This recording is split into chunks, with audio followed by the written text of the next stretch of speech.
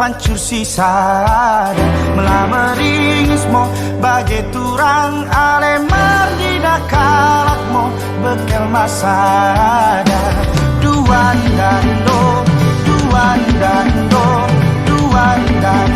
aleka di papo duan dando aleka di papo.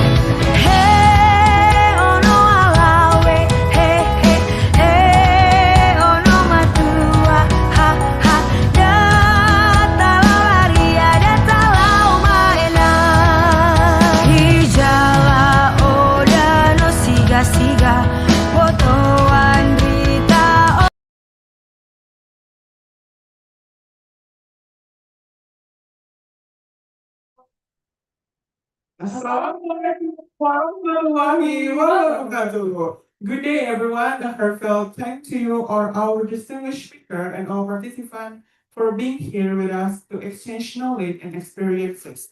Horas and warm greetings to each and every one of you has joined in today. For us, it's such a pleasure to welcome you to this special event, The third International Summer Course Architecture 2025. the Exploring Habitat Conservation, Sustainable Development in Data Documentation Together. Before we jump in, allow us to introduce ourselves. My name is Muhammad Raihan, and I am honored to guide you through today's session alongside with my co-host. I am Hairam Klisa. It's really a privilege to accompany you through this full day of learning and collaboration. Today, we're joined by participants representing a diversity of backgrounds, organization, and expertise, making this gathering in more inspiring. For those who have traveled or connected from different places, we thank you for your commitment. And for everyone who joined our early preparation, we're excited to finally kick off today's program. May the experience be valuable for all of us. Before we begin, let us kindly remind all participants of the ground rule that will ensure a smooth and productive learning experience throughout this program. The first one, join the official WhatsApp group. If you haven't joined yet, please contact the admin listed in your information booklet. The second, use the correct naming format. Please follow the correct format when joining Zoom. This helps us identify your category, student, IAI member, observer, or public. Student participant, IDISCA underscore full name underscore institution. For EI member, IAI underscore full name. And for public, public underscore full name. Make sure to activate the official ISCAUSU background during the online session that will send on the WhatsApp group. Fourth, keep your microphone mute unless you're speaking and always use the raise hand feature during Q&A session. Next, please keep your cameras on and stay attentive throughout the session. This not only shows appreciation for our speakers, but also keeps our interaction engaging. Next, dress neatly and appropriately to keep a professional and respectful atmosphere throughout this course. Next, this is no daily attendance link, but don't forget to complete both the pre-test and post-test to receive the certificate. And lastly, please ensure your internet is stable to avoid disruption during the session. Today, we'll be checking attendance through pre-test and post-test even before and after our major session. So make sure to stay focused. Your participation is matters. Absolutely. There's short pre-test and post-test also serve as checkpoints for your understanding of the topic we cover. In addition, your active involvement, whether asking questions or sharing reflection, will be recognized and counted in your final assignment. So let's make the most of this opportunity together by not just being present but truly participating. Before we move to our first session, let's take a moment to our outline agenda today. We will start with an opening and welcome remarks from several respected representatives from the Department of Architecture, University of Sumatera Utara, to ICOMAS Indonesia, BPPI, Indonesian Institute of Architects, Sumatera Utara, and lastly, Belanda Warisan Sumatera. After that, we'll have our first academic session on heritage conservation and sustainable development, delivered by Associate Professor Dr. Johannes Widodo. To begin, we would like to invite Dr. Wahyuni Zahra, head of the Department of Architecture, University of Sumatera Utara, to deliver her welcome remarks. Please welcome Dr. Wahyu. Terima kasih. Assalamualaikum warahmatullahi wabarakatuh. Mohon maaf, I don't know what happened. My face cannot appear in the screen. Okay. Very good morning, ladies and gentlemen, all students and participants of International Summer Course Architecture 2025. Welcome to USU Campus virtually. Alhamdulillah, thank God. Again, we can organize this event for the times. We, on behalf of the USU Architecture Department, would like to express our gratitude and high appreciation to all parties involved, to the very competent speakers who will share their invaluable knowledge and experiences, and for our partners institution, for Professor Dr. Johannes Widodo from National University of Singapore, that will deliver his lecture today, and for Dr. Andes Huip Akihari from Akihori FGO Edzeken, and for all of our institution partners, Pak Suhardi Hartono, terima kasih Pak. Thank you very much from e-commerce Indonesia.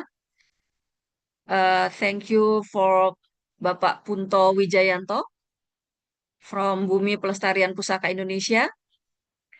Bapak Arsitek Ahmad Arianto, IAIAA, the Chair of Ikatan Arsitek Indonesia Sumatera Utara. Ibu Sri Shindi Indira Iyali dari Beranda Warisan Sumatera. Thank you very much for your contribution for this event.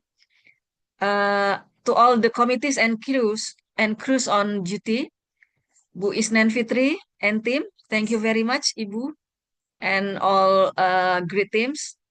This is truly a work that really deserves appreciation. Thank you very much and congratulations to the Vice Rector 3, the Director of Internationalization and the Office of International Affairs, the Dean and Vice Deans of Engineering Faculty.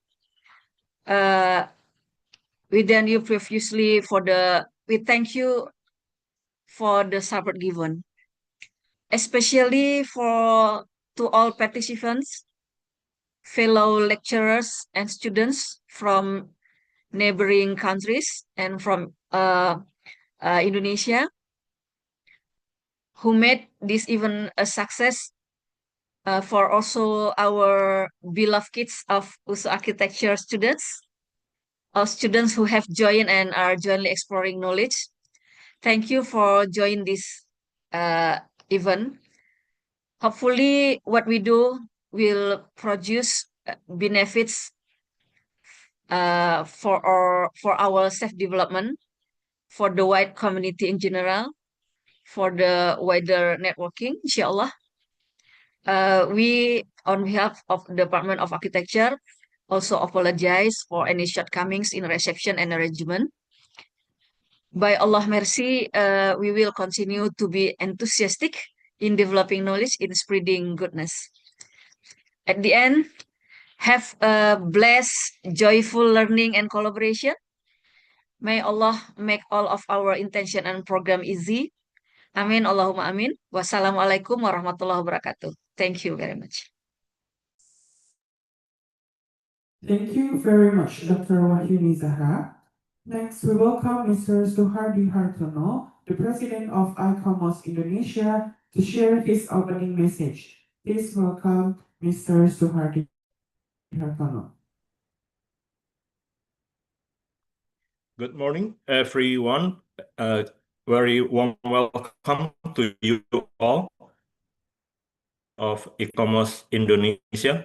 And on this occasion, I would like to thank the organizer who has invited me to give this opening remark and to include ISCAUSU Indonesia in this wonderful collaboration on this third International Summer Course Architecture organized by University of North Sumatra of 2025. We all know ISCAUSU, including National Committee of Indonesia, has been striving for the excellence in the practice of conservation. ISCAUSU has been working hard through many partnerships to advance the methodology, inventing the doctrines and developing theories and scientific methodology to better the practice and management of cultural heritage conservation. And it is very timely that this year's theme on historic urban landscape, because ISCAUSU has been working also hand in hand with many institutions to really apply this wonderful methodology recommended by UNESCO in 2011. And Medan has seen tremendous changes in these past 5 years in the field of urban conservation. So many interesting topics that would be covered during this workshop are very relevant for all the participants to see how this methodology of historic urban landscapes alongside with other tools might be applied, might be researched further, how it would be implemented in the context of Medan City or in other cities as well. And here we will see many of the notable speakers and resource persons coming from many respected institutions in the region and even from Europe are actually also members of ICOMOS in their respective countries. This is because in carrying out its mission for the improvement of the practice of conservation hand in hand with many scholars, researchers, and academic communities around the world. And in this regard, I would like to say that we are very proud and pleased to be part of this collaboration. And also, e-commerce strongly believes in the importance of cultivating new talents, new and younger practitioners in the field of heritage conservation. So I wish all participants, especially those fresh graduates and young students from many respected universities in the region and throughout the world who participate in these excellent workshops would benefit from this close collaboration. And e-commerce Indonesia is always looking forward to work together with all of you in the near future. Thank you and enjoy your workshop. Thank you so much. Thank you, Mr. Suhardi. Now we invite Mr. Puntu Wijayanto, Secretary of Bumi Pelestarian Pusaka Indonesia, to give his welcome remarks. Please welcome Mr. Puntu.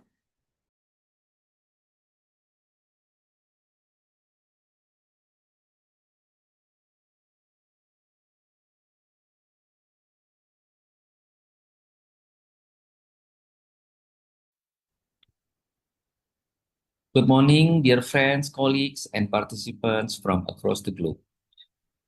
It's a great pleasure to be with you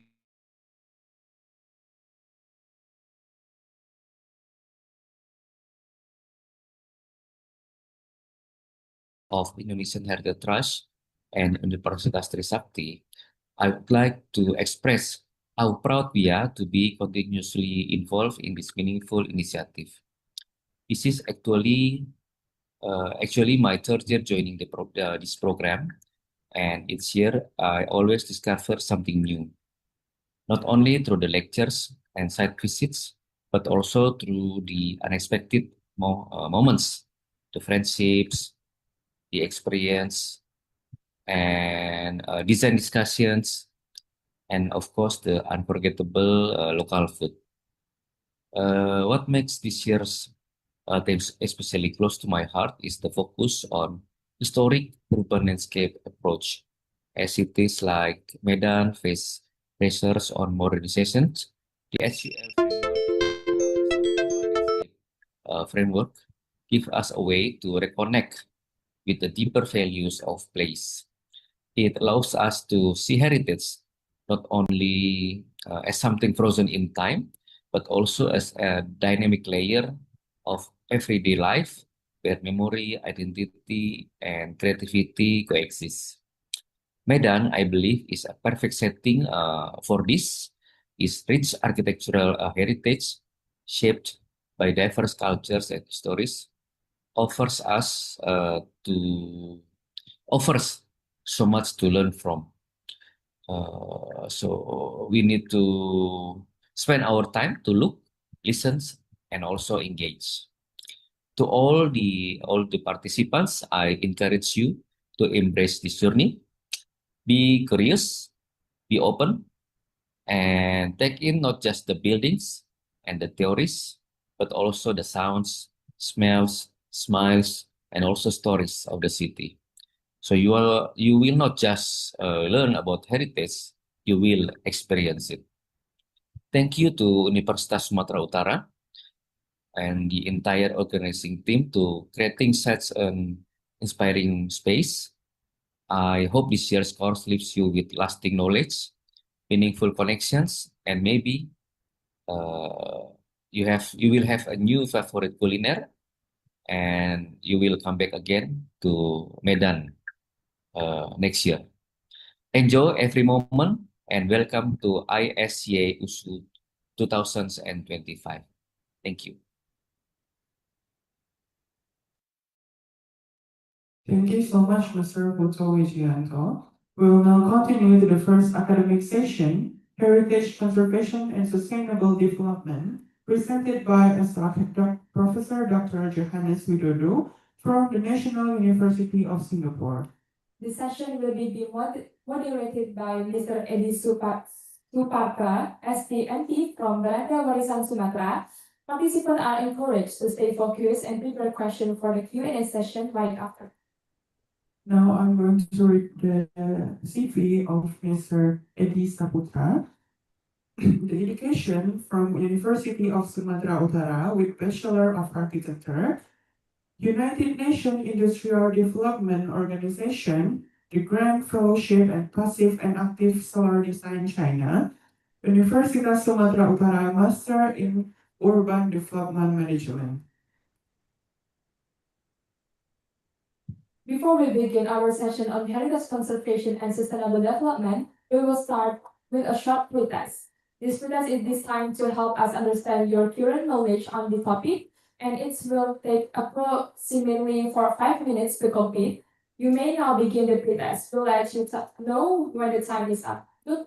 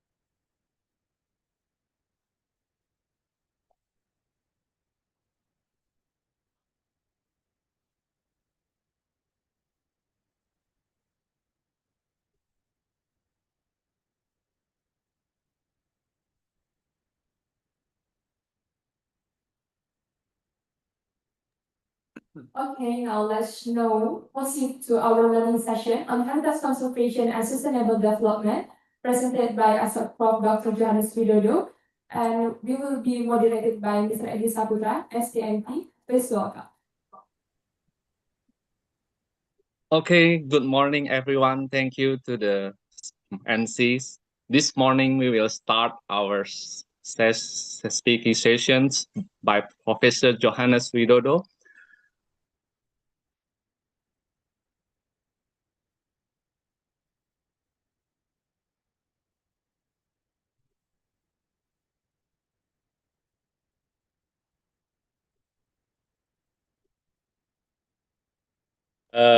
The professor from National University of Singapore now, and got the many specializations from heritage conservation and architectural history, theory, and criticism. He got many awards, prize, and other forms of recognitions from many international recognitions, doing many research also, and so very experienced in the architecture and heritage.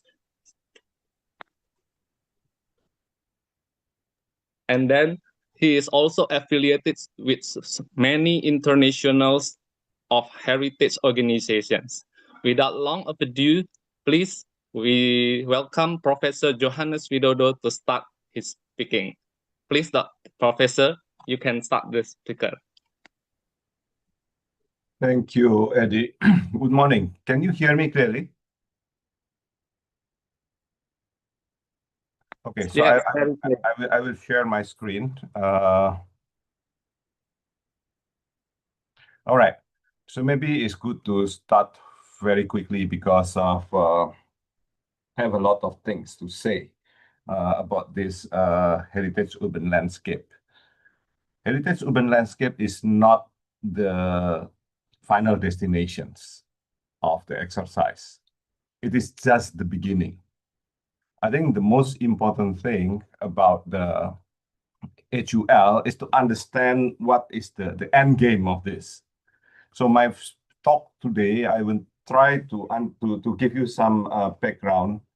Why is this important? So number one is because of the failure in many cities, in many states, in many communities, that thinking that heritage is about making money. Heritage is for sake of tourism. Heritage, the city should be attractive enough to attract mass tourism. And this has been creating a lot of problems in many cities. So my talk actually is a critique to these missteps and misunderstandings. And hopefully for you, for those, for us who are doing the exercise, understand how important is this step is. So first, we need to see the city as a palimpsest. The city is not just what you see today. What you see today in Medan is a result of hundreds of years of developments. So in the present day Medan, you can see even remains from the original of Medan, when the city is not yet there. For example, the river. The river is very important. So behind the Maimun Palace, inside the city of Medan, you can see a river. And that river has been there even before the Medan exists. And then people start to build the Medan settlements around the area. Then later the Dutch came, and then later the independence came, the Japanese came, and so on. So you see all these things happen in the same place on the different timeline. So therefore, the city can be seen as a layers. And the layers, if you learn using AutoCAD or Photoshops or SketchUp, you know what layer is. So the city is like that. So it's like a transparent. This one is one example from the Archimedes. He's very poor. He doesn't have enough paper. So you only have one paper and recycle that paper. So the city is the same. It's undergo recycling and upcycling from time to time. Not just now, but even into the future. So this is to illustrate what is layering is. So first, I think to do the very simple analysis, you need to have in the ISCAUSU steps is to collect all available maps and then coordinate the scale and superimpose those maps into layers. And that is the easiest way to understand how the city grows from time to time. But of course, map is only made in the modern times. At the beginning of Medan, there is no map. But the memory maybe persist, and the memory can be kept in the urban form, can be kept in the memory of the people who live long enough through oral history. So HUL is not just based on the existing data, but also most important is to understand beyond those data. So it's not the first time that we are doing this comprehensive mapping in Medan. In 2002, the Modern Asian Architecture Networks, or MAN, has developed this methodology, and then we went to Medan with students from different places, from Japan, including people from Medan as well, and we did the cultural mapping, comprehensive mapping of almost all important buildings in the historic core of Medan. I think the result is still kept one copy in the City Hall of Medan, hopefully, if it's not lost. But I think the Sumatra Heritage Trust is keeping the original copy. I think I asked my former student Alex to digitize this. So if you need the digital version of the complete set of this, you can ask him. See, this is what happened in 2007. So in 2007, you see Medan developed very, very fast. You must remember this City Hall, for example. Behind City Hall, now it's become a shopping mall or whatever. And then the bridge used to won the UNESCO Asia Pacific Award. It's become like this. So you see, the development doesn't have to be good. Sometimes development is going into the bad directions. The city become fragmented. The city is become chaotic because of greed, because of uncontrolled development. Yes, you may have a plan, you may have an official master plan or detailed plan, but in the implementations, because of corruptions, because of conflict of interest, because of certain agenda, then the city is become horrible. This is what happened not just in Medan, but most cities in the world. This is a map of 1996. I think somebody from, ISCAUSU or University of St. Thomas made this map. So even before 2002, there already have real, very focused research and investigations, mapping, drawings, and also investigating things. So it's also good, I think, if you look into the previous project that is done before in order to build up a new data now. Yeah, so you're not start from zero when you are doing this. There already an existing data. And this is the book. There's one book that is published in as a result of the MAN in comprehensive inventory in 2002, focusing on the stilt house, rumah panggung. And this also has been digitized. And I think recently Eddie also reproduced this. And as you can find this copy also for free as a digital format elsewhere. But this is a kind of direct result, implementing the result of a very simple few weeks exercise into very useful manuals, into very useful guidelines, how to preserve, for example, a certain typology of the house. Yeah, it has been going on from time to time. And this last publication of this book was in 2003. It's a very thin book, but I think the content is still relevant, although I'm not sure how many rumah panggung still exist in Medan until now. And this is some pages from the previous exercise in 2002. So we managed to identify different buildings with a very, very good condition at that time. And then you can compare. Yeah, so you see what happened in Post Block, for example, the Central Post Office built in 1911. This is record that is taken in 2002. Now, 23 years later, you can see what's going on that things. So you can see even the function of a building can change. In the past, it was the post office. Now it's become like cafe, entertainment center, and so on. Some remain the same. For example, the Chong Afi Mansion. It was a mansion, now it's still a mansion. In the past, it was a private residence, but now it's open to public, right? So this is a kind of things that palimpsest is not static. History is not static. Function is not static. Everything is flowing. Everything is changed. That's why if we talk about conservation is but a management of change, not freezing the past, not returning to the past. And in order to be able to manage that change, we need to understand comprehensively what is the anatomy of the city, how the city works. And HUL is the first steps towards this. And you know, of course, you hear about all this recent, I think Pak Suhardi also know very well because he's also involved in these things. All these noises that happen in Medan is because there is no a proper mechanism.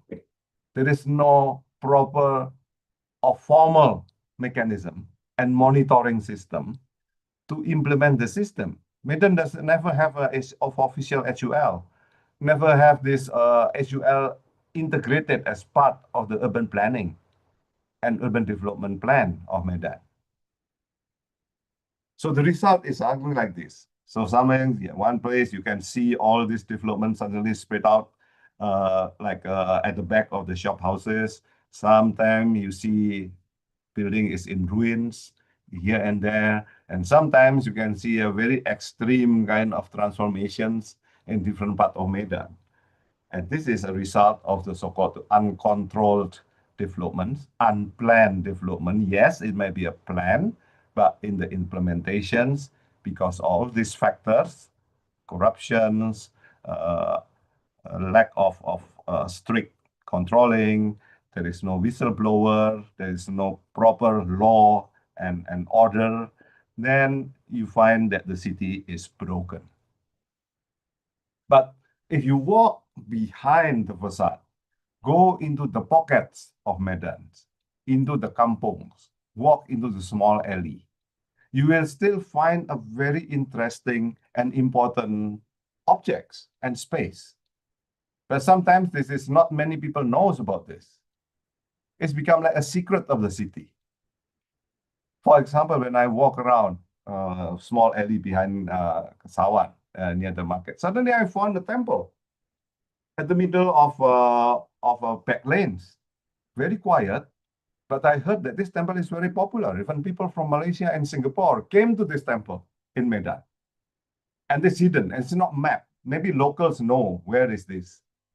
But mapping, HUL, is also trying to reveal the secrets, the hidden gems, the treasures that is unseen.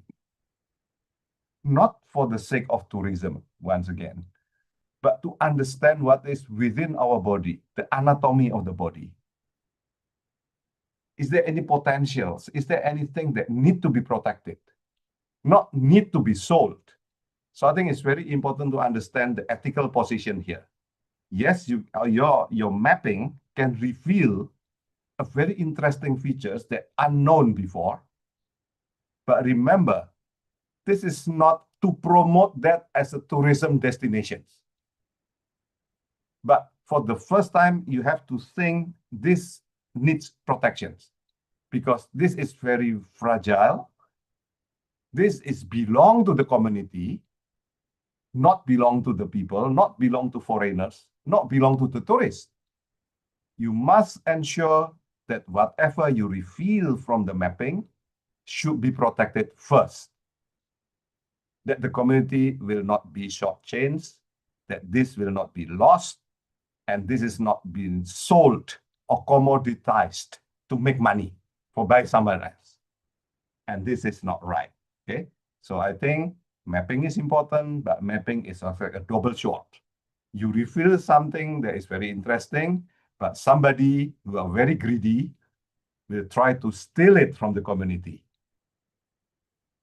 and make it a commodity. So conservation is a management of change and preservation of significance. So preservation is important. It's significant because it has been there for hundreds of years and it's belonged to the community. Don't take it out.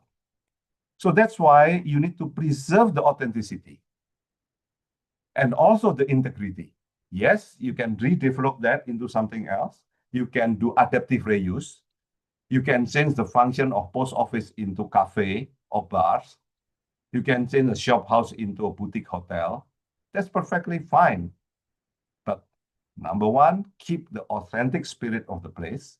And second, keep the integrity of the design and also the architecture of the building and also the memory of that place. So it's not completely erased. And most importantly, it's reversible. We can make mistakes. But if we make mistake, it should be able to return to the original state. So if you have a shop house, or for example, like the post block, and then we realize, oh, maybe it's not very proper now. Maybe we change it to hotel. Yes, you can do it. But say maybe hotel is not good. Maybe it's become a post office again. So it should be able to return to the original state without too much damage. If possible, without any damage. So when you do adaptive reuse or conservation or changing in the urban fabric or in the city, make sure that that change will not create permanent damage. That should be able to be restored into the original state as much as possible. So this is the real principles of conservation and the management of change and significance. So basically, the result of the cultural mapping, or it is part of the so-called the mechanism of HUL, historic urban landscape. And historic urban landscape basically is to map the distant past historical layers, recent past historical layers, and the present situations. So the future development plan or the master plan can be well informed, not just blind plan. Because most of the cases is that urban planning, master plan, detailed plan of a city is a top-down exercise. And they close their eyes into the historical layers of the past. Because the development of developers or even the city, the government doesn't want to see the city stuck in time. They want to sell, they want to generate profit, they want to generate revenue from the site. So therefore, they don't want to see any evidence, archaeological evidence, or even historical significance of the site, because they think, oh, it will be stopping me from developing the site. So HUL is very important because HUL will be able to balance this, the ambition of the development and the mandatory requirements to preserve the significance past. So therefore, the third component, HIA, Heritage Impact Assessment, should become a next important step for any city to manage this development and conservation. And this should be implemented as a law, formal regulations. I don't think Medan already have this. Medan will need this in the future, a formal HIA, formal HUL, and then combine together with the master plan development process. And if you want to look the methodology, it's very simple. There you can refer to this book. This HUL is adopted in 2011 in the 36th UNESCO General Conference. Firstly, of course, it's just to manage the World Heritage City or World Heritage Site inside different cities. But I think this can be implemented anywhere, in any city, even without UNESCO status, as a tool to manage the conservation and development. So the guidebook is available online. You can download for free. It has been translated into Bahasa Indonesia, if you need, I know different languages. And also, the book has been published in 2012 by the initiator of this, Ron van Eurs and Francesco Banderin. And this book is not available online. You have to buy this book. But this is a very good reference if you want to seriously take into the real HUL intentions and methodology. So basically, the mechanism of HUL is following these steps. Number one is to do the comprehensive survey and mapping. Comprehensive means comprehensive. It's everything. Something that like we did in by MAN in 2002 in Medan. Not just snapshot, not just in one small area, not just covering 100 or 200 buildings. If in Medan there is 5,000 buildings, then you have to map out that 5,000 buildings. If there is 1,000 streets and alleys or small back lanes, you have to map that all of city, natural, cultural, and human resources. Not just the tangible, but also the intangible. Comprehensive means comprehensive, not pre-selected. So you have to come with an empty head and empty mind. So you can see things that is unseen. Yeah, so it's not doing pre-editing before going into the field.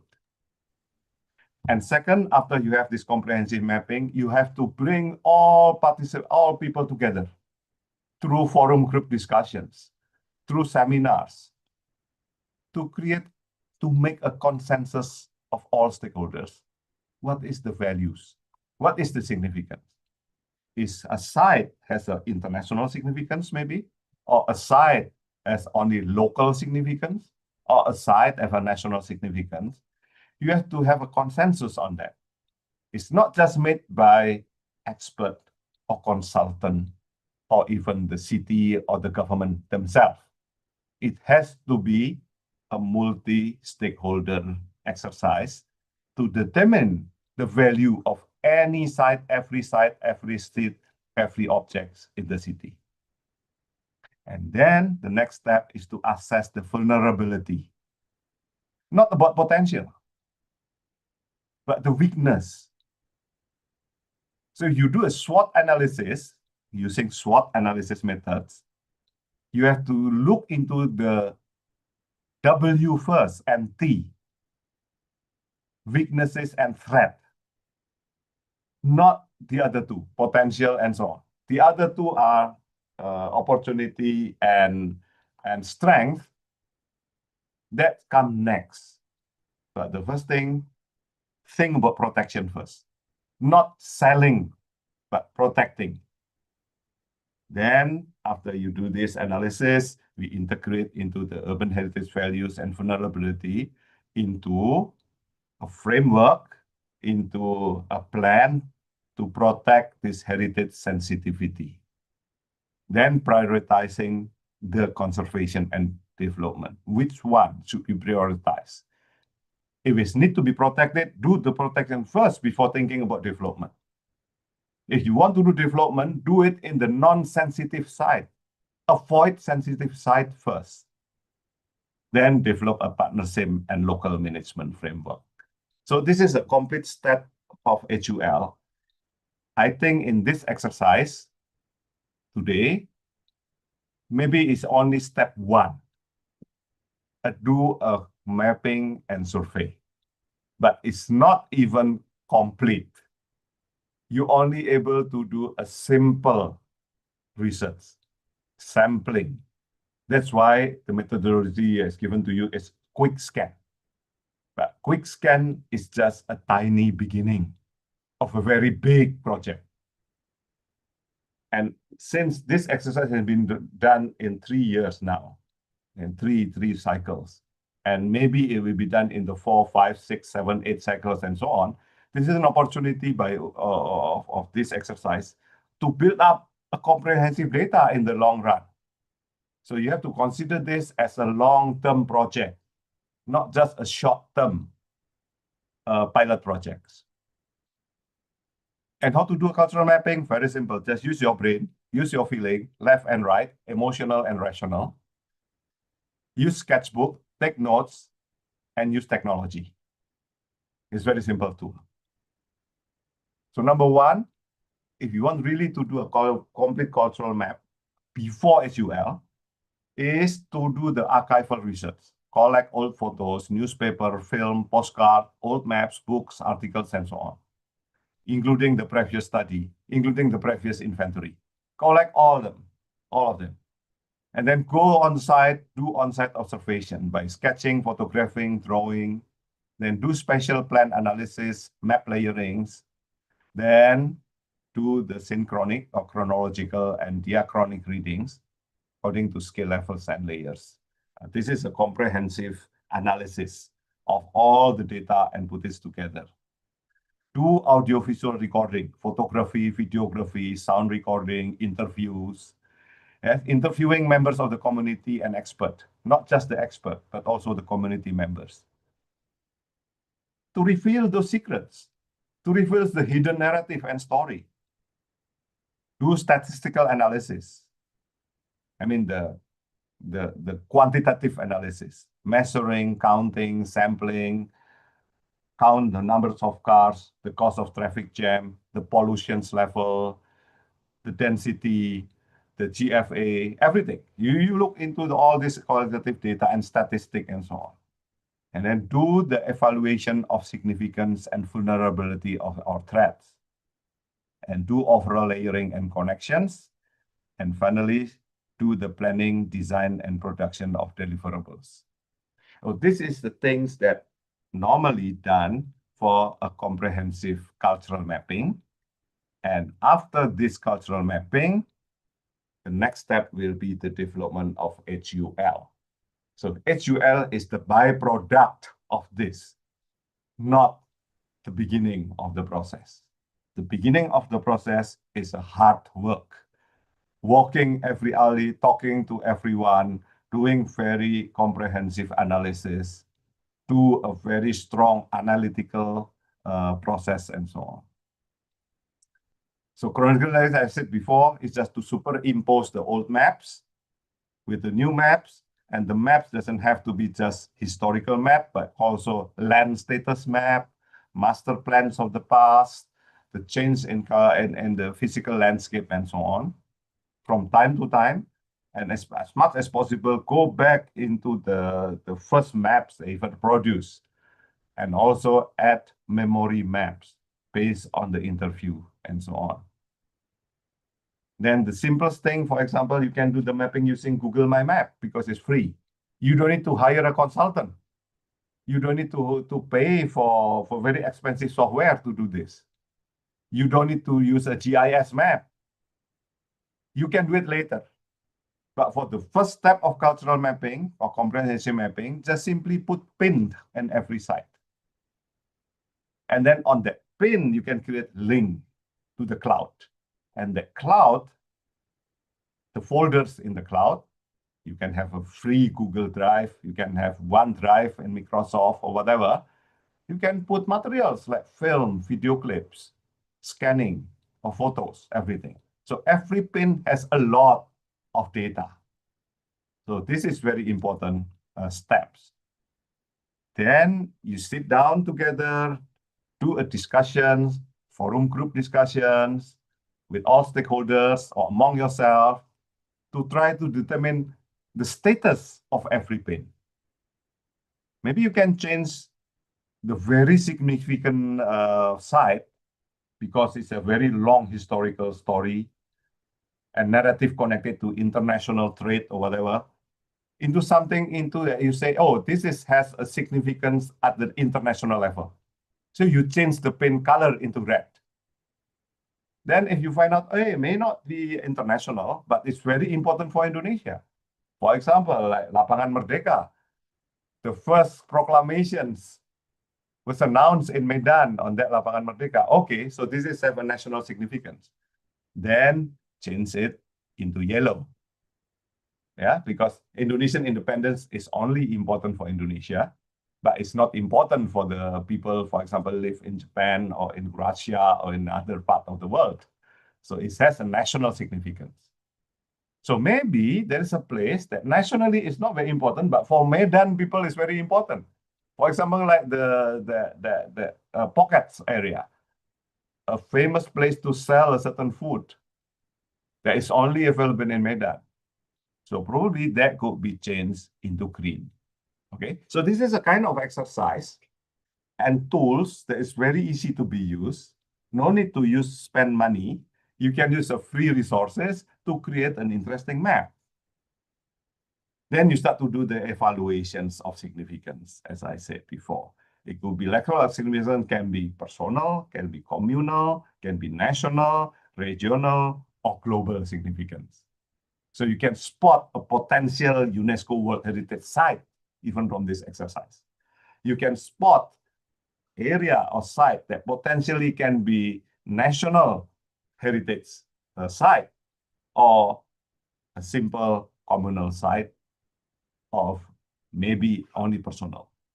And to do the evaluations in your brain, use left and right brain, emotional and rational. Emotional past means memory. Rational past means history. Emotional presence means love. How much love? How much love for the people? How much love for the community? Or myself about that place? And then to measure the rational presence is the conditions. How is the condition? Is it in ruin? Is it a very good condition, and so on? And think about the future, emotional future. How are you think about the future? Will this place will give happiness to everyone? That we will feel happy if this is being saved, or we are feel sad if it's destroyed. And rational is a value of universality. So this diagram developed by MAN, Modern Asian Architecture Network, for evaluation is called the butterfly method. It's like a spidergram. So if the wing of the butterfly is big, mean it's good. But if it shrink into a small one into the center, it's bad. Right? So this is a very simple graphic representations of evaluation of the significance of a place, but then you have to write the narratives. So to do the mapping is not just by doing this kind of workshops. Our friends in SIAC, Cindy Sandoval and her friends, doing this through community activities. They use Instagram, they use Facebook to organize the community, doing a cycling, offline activity or online activity, team activities. And then at the same time, when you do this cycling or walking with the community, with different groups, they do the mapping. They collect data. And the data is put together into the pin, into the map. And the team is just young people, just graduate from university. Can be from different background. Doesn't have to be the architects or urban planners. It can be even design graphics, or even people who like to do maps, to do the coding. So the data collected many, many years ago, last time, only in SIA only have several buildings is officially designated as a heritage building. But after several years, this group managed to contribute 111 when they put this up on the web. And this is, I think, 6 or 5 years ago. Now probably it has been developed into 500, maybe 600 buildings in this small town. And you can see this is the result then map in the Google map. So it can be done by anyone, even every one of you. After this exercise, you go back to your own town, your own neighborhood, your own RT, your own RW, or kelurahan. You can do it together with the people on the ground, with your neighbors, collecting data from photo, whatever story from everyone, and do a proper cultural mapping in a small scale and make everyone inspired. Then if you know how to do coding in Google, it's very easy. You can create the layers. You can turn the map, the pin, into a more serious map by simply doing a coding. This one was project I did with my friends in Malacca. And one of them is a computer guy. He passed away already, but he is able to convert the pin into areas, like a polygon. From that area, when you click, you can see the different functions. And all this, you see this color, red means have an international global significance. Yellow means as a national significance. Green means have a local significance. Right? So you can see a different color after several rounds of forum group discussions. So if you go into one site, for example, there's the red site at the center. There is an index on the left. You can see the grading there, and then what is the functions, what is the type, and the story. And the story can be clicked directly into database. And the database is linked into a different cloud. Then even you can submit something. So the platform can be very open. So the public can participate by submitting new data, by correcting the data, by typing into this, and somebody will incorporate it into the additional database. So this is what HUL should be done, or cultural mapping should be done. So the result is not a static. kept in archive, but can be developed further and changed if necessary. So therefore, if you declare one site decided as red, it doesn't mean it will remain red. Maybe it can be downgraded into yellow. If a site is only green, maybe it can be upgraded into yellow or red. The significance, based on the scientific data, based on the empirical evidence. Not just, oh, I want to make it an international UNESCO site. Without doing all this. Yeah, that one is very irresponsible.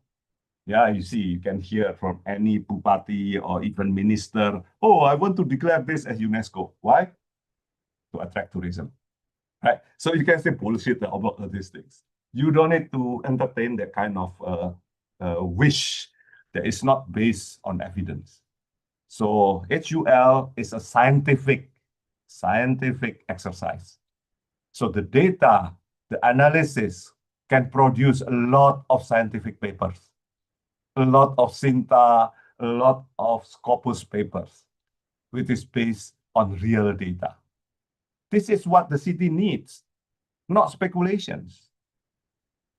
Then if you look into this very successful example of implementation of this, go to this site, the city of Ballarat in Australia, a small mining town in the South Australia, near Adelaide.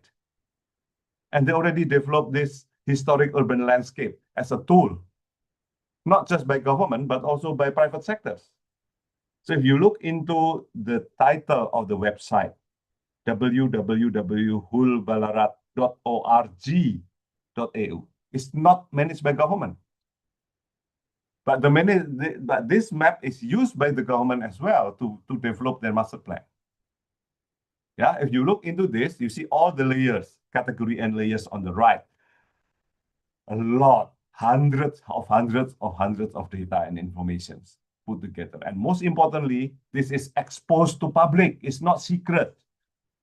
Even the land status is not secret.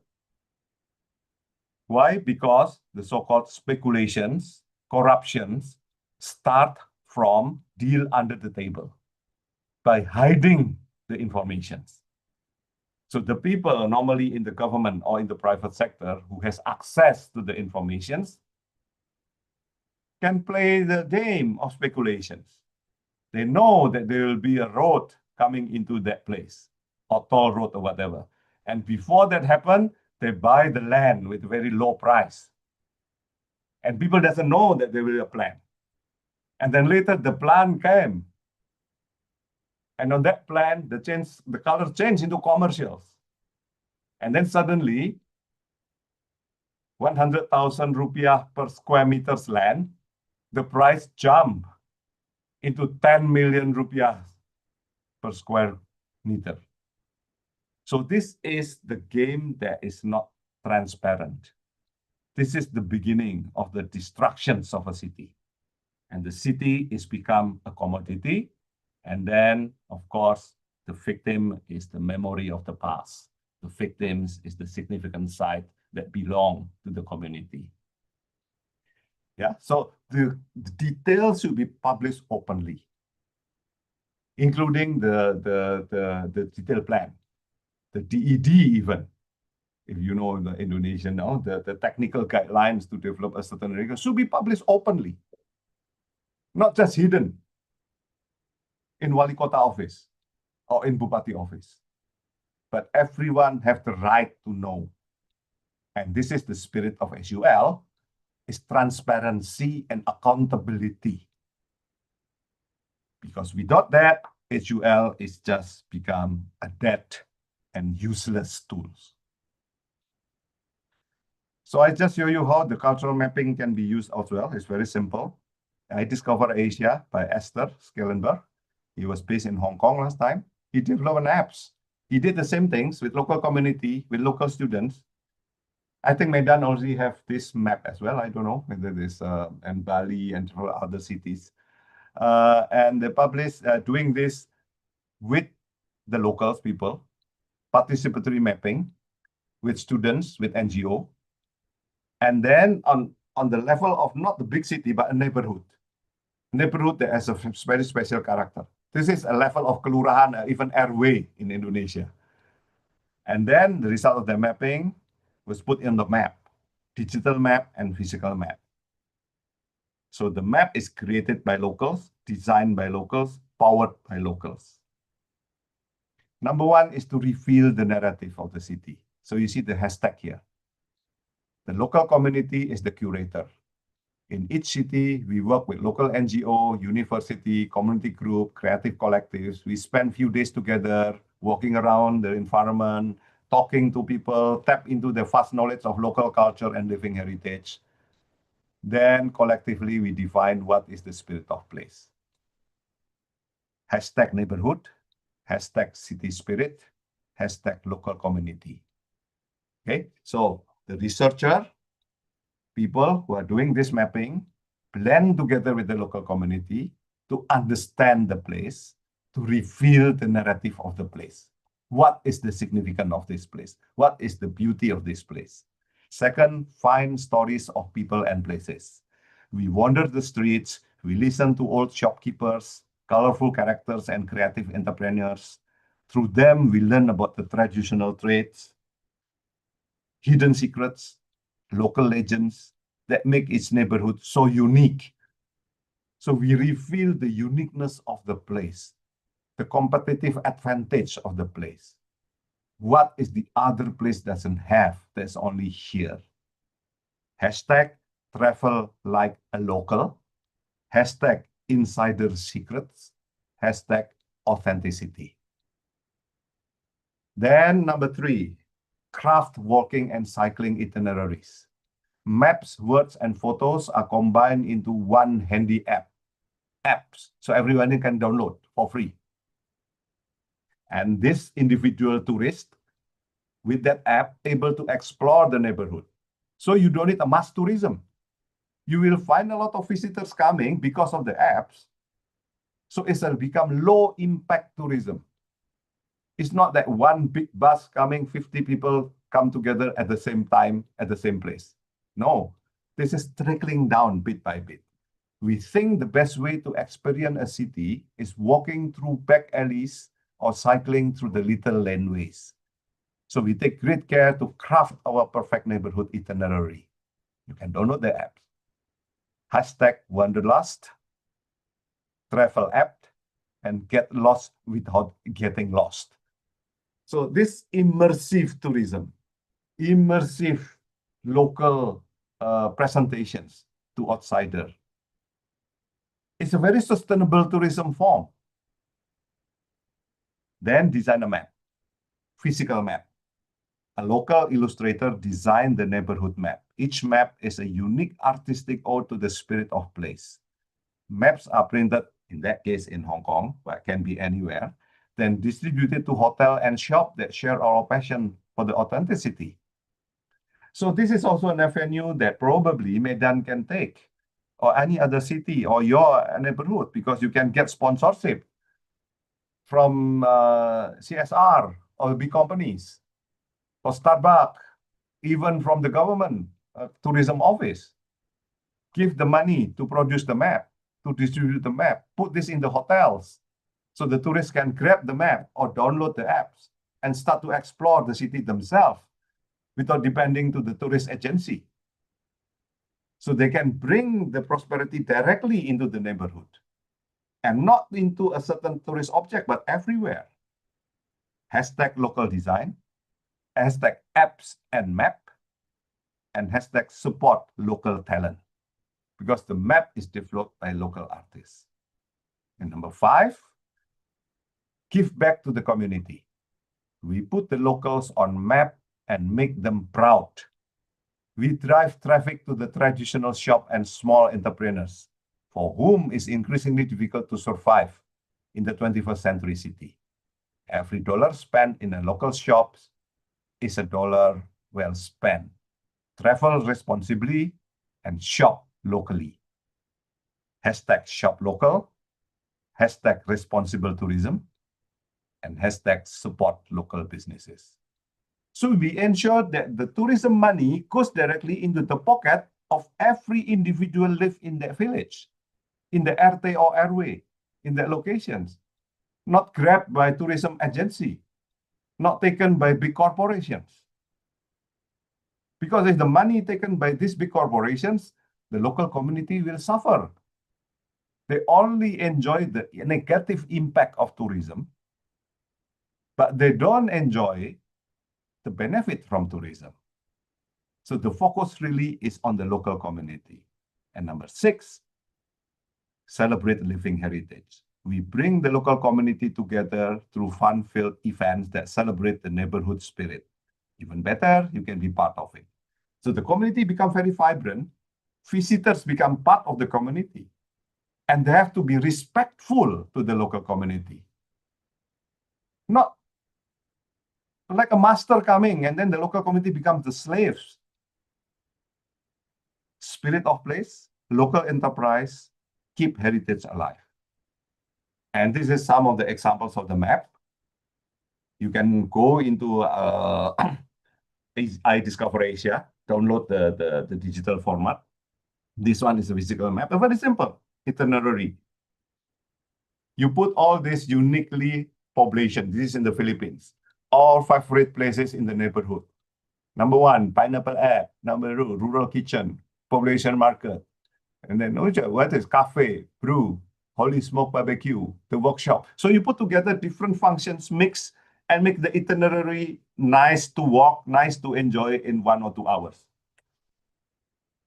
Yeah, so this is the what is put in the map, the category. And the category is I eat, I shop, I drink, I see. Right? Very simple and different colors. And you mix it together and develop the itinerary.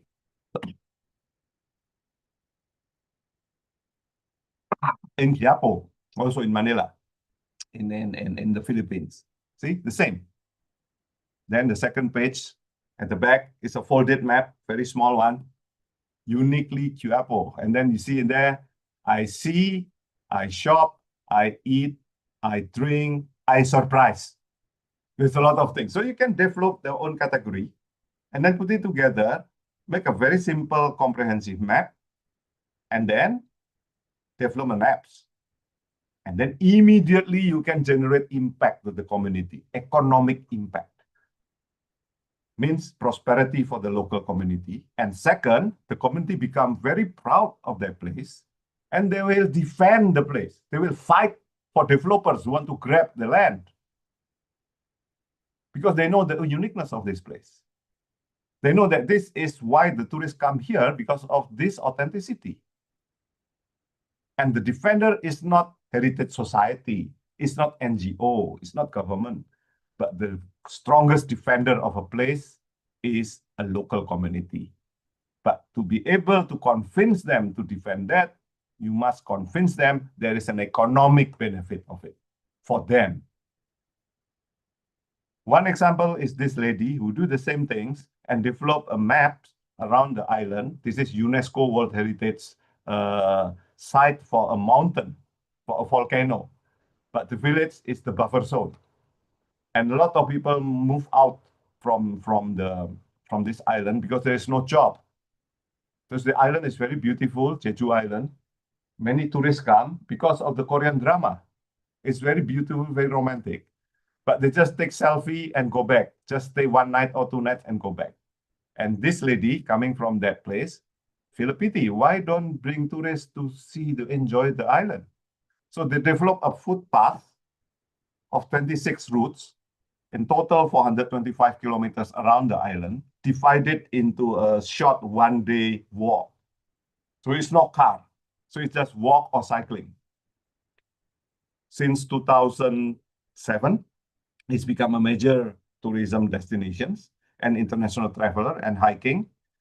And in 2008, 1.2 million people visited this place and bring in $25 billion in economic benefits, not just to this island, but to the South Korea, because the international tourists will land in Seoul and take train to the south and then take ferry to this island and then spend maybe 1 week in this island exploring 7 or 6 different routes.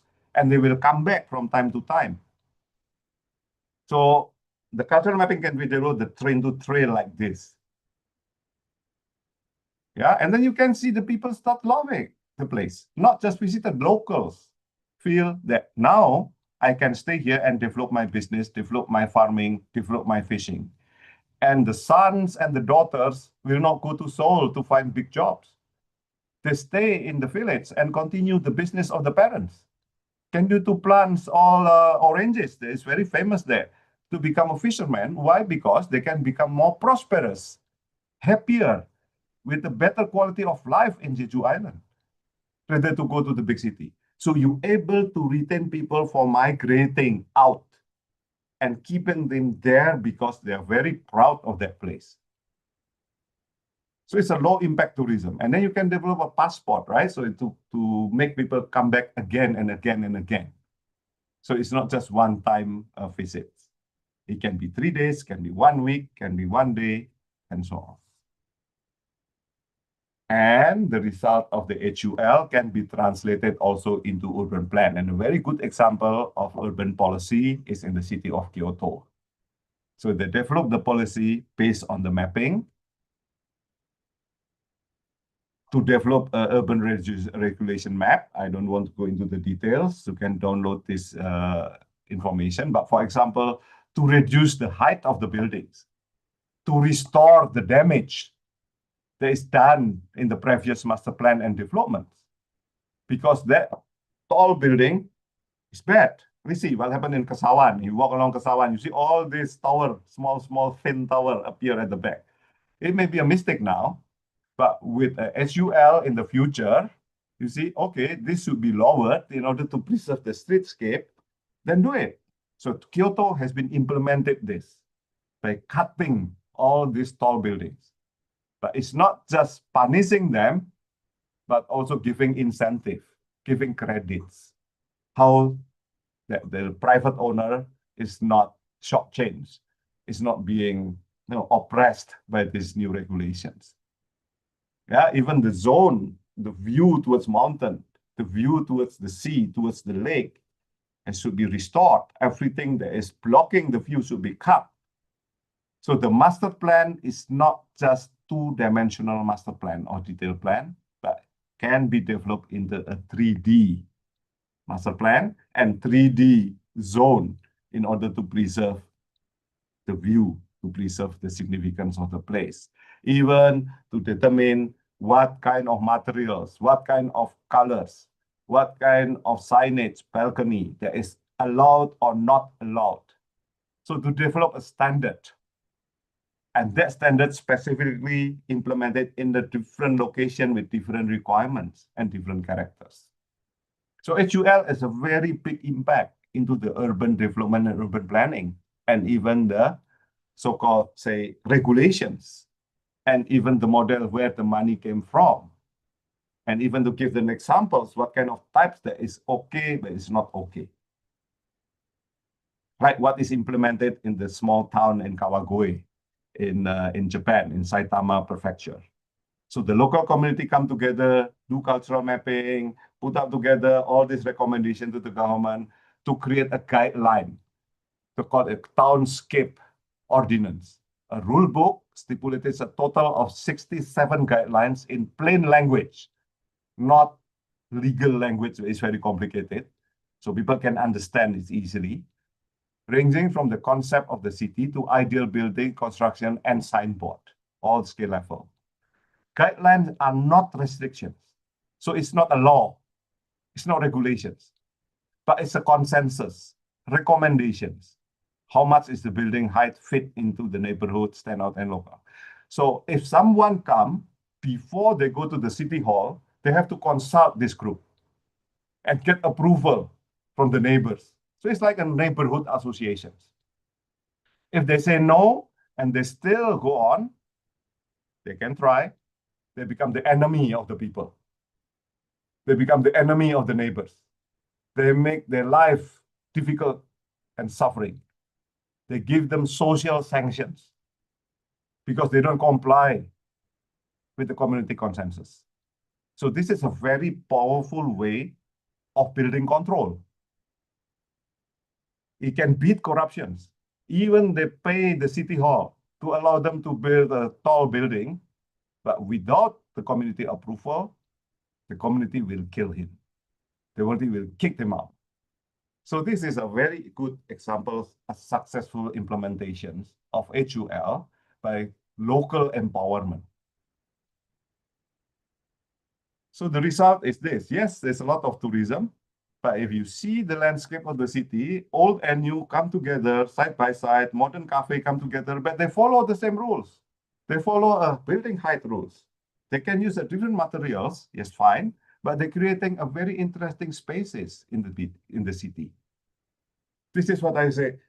It's not trying to return the city into the past, but we can make a progress introducing new typology into the urban fabric, but they have to follow a rule, and the rule should be set based on the reality of the site, based on the characteristic of the site. And this rules is based on HUL, based on the detailed investigation of typology and morphology. And even in Singapore, we know it's very top-down city, something is happening in Kampung Glam. So in Kampung Glam, it starts by cultural mapping, and the cultural mapping is developed into a pilot project to bring the community together every month, representative of the community, to develop an idea, how to develop an activities, how to change the certain, to correct some mistake on the previous past. So you can just go into the website. You can, I think the community can share this to everyone and see how it works until now. It's just implemented in 2023. And they form a Kampung Glam Alliance. So it's a community-based development that can happen in a very top-down country like Singapore. So this is, I think, the final one. So what we need to do to conclude is an ethical urban regeneration and conservation. It's based on ethics, based on what the understanding of what to do and what not to do. So in this, number one is valuing the historical, cultural, social, and scientific significance of place and object from the multiple perspective of all stakeholders. And HUL is enable us to do this. Second, conserving the historical significance which is accumulated over time, not just the present, but also the past. Preserving the soul of the site. Nyawa, roh, memory, community, history, personality, survivability, livability, learning from the case of the past. Recognizing the importance of conserving the intangible heritage and the revival of traditional techniques and craftsmanship in buildings. Inducing paradigm shift from government initiative to public-private community strategic alliance. Promoting people-centered community-based participatory planning and design. Developing sustainable tourism form, responsible tourism, developmental tourism, ecotourism, and so on.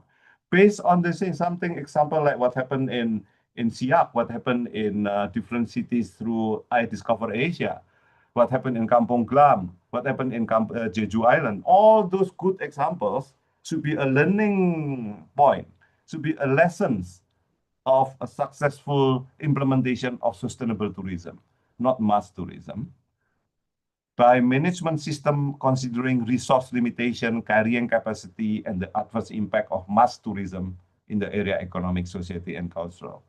And then finally, I think it's most important to ensure inclusive, comprehensive, truthful development and regeneration based on comprehensive understanding, good management, inclusive process, and effective monitoring.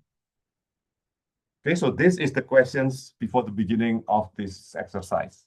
How can we keep Medan as Medan so that future generations can still feel the pulse of its soul and experience the authenticity and the integrity of its body of the city?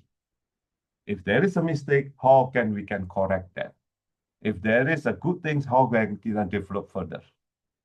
So I think this is very important target and orientations for the future. What a small exercise that we are doing today should become the first small steps that can inspire many people including yourself, to do it not just in Medan. After this exercise, to do it in your own neighborhood. Start from your own kelurahan, start from your own airway or RT, or your area around your schools, and produce something meaningful for the local community. Thank you. Thank you, Professor Johannes Widodo, for the many insights that enlighten all the participants here. From the discussions here, we would like to hear the response or questions from the participants is welcome.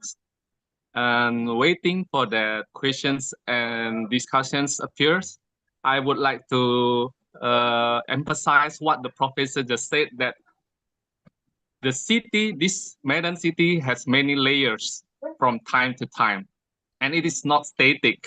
It keeps changing. And to do this whole method, we need to understand to manage the change. And the whole is the first tool that everyone can do it.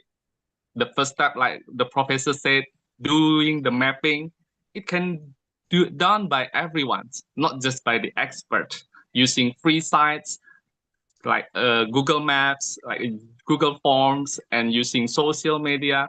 I think this can motivate all the participants to do it with many knowledge from the professor just conveyed this morning. Okay, if any participants would like to ask, please, you can open your speaker or raise your hand so that I can let you speak now.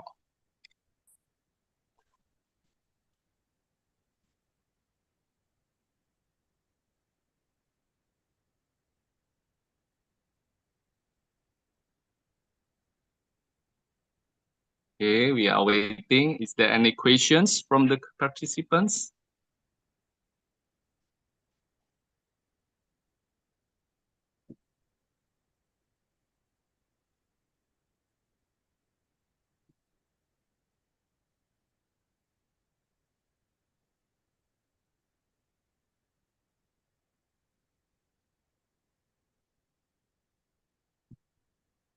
Okay, I posted the PDF of my presentations in the chat, so you can download yourself.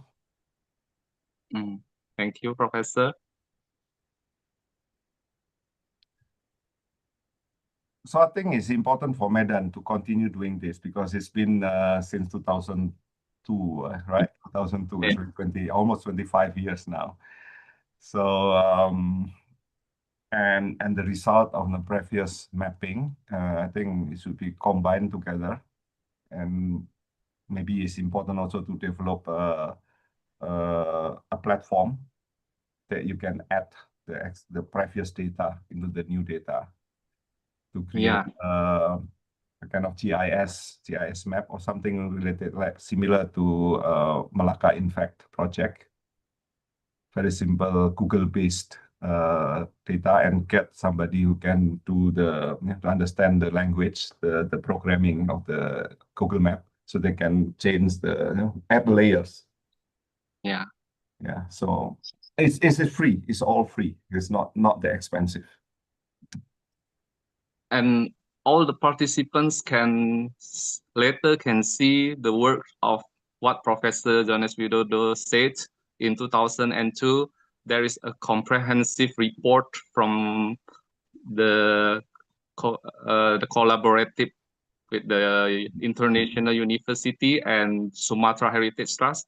You can see later when you are doing field survey and doing all the process here in Medan, you can see the documents we have prepared it for all participants to see it. So you also, Professor just said it has a PDF version, but if you want to see the books very thick, you can see it in the Sumatra Heritage Trust. We still keep it, Professor. Yeah, good. But I think it has to be renewed because it's from the 2002, right? After 22 years, a lot of changes. So it has to be updated. Yeah. I see questions from the participants, I will read it. Nur Ain Zulaika Norasmi from UITM. Thank you, Mr. Johannes, for the insightful sharing. I am Nur Ain Zulaika from UITM, Perak, Malaysia. So nowadays, there are a lot of places that trap in commercial-based activity in heritage area, and slowly it's losing their local identity. So, may I ask, in your opinion, when does promoting tourism in heritage districts cross the line into exploitation? And how can Medan avoid this trap? All right. You know, Malacca and Penang was listed several years ago to UNESCO and is approved. You know, UNESCO World Heritage is submitted by governments. So I was in Kuala Lumpur during the ceremony of the announcement. And Yang di-Pertuan Agong is sitting there. So I sit next to Pak Lah. You know, at that time is almarhum Pak Abdullah Badawi was the Prime Minister. And Pak Lah make an announcement. And then in the speech, I quote, he said, "We are very proud because the world, UNESCO recognized Malaysia attempt as successful to attract mass tourism. And that makes this UNESCO status bringing in more tourists to Malaysia." So number one, the mistake is the mindset of the state, mindset of the leaders, including Indonesia. Even the so-called Borobudur or even Prambanan, all this, or even Komodo Island, the government always think this is for the sake of making money and bringing tourism. So that's why a company, private sector in Journey was created in order to promote this, not just, to make the tourism experience is become one of the tourism money is one of the source of income for the national development. So the KPI to use the old heritage town as a machine to make money is unethical. I always say this is a kind of prostitution of heritage. You are prostituting your old building, your old city to make money. And that is not the spirit of UNESCO. UNESCO is about education, cultures, and science. So the city, old town, should be preserved so the value can be transmitted into next generations, not being destroyed by all these people from the present generations. So if you asked about promoting tourism, what is crossing the line is the mindset that the KPI should be tourism is already crossing the line. And who is the one who implemented that? Of course, it's the government. And second is the local community. And then the local businessman. So the main things I think the government should be realizing is the government sector is very important because this is the authority.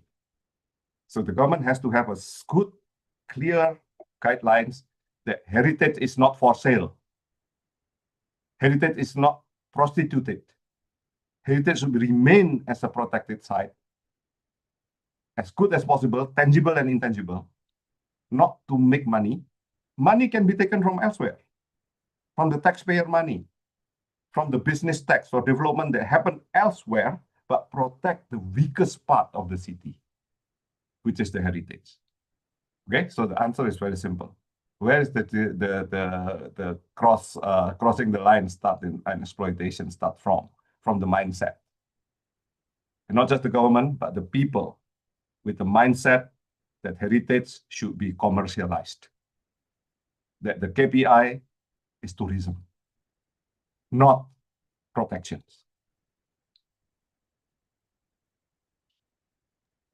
Okay, thank you, Professor. Is it clear for Nur Ain Zulaika? Or you have any more questions? Okay, these new questions just enter. Amadea. Amadea. Hi, Dia. Are you still in Indonesia or already flying to Hello, China? No, I'm now in Korea. Okay, Korea. Okay. Maybe. Yeah, by the Okay, you can say it directly to the professor. Or you would like me to read the questions? Okay, so it's about the Malacca, right? So what happened after that project? Because that is only 2 years project, Malacca, in fact. And then the money came from Kasana, and Kasana money came from 1MDB. You know what happened to 1MDB? It's gone. So the money in Kasana also gone. So the project is stopped. So we still keep the database somewhere, but we have no money. The people in Malacca, this NGO, have no money to continue even the hire the server. And we don't want to give the money to the government as well. So it's kept in a place by two of the former people who did this, Bert and Vanilla, in Wen's kitchen. Okay, so if you go to Malacca, go to Tenkera and find Wen's kitchen, and go to the back side at the central room behind the restaurant.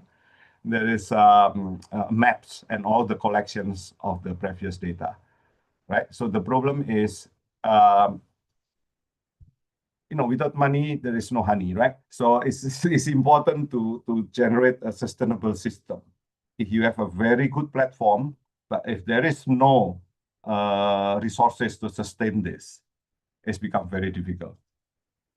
So if you are in university, actually, it's a very good platform because university has supposed to be neutral. University is not serving the government, not serving the business, right? And they can have a server, and they can use this server as part of the Tridharma, right? In Indonesia, the community service, and also can be a research part. It can be part of the library, like an US library now has a very open collections of all maps, digital maps. And the result of my mapping for 20 years in Singapore, I give it giveaway to NUS library. And although it's just a matter of manpower, how to put this together. So think about sustainability and look into an organizations, right? Yeah, To support Professor, this. as you are part of our advisory body in Bandung, we are currently working on the ASEAN African Conference, and I think our main problem is also the database. We don't have the updated information about the urban landscape, and I think if this system can be applied in Bandung, it is going to be very beneficial for researcher and for heritage practitioners. So I think you need to find institutions who want to host the informations and make the information open. First, ask the city government if they are able to do that. But I mean, I don't trust any city government because the KPI is very short, only 5 years. If you change the leader, they will change again. University is more permanent. NGO, yes, is permanent, but NGO have no money. So NGO needs to have a sugar daddy. NGO needs to have the donor or endowment fund that big enough. So from the interest developed from the endowment fund, you can preserve or hire or keep the server and pay the people who manage the server. Yeah, so you must have a business plan. Yeah. Yeah. And also, how about to like to make people, to raise people's awareness about this, like how we can promote Make them this proud. Go to to the Kampung local Siliwangi, people, for example, because what's right? the And benefit then- for them? Yeah. So go to Kampung Siliwangi or Kampung Cikapundung, anywhere. You can start from this, and then you do this mapping, and then do something like Esther did using the iDiscovery map. Create an app, so tourists can come and then they enjoy the authenticity, like what happened in Jeju, right? In Jeju Ole, the local community became very proud. So they see the potentials to keep, not to sell, not to destroy the property. And the children of the kampung, of the village, feel that it's better to stay and continue my father's business and develop further innovations on the hometown. Right? So that the key is second is to make them proud. not to chase them away. So what happened now is they chase them away from the old district, including China especially, right? They move the people out, or then the people turn the village, historic village, into Mickey Mouse, into Disneyland, Uh, right? That is what happened in belongs to island. Yeah. No, because they don't value the community. Mm. Because something, the plan was come from outside and use the local community as Mickey Mouse, like zoo, like the animals. They are not human. But that's why the paradigm should be reversed. The bottom-up mapping, the bottom-up cultural mapping and HUL is actually is to bring the pride to the local community back and to empower the local community to defend the heritage. Thank you, I think Professor. you can do that, lah. You know all the principles, right? You're Okay, still in thank you. Bandung, right? I will go to Bandung, I think, in September. No, I'm Oh. now in South Korea, Professor, in Sejong, working with having internship with WIPIC. Okay. And yeah, after this, I'll go to China. Yeah, okay. We'll keep in touch. Keep in touch. Say hello to my good friend there. Yeah, there's Professor Mario Santana here as well. Yes, Mario. Hello, Yeah. Mario. Okay, thank you, Amadia. From the discussion just now, I remember Professor has ever said, show the honey. So I think this No money, no honey. yes, I think this whole method is mapping where is the honey. And if we can refill the honey, we can talk with the government. Is that true, Professor? Of course, the government always try to grab it. You have to defend that. If it's successful project, you have to defend it. Mm. It's not belong to government. It's belong to everyone. So you Mm. need a neutral ground. I think the Badan Warisan or Medan Heritage Trust is a neutral body. Yeah. University is a neutral body. Okay, there's another question from Aina.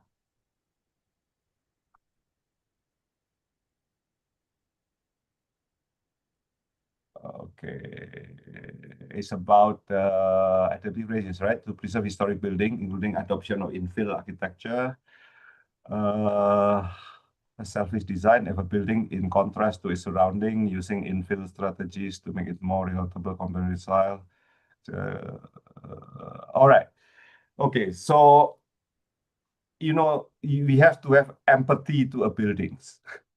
Building is like human being. It's an organism. It's not just object. So empathy means you have to be, respectful, but also, pitiful to a building, because building is always abused by the user. So infill can be good, can be bad.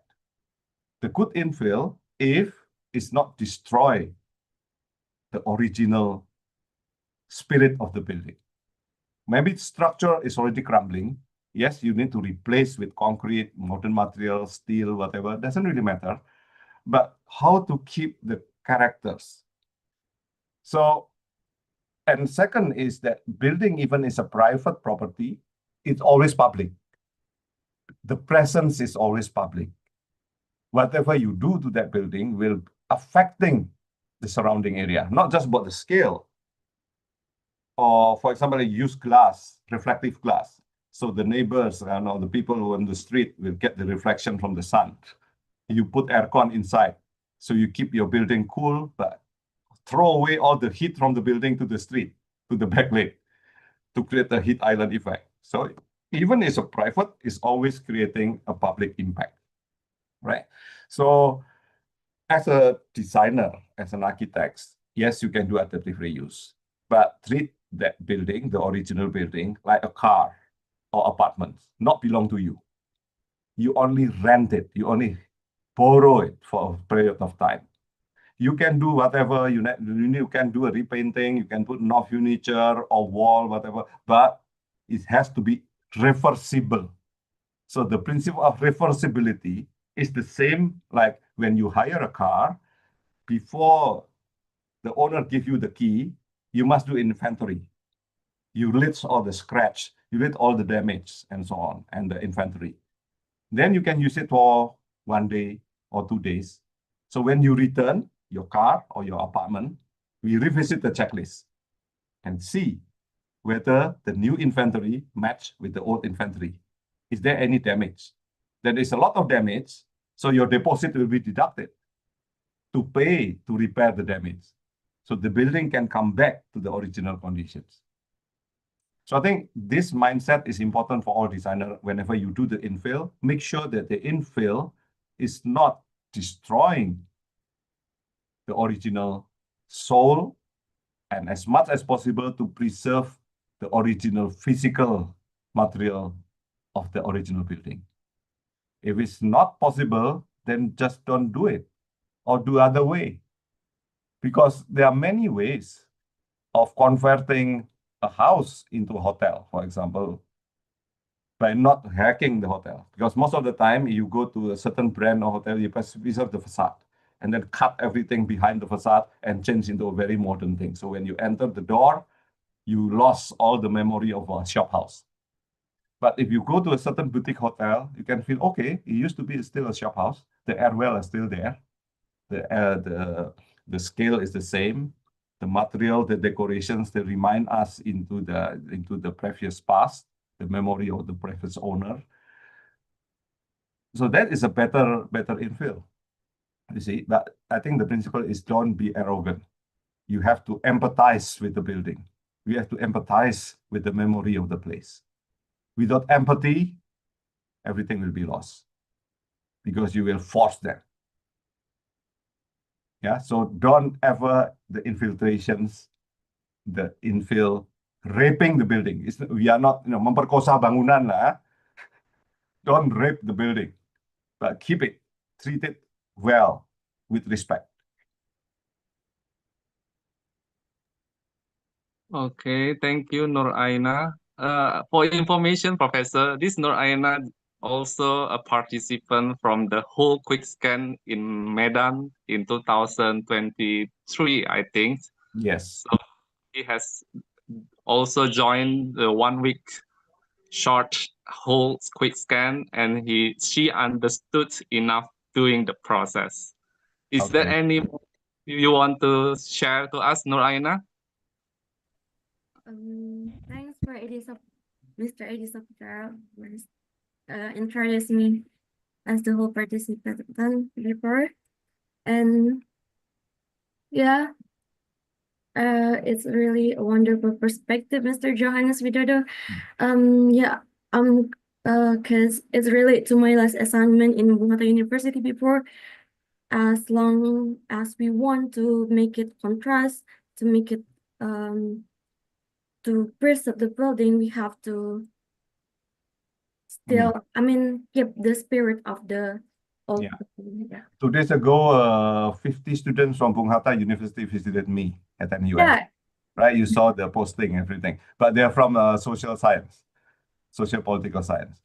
I show them my SDE4 net zero energy buildings, the new one. And I tell them about the principles, but I try to tweak my sentences fit for the people not from the architecture background. Also, as we did a field trip in 2023, Mr. Johannes. Oh, you are here also? Yeah. Oh, so you saw the buildings. Yeah, I saw Okay. it. So I think that is also another principles, right? That time, did I bring you to the SDE3, the old studio? Oh, yeah, I'm a little bit remember. Yeah, because the old studio actually is a relative reuse. Mhm. We turned the sick building, very energy hungry building, Mhm. to net zero energy by simply removing all the walls inside and creating 2 holes to create a better air circulations. So next time you come back, there's a new project come out, Yusuf Ishak House, with a very little solar panel, but it's able to create air circulation within the building using the so-called the pipes. It's not just vertical, but horizontal ventilation system. Yeah, I'll contact you soon. Okay, very near lah, Padang, Singapore is just 1.5 hour flight. Very near. Okay, there's another question from Muhammad Shafiq Okay. from UTM Perak. Dilemma in face urban heritage areas. Actual approach promote preservation of historical cultural layers. Many local communities increasingly desire modern comfort and technological advancements, sometimes at the expense of heritage identity. How can we strike a balance between preserving historic urban character, fulfilling community demand, modern infrastructure? Okay, what do you mean by modern infrastructure and smart technology? There is no such thing. Yeah, smart technology, if you say about solar panel, for example, or EV, automatic car, electronic car, they are not smart. They're destroying the world because solar panel only lasts for 20 years. After 20 years, it's extremely expensive and difficult to recycle. EV is also the same. The battery will destroy the earth within 10 years, okay? So 10 years is the maximum age of a battery. So the smart technology is actually vernacular architecture, appropriate technology developed by our ancestors. Because they lived there for thousands of years in the same climatic conditions and use a very simple, non-mechanical electrical way to keep the body comfortable, comfort zone within the house, by courtyard, by cross ventilations, by stack effect, by using roof that can breathe, by using louvered windows, by using the stilt house. So I think to steer away the mindset of the community or the people about this dream of technology, you have to end the dream. I mean, you have to tell the truth. If you want to promote solar panel, tell the truth that solar panel is only 25 years, and then later it's become like plastics. So government, industry never tell the truth. I think this is your job, the scientific job for university staff or university students who understand about the sustainability, about the importance of keeping the local wisdom and how to use this local wisdom to create comfort, health, wellness in a cheaper way, without necessarily spending your money for very expensive technology. So it's the job for everyone that understand to teach the client, to teach the community, and show the proof that it's possible to do it, to do a sustainable development, to do to create a comfortable living conditions without necessarily become consumerist. Yeah, because you are too influenced by TikTok, social media, by this industry, that it's good to have new air conditions. Air condition is modern, right? But this is all cheating. This is all trying to divert our attention from the truth and turn ourselves into consumerism and become the slaves of the industry and businesses. Right. So I think there's a very important message. Then don't be, don't feel inferior if you stay in the stilt house. You don't believe me? Just come to US, right? And see all these new SDE4 buildings, which is basically is a very contemporary building, but the design is based on the vernacular stilt house, rumah panggung principles and vernacular architecture principles. And it received the well building, the first one in the world who received the highest recognition as a well building for the academic category. Yeah, so it's possible. Okay, thank you, Professor. This is one from, I think she is maybe your students because she wants to say hello to you from Taylor. Yes. So because I'm talking to the adult, right? So I use and also academic, so I never filter my word. Sometimes it's easier to make the complicated principles easy to remember. All right. So you think is it true that heritage needs sugar daddy because this sugar daddy in our society perception is negative?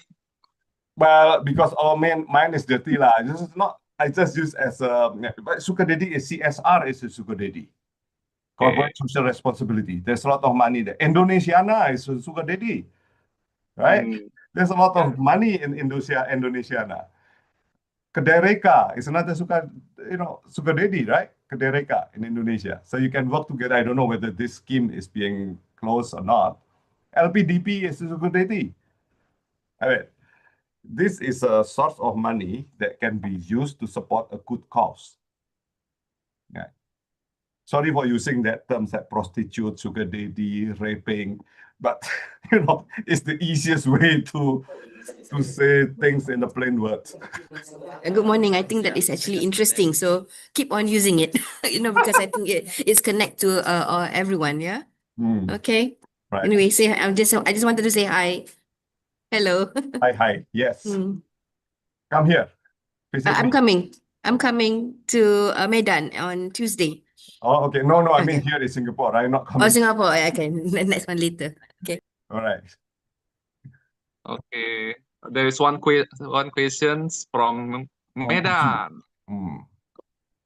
Based on my experience researching historical sites in Medan, I saw old maps for the world very hard to find.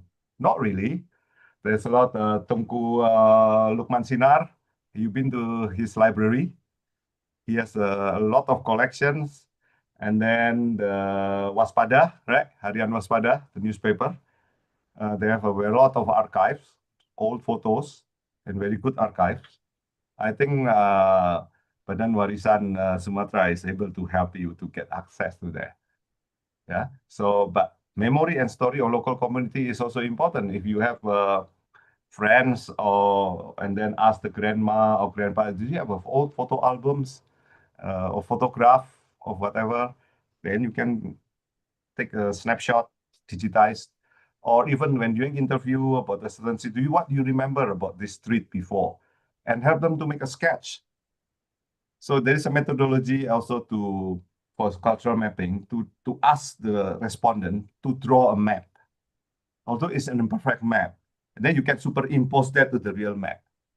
And then you can get transfer the story and the narrative from that sketch map into the proper map.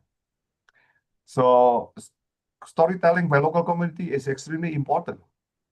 And also a primary source of documentations because it's original. And don't worry about subjectivity. Always remember, if you become a master or PhD students, don't worry to make a conclusions if you believe that you are doing it well based on the evidence, based on the data. Everything remain correct. Everything is remain true until it's proven wrong. Okay, so there's a spirit of scientific pursuits. Don't worry to write a conclusions. Even you think it's subjective and speculative, but you believe it is true, then you can defend it with evidence. Yes, it's remain true until someone else say, oh, it's not true. And then they show another evidence, then change your position. So this is called the dialectic methods. So you can produce a thesis, and the thesis remain a thesis until an antithesis appear. If there is an antithesis, you revisit your thesis and you create a synthesis. Thesis, antithesis, synthesis. Thesis, antithesis, synthesis. This is the iterations, right? Like a spiral going up and up. That's how the knowledge progressing, not stuck. All right, so don't worry about subjectivity. There is no, everything is subjective.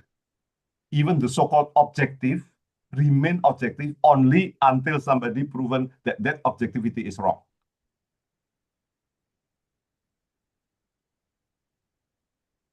Okay. For information, Naira, you can later follow the second session with Mbak Nadia from PDA. She will convey the method how to dig and data digging into the archives, maps, and photographs that you maybe at first found it difficult to find. And after we hope that after you follow the second sessions, you can easily find the archives. Is there any questions from the participants? I think our time is until 10.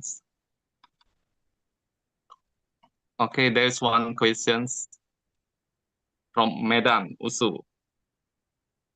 Yes, you so I mean, how we make sure that local people have a real say in deciding what modern comfort means for the historical area, so that they want how to have protect area history. All right. So number one, of course, you must make the, you must stand with them. Okay. So I think the university has a very unique position, or NGO or an expert, because you can work on the side of the people, and then it's not just telling them about the theory, but bring them to a real case. Bring them to a shop house that is really cool even without aircon. Why? Because the stairwell is this, the airwell is still open, because the corridor is not blocked, the ceiling is high, and because they plant a lot of trees. So look for a good examples, and then walk the talk. So after you give the theory, bring them there to the field. No. So there must be some interesting pockets, nice pockets of modern comfort, so-called modern comfort elsewhere. And a good practice, good design by award-winning architects. So if you look into an example, say UNESCO Asia Pacific Award has published 4 volumes of to catalog the winning projects, including the bridge in Medan. And there are 4-volume Asia Conserved. The title is Asia Conserved, and you can download the PDF file for free from UNESCO Bangkok website. And just Google that, and then you download the books, or you can buy the physical copy if you come to UNESCO Bangkok office.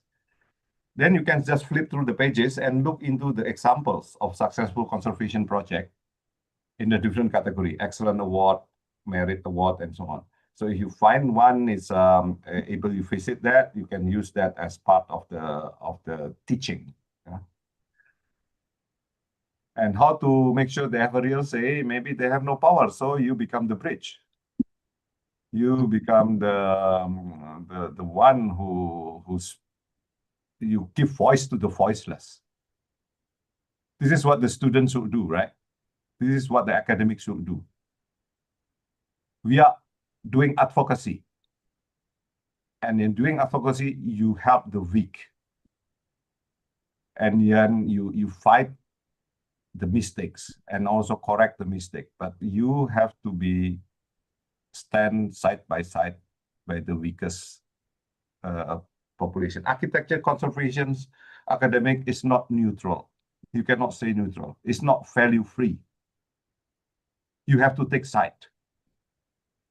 And that is what advocacy means, and it's important. Yeah. Okay, thank you, Professor. I have one question. What is the challenge of doing this whole method for all the participants so far that you found? To be comprehensive, because they okay, take one building and that's it, or 20 building in one area is it, because it's too hot to walk around, and it's difficult to talk to people, right? And then the temptation to stop.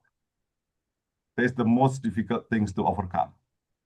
But once you're getting addicted to be there, to sit there, to enjoy, then everything will go very good. I mean, the best method is to be part of them.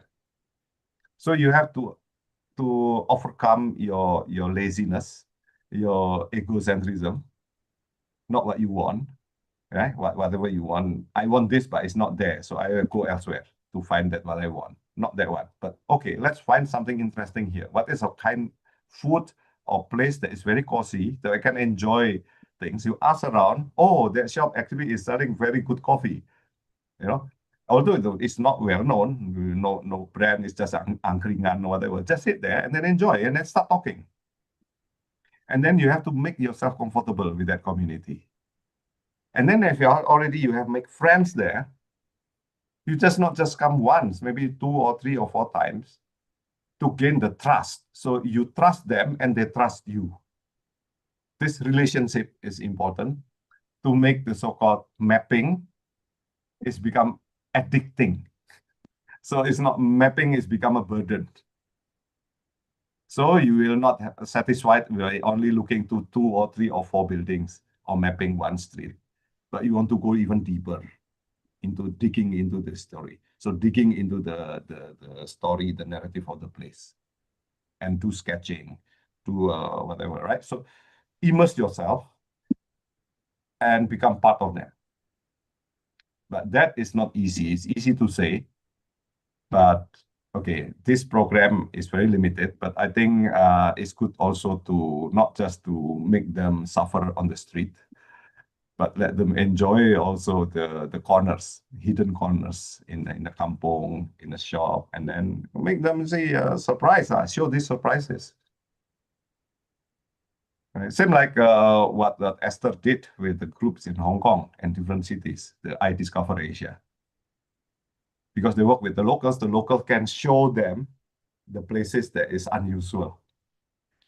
And then shock these people. The newcomers say, oh, yes, this is so nice. The food is so good. Let's just put pin on it, right? So it's like my habit is to put stars or pin in every maps. I found a good food and then just put notes, and my notes is always in the Google Map. So that's why my editor status in Google Map is become 8 and almost 9 out of 10. So why? Because I like to share.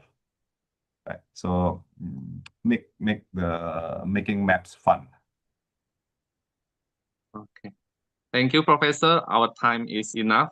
And thank you for the knowledge breakfast this morning. I believe our participants have a good introductions now. And thank you for all the participants who gave the questions. Thank you, Professor Widodo, for the time. Welcome. And return the floor to the Master of Ceremonies. Thank you, everyone.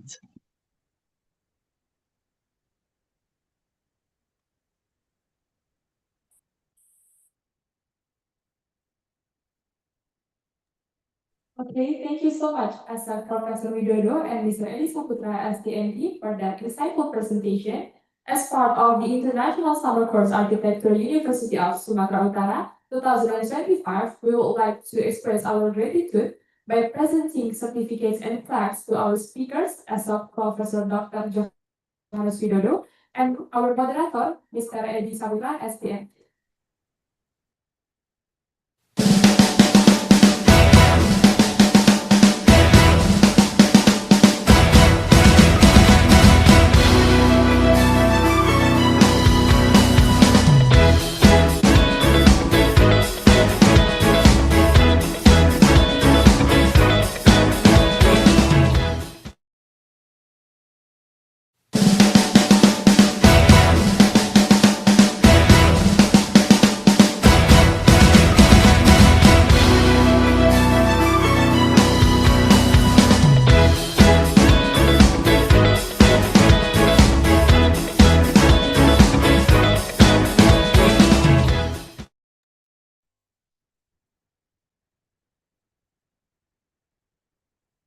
Okay, as now we completed our session on conservation and sustainable development, it's time for the post-test.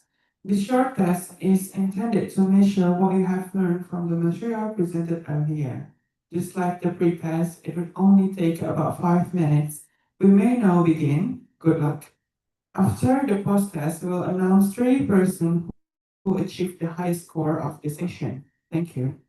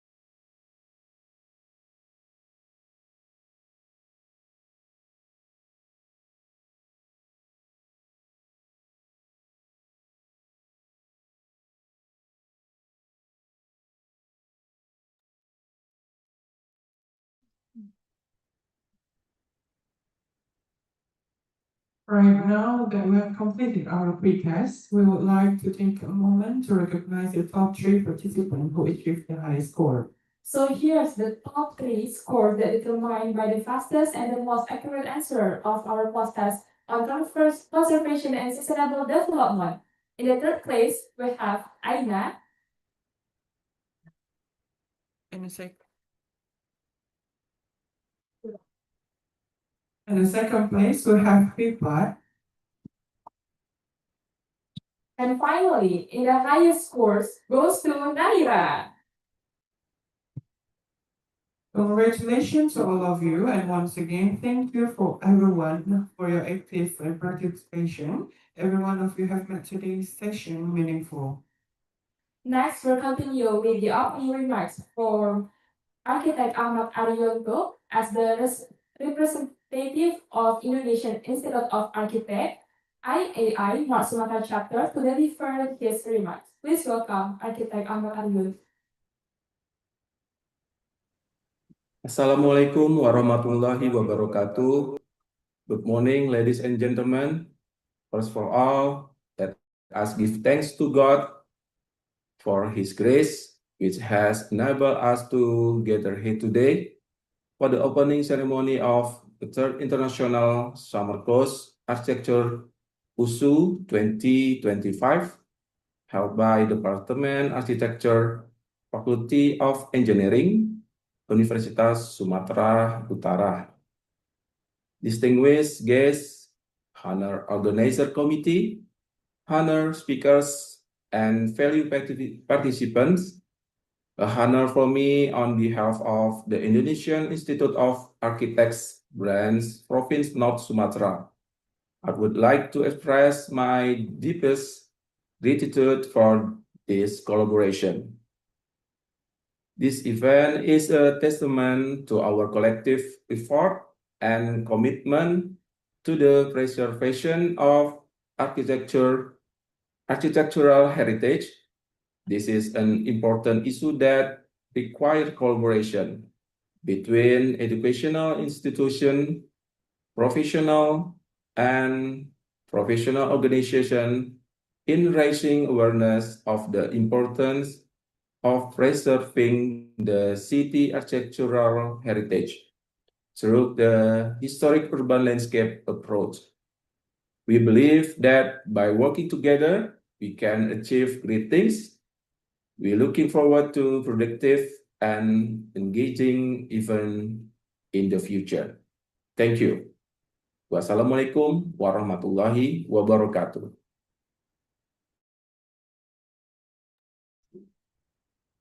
Thank you so much, Ahmad Arianto.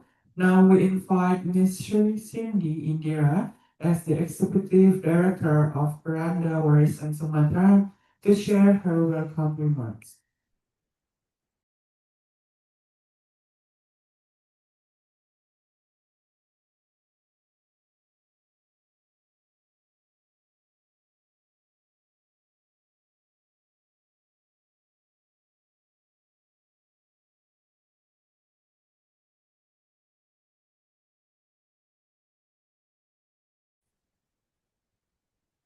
Assalamualaikum warahmatullahi wabarakatuh.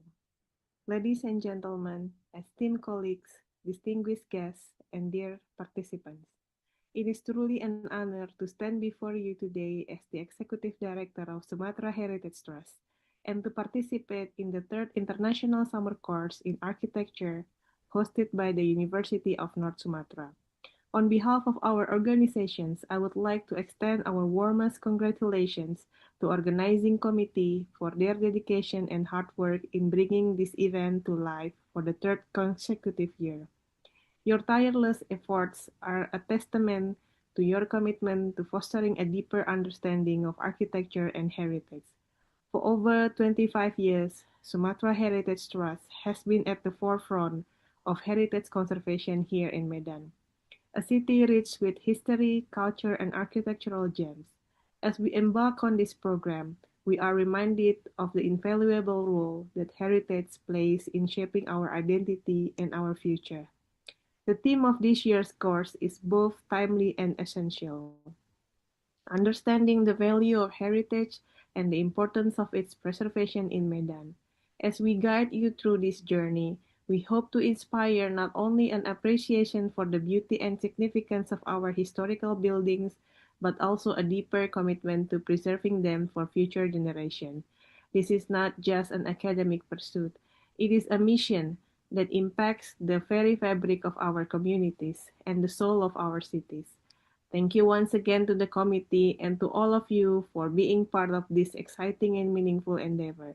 I look forward to the discussions, the discoveries, and the collaborations that will shape the future of architecture and heritage preservation in Medan and beyond. Wishing you all an enriching and impactful summer course experience. Thank you.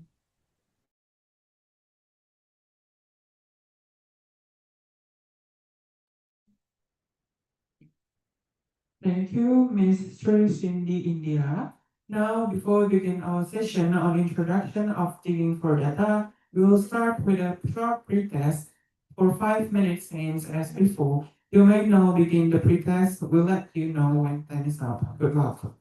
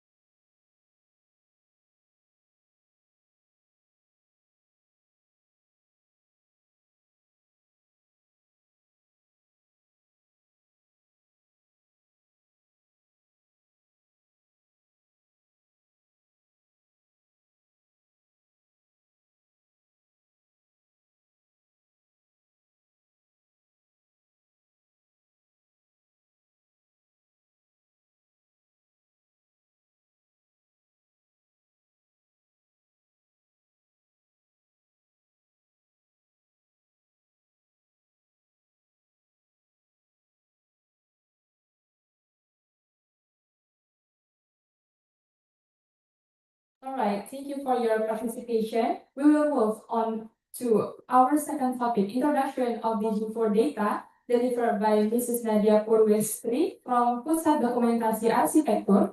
The session will be moderated by Mrs. Delia Binti Monzin from Tele University. Please stay engaged and keep your cameras on.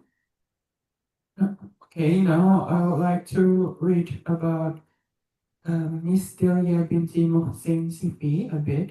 Miss Delia Mohsin is a senior lecturer at Taylor University with over 15 years experience in architectural education, specializing in heritage conservation and architectural design pedagogy.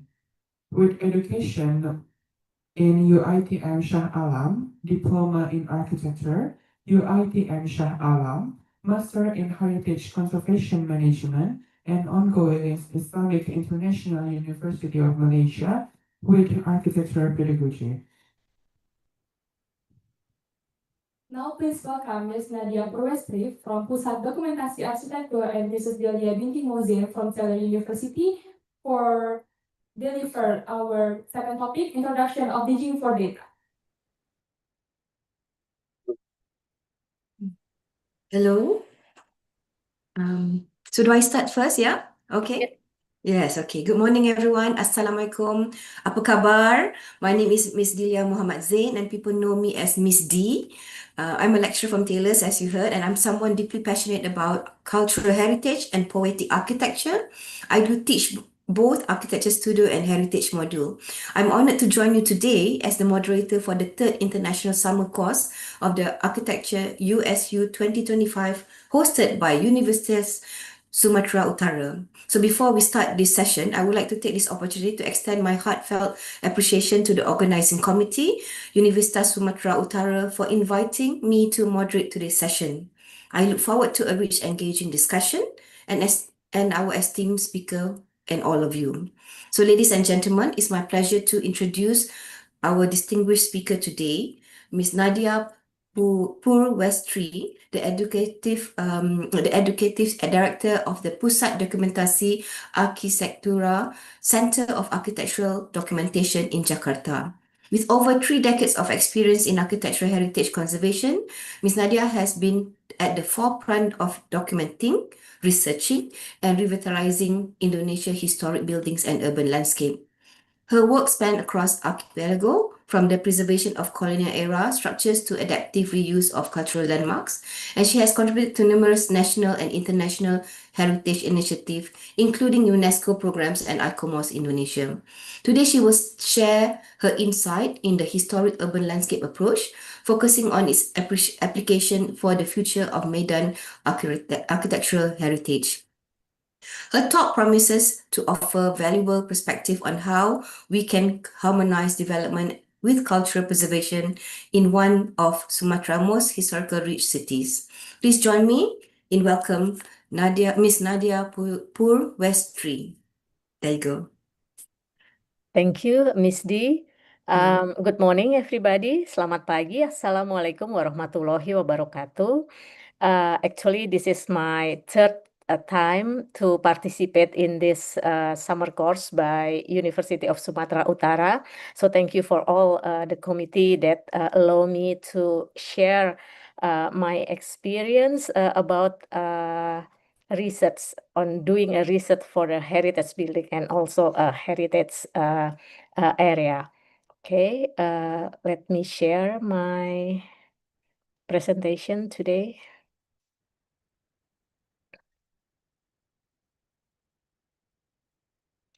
Okay. Oh, sorry.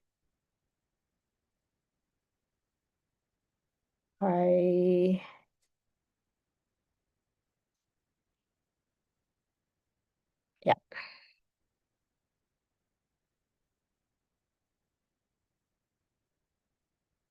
Yeah, so hello everybody. My name is Nadia, and today I will share with you on how to do research on the built environment. This is the second lecture on this summer course program, right? And my presentation is mostly I refer to the book of Digging for Data. This is a guidelines on how to do research on the built environment in Indonesia, but the method and the phase of the research can be implemented in every country and every cities. So why we should do a research? Research is the first step that must be done before carrying out the preservation of cultural heritage. In this summer course, you will learn about the historic urban landscape, and also you will do the cultural mapping. In conducting the cultural mapping, you will learn about we should already have a data or information about the area and also about the building. This information is obtained through the research. So let me start this lecture. Does anyone know what building is this and where? I think the participant from Indonesia should know these buildings. And this building, there's a name on this photo, so it's quite easy. And also this area, and this, and this, and this. All participants from Medan should know these drawings. And how to find these old maps or to find these original drawings from one heritage buildings, for example. So for me, as a conservationist architect, my eyes will immediately light up when I see these drawings. Why is that? Because these original drawings contain very important information for the restoration and of this building and how to find it. So this is only an illustration of the research process. We look to the books, references to find the old maps, etc. Before you start digging for data and searching for sources, it is important to be aware of the following aspects of architectural research. The first is posing the right research question is an absolute necessity. If you don't ask the right questions, or if you make it either too broad or too vague, it will be impossible to start looking for data. Based on your research question, it is also necessary to ascertain where you need to look for sources. And once you have identified your sources, you need to find out which ones are accessible to you. Are the people who were involved still alive? Can you travel to the sources? Will the custodian or owner of the sources or data allow you to access? Can you read, understand them? For Indonesian old archive, or for Indonesian who are looking for the archive from the colonial era, all the archive were in Dutch. And how to read and understand the old Dutch. So it is another problem. And this, after you find the archive, how you interpret and use the sources. When using online sources, make sure that you use the contemporary and or locally prevailing names and spelling, because usually original names are not changed or updated in digitized original sources. Looking for information using modern names usually will fall. Research is not always easy and or rewarding. Occasionally, information will be handed to you on a plate. But this is an incredibly rare occurrence. What you will find instead are bits, pieces. It is up to you to use the scrap of the information to make sense of them and reconstruct events based on both your findings and your knowledge. To achieve this, you have to work in an associate way. Reference to your sources allow others to check how you arrive at your interpretation of events. They show what data you use and how it supports your narrative. So I'm sorry, I think yeah, okay.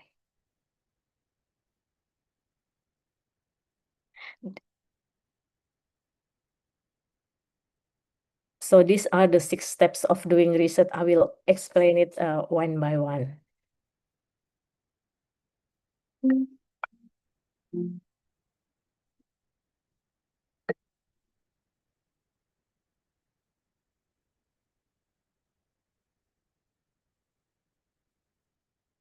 So first is you should define your research question. And then the second is identifying collection and sources. The third is you choose what collection and source to use and why. Fourth, how you use the sources. 5, you interpreting the sources, and 6, filling and referencing sources and data.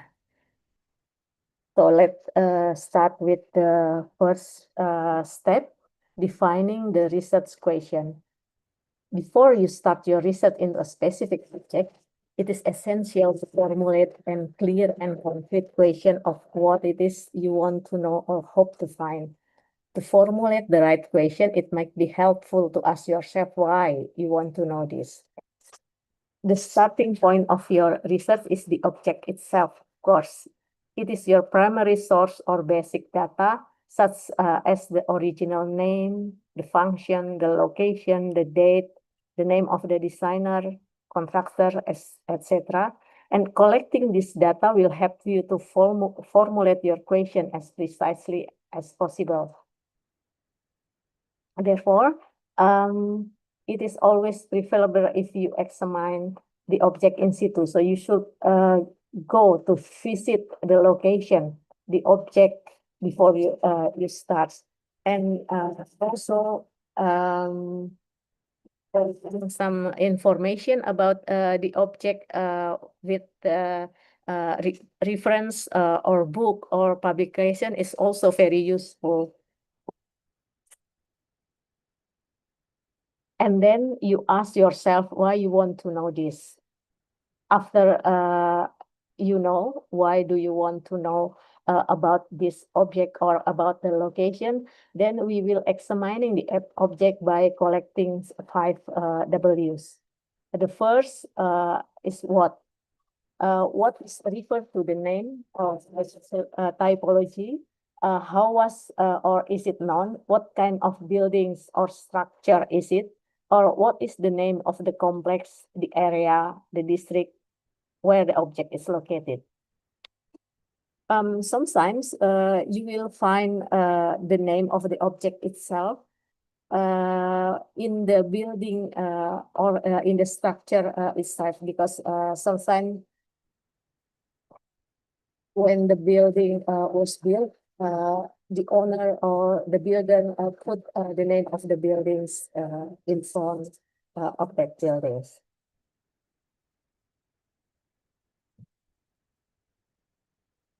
If you cannot find the name of the buildings or of the object in that objects, try to ascertain what kind of object it is, what type of the building, what type of the structure, what kind of function, or what type of the area.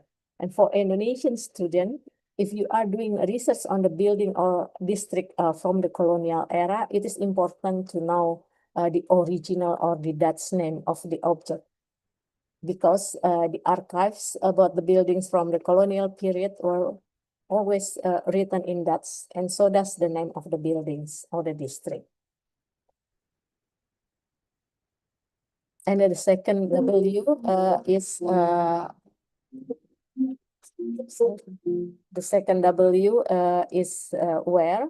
That's refer to the location. Where is the object located? What are the historical and present address and house number?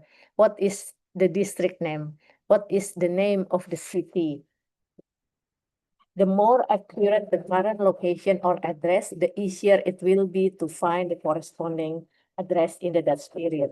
So you should also check the name of the location during the colonial era. Usually in the big city in Indonesia, like Medan, there are old maps available with the name of the streets. It is also mandatory for a good documentation and necessary when checking old maps and archives, such as the land registry maps, or the Indonesian name is cadastre maps. And then the third W is when. When is referred to the period, to the date when the object was built or erected. So check if there is a plaque or a foundation stone in the facade or inside the buildings that mention the opening of the building, or the first stone laying of that building when it was erected. The location of the object can also give you a clue. And estimate the year of the construction based on the style is also possible. The fourth of the building is who that refer to the designer, the commissioner, the owner, or the contractors, the builders. So please check if there is a plaque that mention the name of the architects. The original function of an object can give you a clue about the commissioner, and also the owner or user of the buildings may provide and give you with hints for starting the research. Is it a private government? Is it a company? Or anything else? And the last W is why, that refer to motive. Why the object was designed, planned, and built, or even if no longer exists, why it was demolished or destroyed. What was the occasion? Is there a historical event or reason that can be associated with the object? Why this object located in this location? So this is an example when I did the research on the old Ministry of Finance building in Jakarta. So first, make the research question. The research question, is there any information about the Maramis building, the name of building at I did this research, owned by Ministry of Finance of the Republic of Indonesia, which is located on Jalan Lapangan Banteng Timur, number 2 until 4 in Jakarta, which was built by order of Daendels in 1809. So before I write this research question, so I did a kind of a small research. I visited the building and find there is like a memorial stone that give information about the erection of the buildings in order to the by the order of the Governor General of the Dutch Indies at the time, Daendels, and when the buildings was continue to the continuing of the construction of this building by the Governor General of Dupus. So let us check the 5 W's in my research question, because these 5 W's indicate the sources and collection. And then after that, we can select the sources, and then we just study the sources. So the first W is what? The current name of the buildings is Maramis building. So this name will refer to the sources that contain the information about the buildings. And the second W is where. The buildings is located on Jalan Lapangan Banteng Timur number 2 until 4, Lapangan Banteng, Jakarta. And from the reference, I know that the original name of Lapangan Banteng during the colonial era was Waterloo Plain, and the original name of the area was Weltevreden.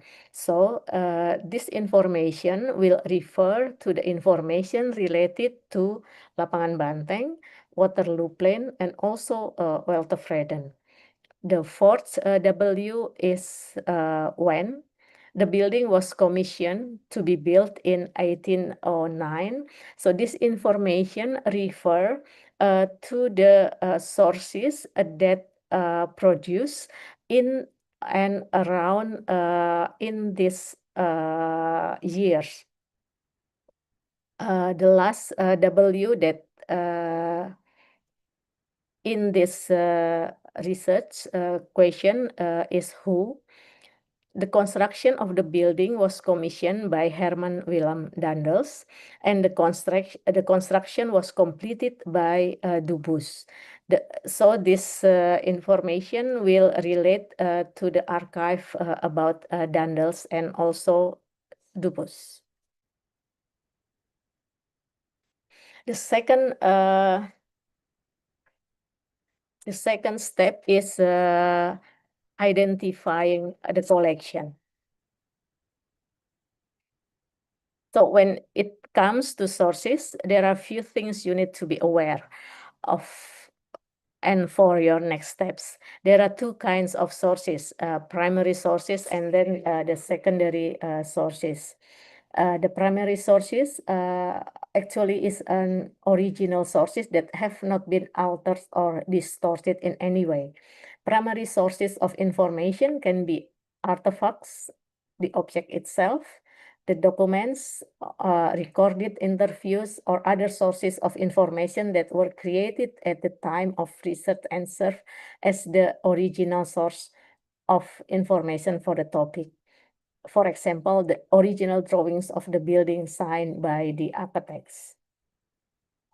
And the secondary sources are historical sources that comment on or build on information previously recorded in primary sources. For example, it's books, articles, and etc. So the sources could be printed sources like private document, diaries, letters, biography, formal documents from the government, the notula from the minutes of meeting, the company from the company, from the newspaper, magazine, and also non-printed sources like the oral sources from the interviews, cultural material, the monuments, the buildings, artifacts, vehicles, etc. Still image, picture, artwork, photo, maps, the moving, and also the moving images like films or videos. So here are some institutions that provide digital collection services that can be accessed online, because some of you are from Malaysia and Thailand and Indonesia. When doing research, these online sites can be used and can be very, very helpful, because you don't have to go to where this institution located. Just browse from your computer. And it is not impossible that there are still other institutions that has the data that we are looking for. Like there are some archives institution and library. Sometimes the archive we are looking for are located in the other countries' national library or other countries' university library or other countries' archive. So these are only some of the example of the institution that provide that has a collection about the historical information for historic buildings and area in Southeast Asia. So this, for example, the maps, the old maps of Kuala Lumpur from 1950 could be found in the collection of the Australian National University Library. And this is the National Archive of Singapore collection. And these are from the institution from the Indonesia and also from the Netherlands that has a collection about maps, photo, and other documents of the heritage building and sites and cities in Indonesia.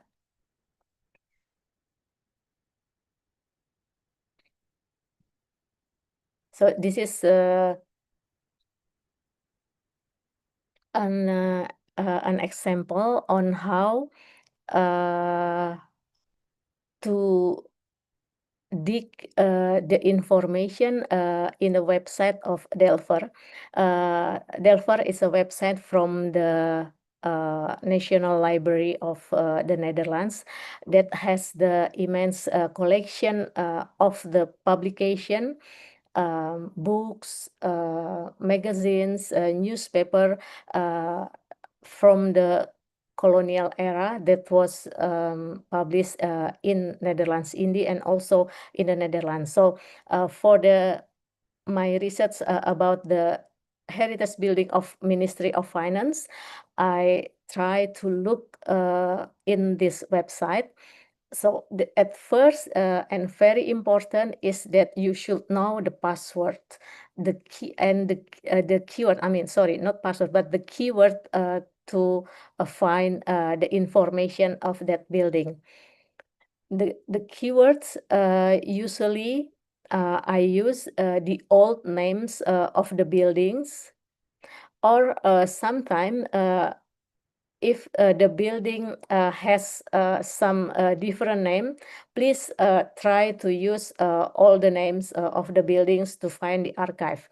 So for that building, my keyword is the Government Kantor of Weltevreden, because this website is in Dutch. So I use the name of the building during the colonial era, also in the Dutch languages. So for book, there are 49 books that contains historical information about the Government Kantor of Weltevreden, or government office in Weltevreden in Batavia. And these are the information from the book. This is I try to find some old images of the building from the Leiden University Library digital collection. This time I use the keyword Paleis op Weltevreden. This is the other names of that building in that era. With that keywords, there are quite a lot old images of the buildings.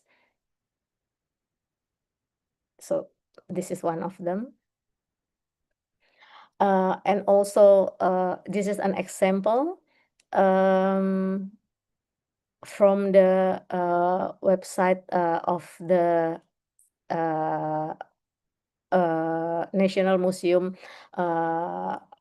of Wereld Cultural of the cultural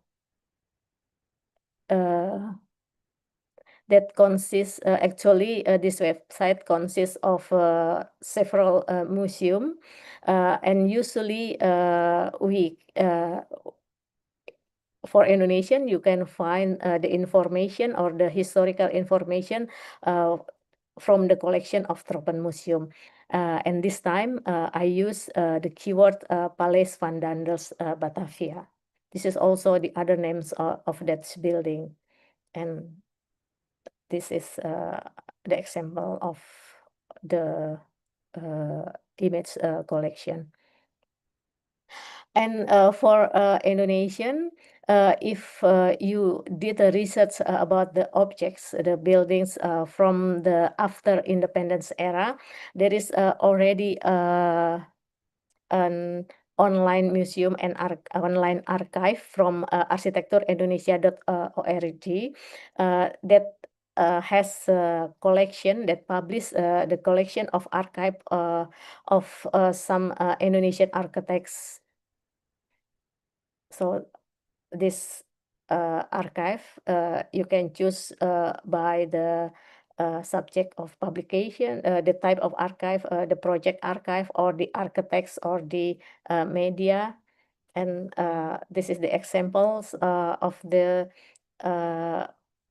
buildings archive. And then the,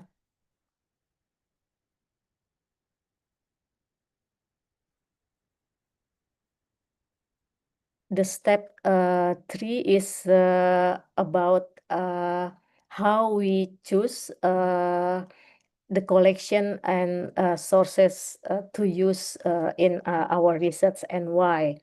So first, after we did a research in the online and offline archives, there is many historical information, the archives that I found about that building. So from the National Archive of Indonesia in Jakarta, the archives of that buildings could be found in cartographic manuscript from the Han collection and also from the collection of Kit Batavia, the archive of VOC Hoge Regering, or the High Government of VOC, and the Batavia archives from 1808 until 1811, and from the collection of Algemeen Secretary Archive from 1816 until 1942.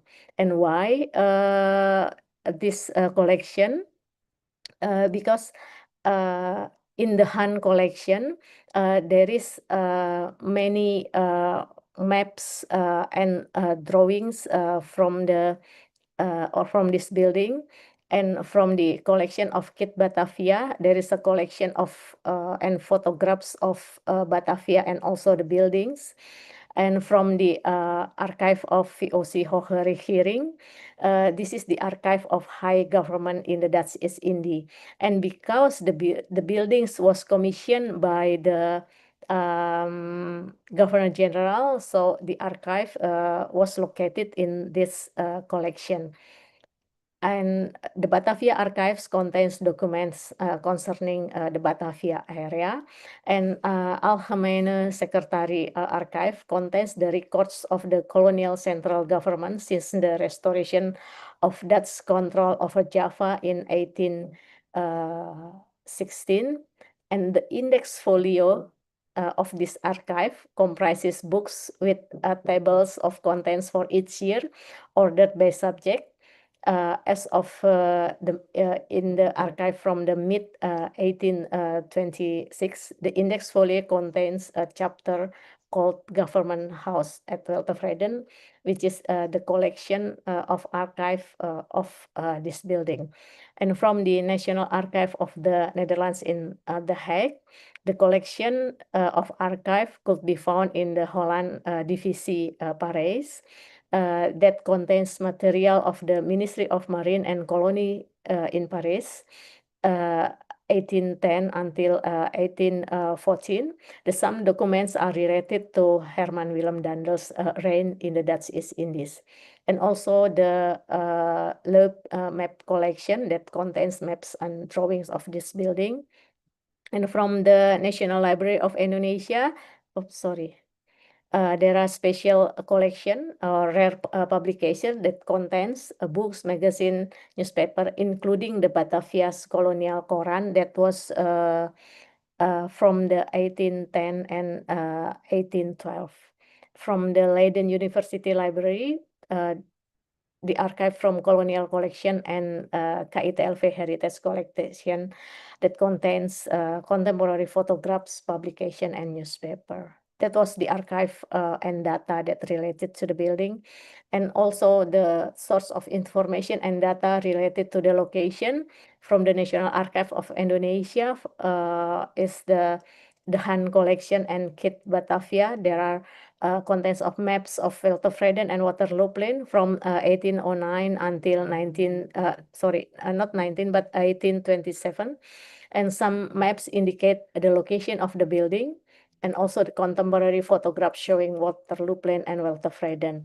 From the National Archive of the Netherlands in The Hague, we found the maps of Weltevreden and a map of Batavia showing Koningsplein and Paradeplatz.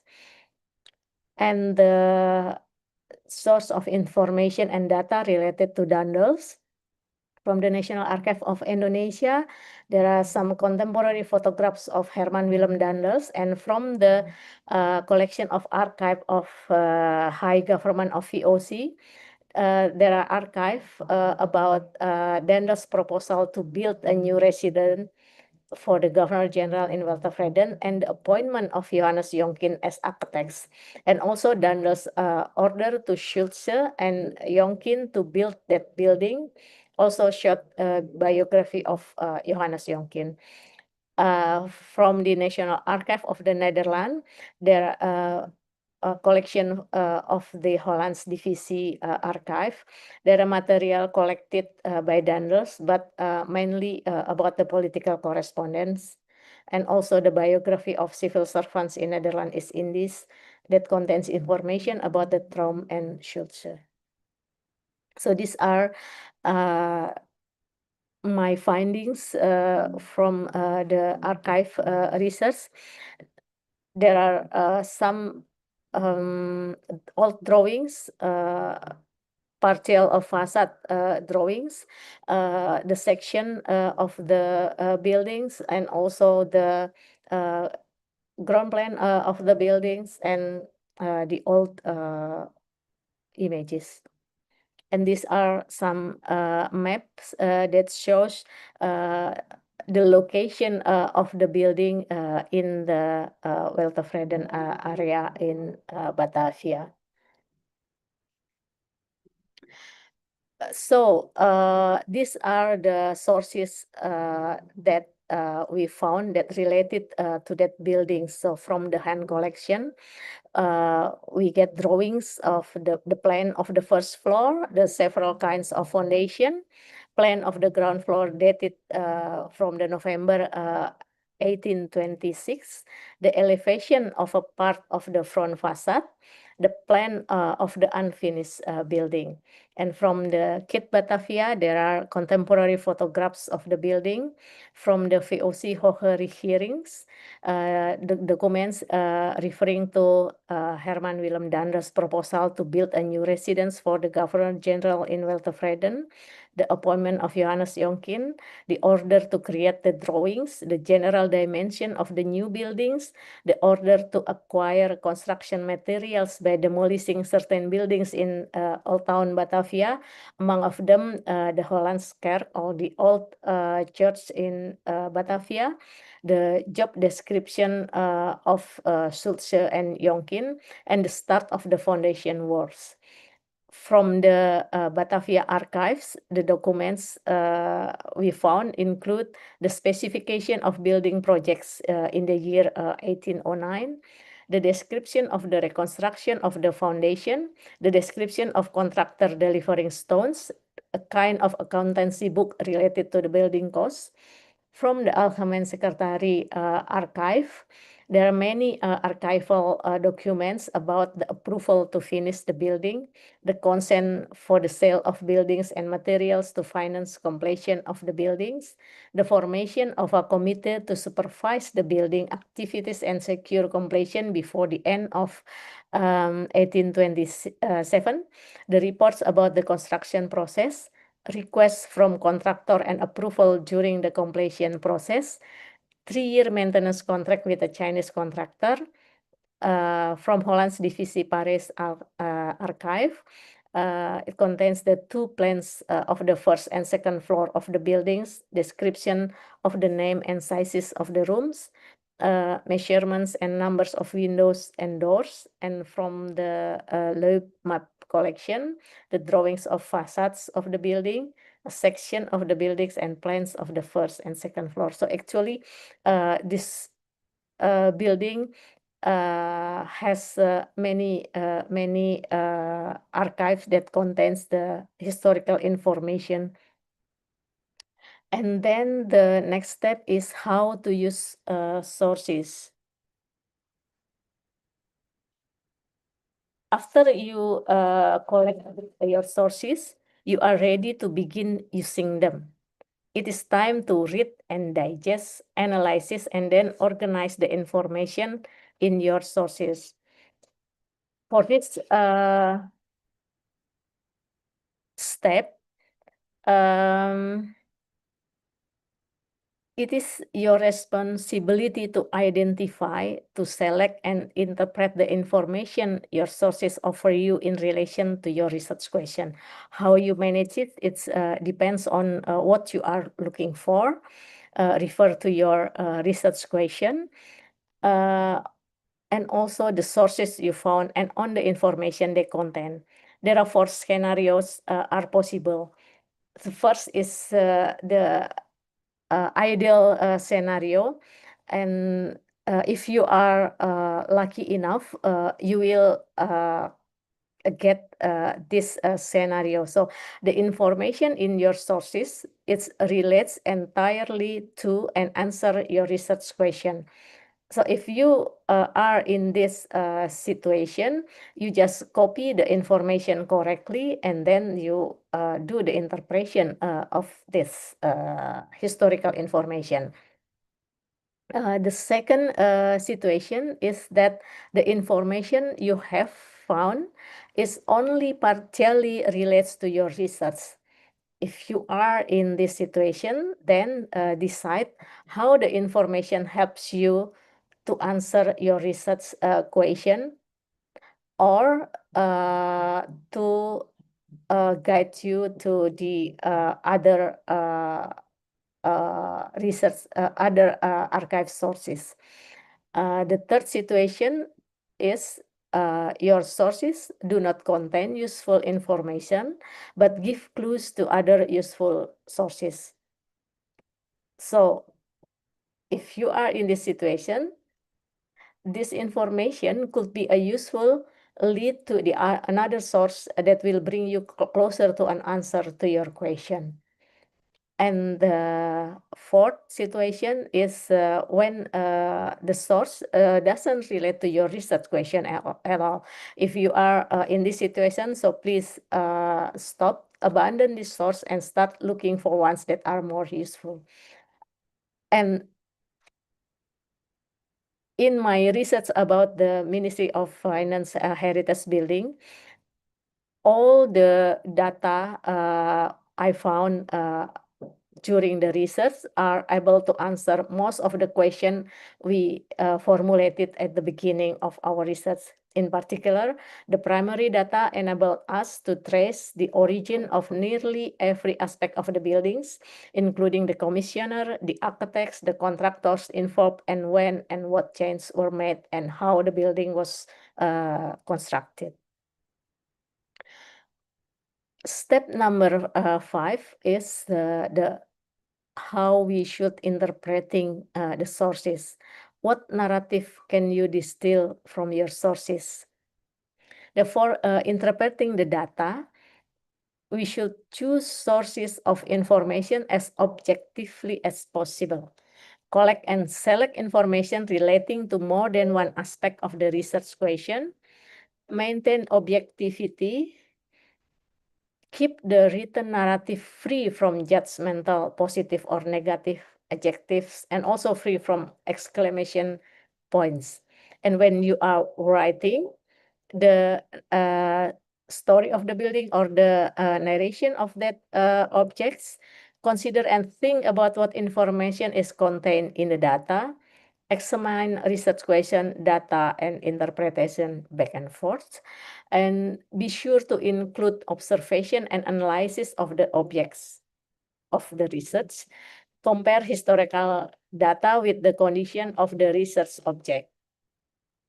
But there is also the limitation. The quality of our interpretation is only limited to the quality of the source of information. Be aware that the new or other sources may cause revision to interpretation that have been made. Variation may occur between one's interpretation and that of another researcher, even when using the same source of information and data. And the fact that findings of historical research are hardly every absolute is part and parcel of research in the humanities, and thus of architectural historical research. The last step is filing and referencing sources and data. one thing is important, that the filing system should enable us to find and refer to sources of information and data used during research. So this is the example, the short story of that building. That this is the narration I wrote based on the findings during the archive research. In 1809, the Governor General Herman Willem Daendels appointed the construction of a new place in Weltevreden. Daendels commissioned the new building as part of his plan to move the governmental offices from Batavia to Weltevreden. The reason behind the move was that Batavia was notoriously unhealthy because Weltevreden was situated a few kilometers inland and on higher and drier grounds. Daendels decided Weltevreden was a more suitable site for his officials and military than Batavia. The name of his new place to be was the White House, or in Dutch, with the house, but also the large house or Grote House, and Weltevreden Palace, Weltevreden. Constructed in two phases between 1809 and 1811, and between 1826 and 1828, the first phase came to a halt in 1811 when Daendels' term in the Dutch East Indies was over. Construction was resumed in 1826 by the order of Governor General Leonard Dubus de Gisignis. By the time the building was completed in 1828, it was decided that the building was not going to be used as a Governor General's palace, but as a governmental office. The General Secretary, Algemeen Secretary, Directorate of Governmental Resources and Territory, Directorate of Governmental Products and Warehouses, Supreme Court, governmental printers, and a post office were among the building's first occupants. After Indonesian independence, the building was predominantly occupied the Ministry of Finance, but also once for the Parliament and the state auctioneer. The original building consisted of a main building flanked by a wing to its north and south side. This main building was to be the Governor General's office residence. The two wings were to accommodate government offices and premises for government guests. The main building and two wings consisted of two high floors on top of a low ground floor. To the back of these buildings, stables accommodated 120 horses and carriages. Three architects were involved in the building's design and supervision: Lieutenant Colonel Schulze and Johannes Jonking from 1809 until 1811, and Trom from 1826 to 1828. For the delivery of building materials and the construction of the building, the Dutch commissioners and supervisor worked closely together with Indonesian and Chinese contractors, suppliers, and construction workers. For example, the sources we discussed mention that Kyo, Ui Singkit, Choa Pun Lau, Choa Engkong, Choa Kim Sui, Samsudin, and Chimer supplied the building's brick, that Lim Fat Sin worked on the foundation and walls, that Chung Se was contractor for carpentry and bricklayer. And these are the notes from where the archive that I use to write the story of the building, to write the narration of the buildings. I will not read the complete story because it will be too long. And these are for the filing and referencing sources and data. At the time, I divided the sources of information into the architectural drawings, and maps, and the early views, the old images, the archives itself, and the bibliography, the references from this research.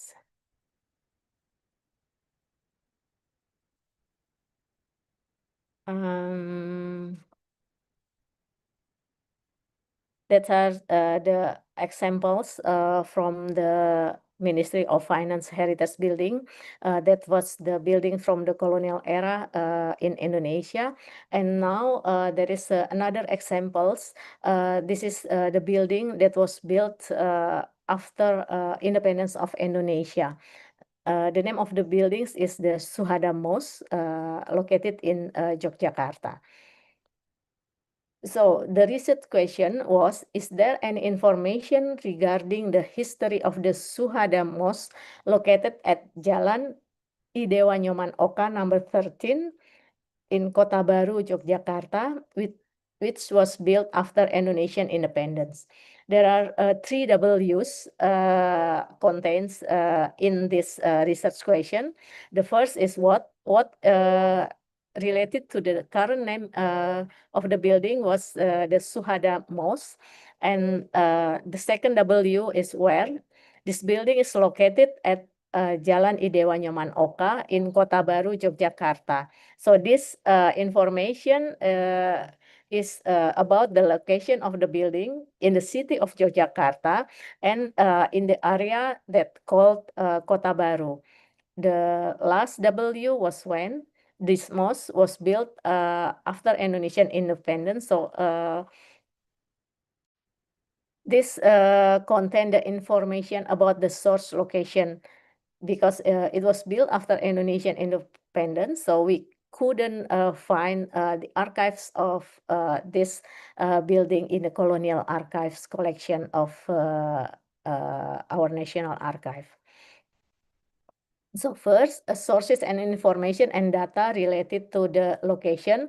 There are some the old maps of Yogyakarta because the area where this mosque located was in Kota Baru. Kota Baru or the new city was built in Yogyakarta around 1925. So if you see the old maps of Yogyakarta from 1872, there is no Kota Baru yet in this map. And also from the 1903, the Kota Baru still didn't exist yet. But from the map of Yogyakarta in 1925, there are location of the Kota Baru. Still sources of information and data related to location. From the secondary data, the publication about the Kota Baru or New Awake in the Dutch languages, we found the map of Kota Baru area in Yogyakarta from 1924, and also the publication, the article in the newspaper that give the information about the development of the Kota Baru in Yogyakarta. For the sources of information and data related to the building, we also found from the secondary data, the publication about the buildings, about the Suhada Mosque. So we could find the model design of the Suhada Memorial Mosque, the name of the mosque at the time, and the laying of the first stone for the construction of the Suhada Mosque by the Sultan of Yogyakarta at that time, and the visit of our president during the construction of the buildings. And also from the archive of the Suhada Mosque Foundation, we can find the old photos that give the information about the process of the construction of this mosque, and also the image of the mosque when it was completely finished, just completely finished. This is also from the archives of the foundation. There is documents related to the construction of the buildings. The letters to buy some materials of the building, the proposals of the construction of the buildings, etc., etc. And also from the archive of the foundation, we get the information about the inauguration ceremony of the mosque that was held on the September 20, 1952, that attended by the President Sukarno. You will find in the left photo, and also GBPH Prabuningrat, who gave a speech, and the newly completed mosque building on the right photo.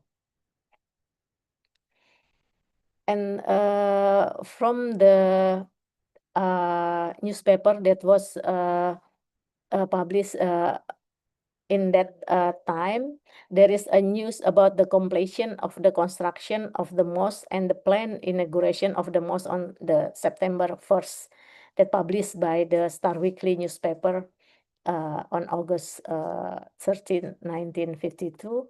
And also the news about President Sukarno's visit during the construction of the Suhada Mosque, which was published in the Star Weekly newspaper from October 6, 1951.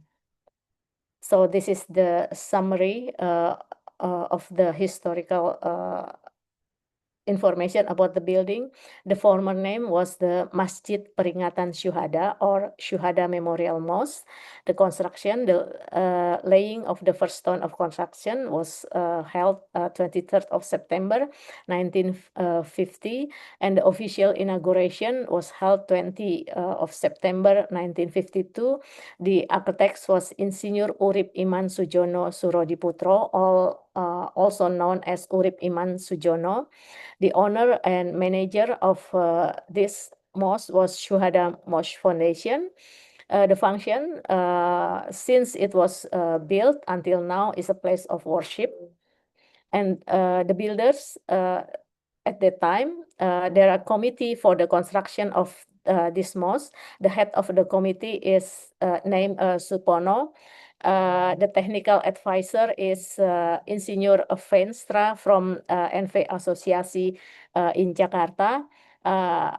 And the people who are responsible for the building materials was Anwar Noto, Haji Zaini, Haji Basiran Noto, and Mangun Suwirto.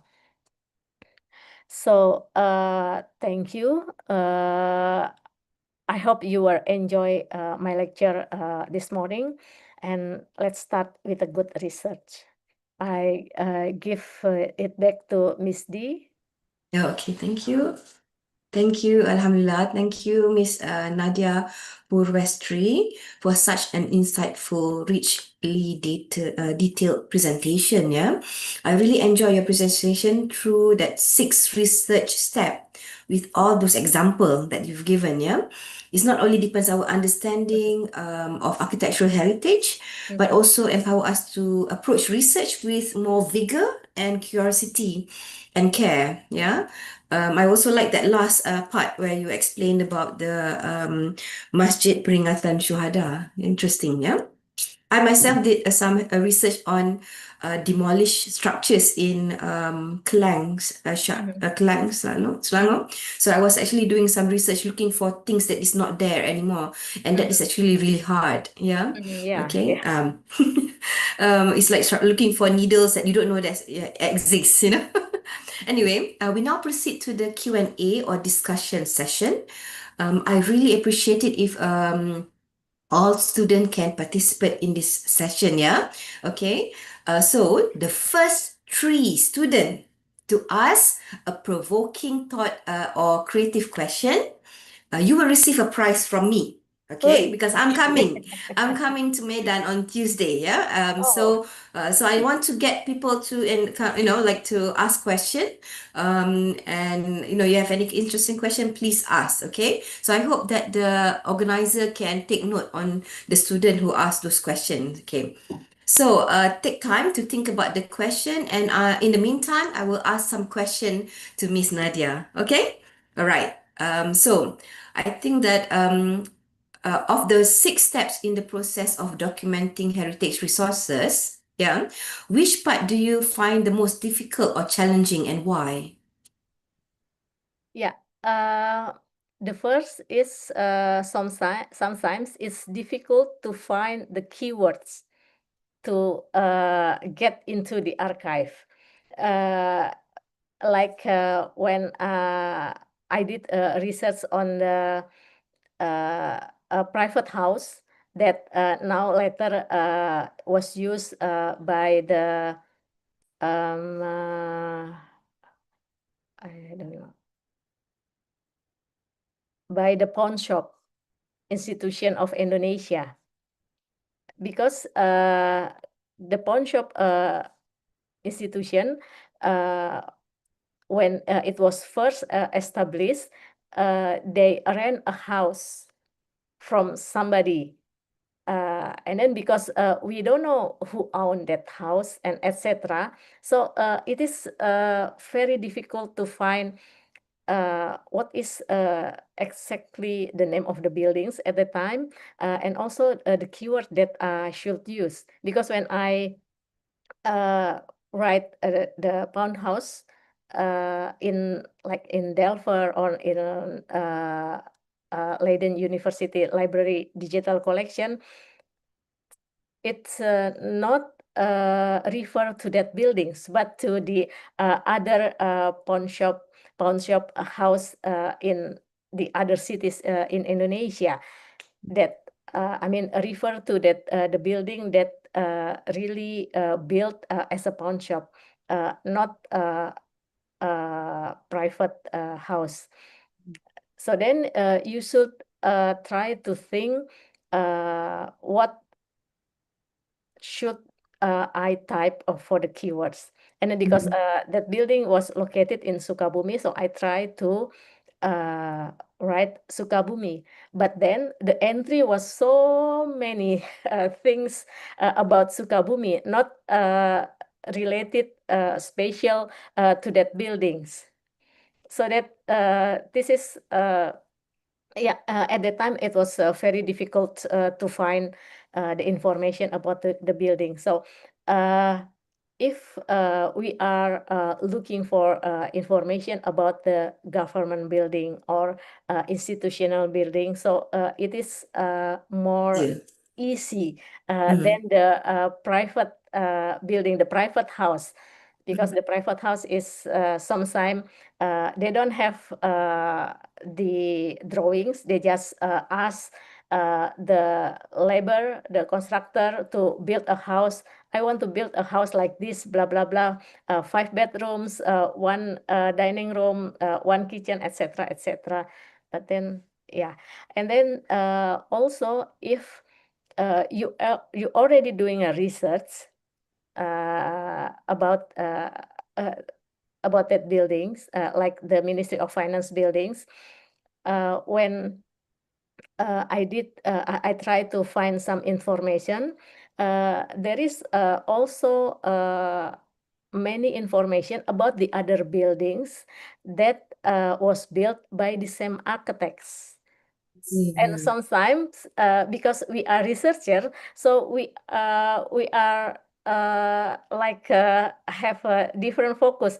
Oh, this building I found the archive, but at that time you don't dig the data about that buildings, but you are looking for the information about this building. So sometimes is you need to like have to really focus on what you want. Yeah, that's the difficulties because sometimes the information of the other buildings distract our focus. Yes, and then especially when it's actually a private building, it's not Yes. listed, etc. Can I Yeah. just ask, have you been in a situation where it's really hard to get that information, like, or you can't find it, especially when it's dealing with a private Yeah. building? Or have you been in that situation, do you Yes. think? Yes. Yes, Yeah. okay. So what do you do next? Meaning, is it like you stop the research or Yeah. maybe, yeah, what's Yeah, the advice? Yeah. I try to research about the location because sometimes the location can give you information about, yeah, approximately this building was built on the 20s, on the 30s, Okay. and also the style of the buildings. Because Mm-hmm. if you don't know when this building was constructed, so then by comparing this building with the other buildings in the neighborhood, the style, Mm-hmm. you will know. Oh yeah, this Art Deco is about the 20s, the 30s, in that era. And Yeah. also because of that location, that area in that city was built in the 1910. So the building there, it should be after 1910. So there's no building from the 19th From the century. time. But yeah, Yeah. yeah, Yeah. Yeah. You sound like a detective now, Miss Nadia. yes, yes. Yeah. And also Yeah. doing the research or archive investigation, you need also a good luck. Good luck. Okay, that's must you must be you have a luck, Yeah. yeah. Okay, so I just want to ask. So in that kind of situation, do you take oral documentation from anyone? Do resources? Yes, yeah, Mm-hmm. mostly from the historian, Yeah. and also from the people who live there, because Okay. usually, not usually, sometimes they inherit the buildings from their father, and their father from the grandfather, etc., etc. So sometimes they have the photo collection, Mm-hmm. maybe in the 30s, their great grandfather was sitting in front of this building, etc. And also, like I think 2 weeks ago, I went to Lasem, a small city in the north coast of Java. There is a buildings, Mm-hmm. a heritage building that we don't know when it was built, Mm-hmm. but they have the collection of the furniture that can give hints when the building was approximately built.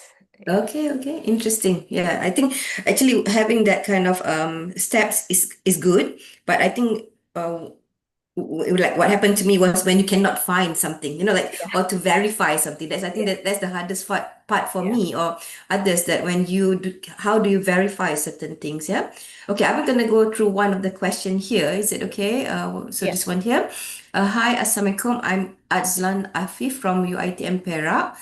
I would like to ask, how can the digging for data approach be used to obtain non-physical data such as user perception, experiences, and emotion towards urban space?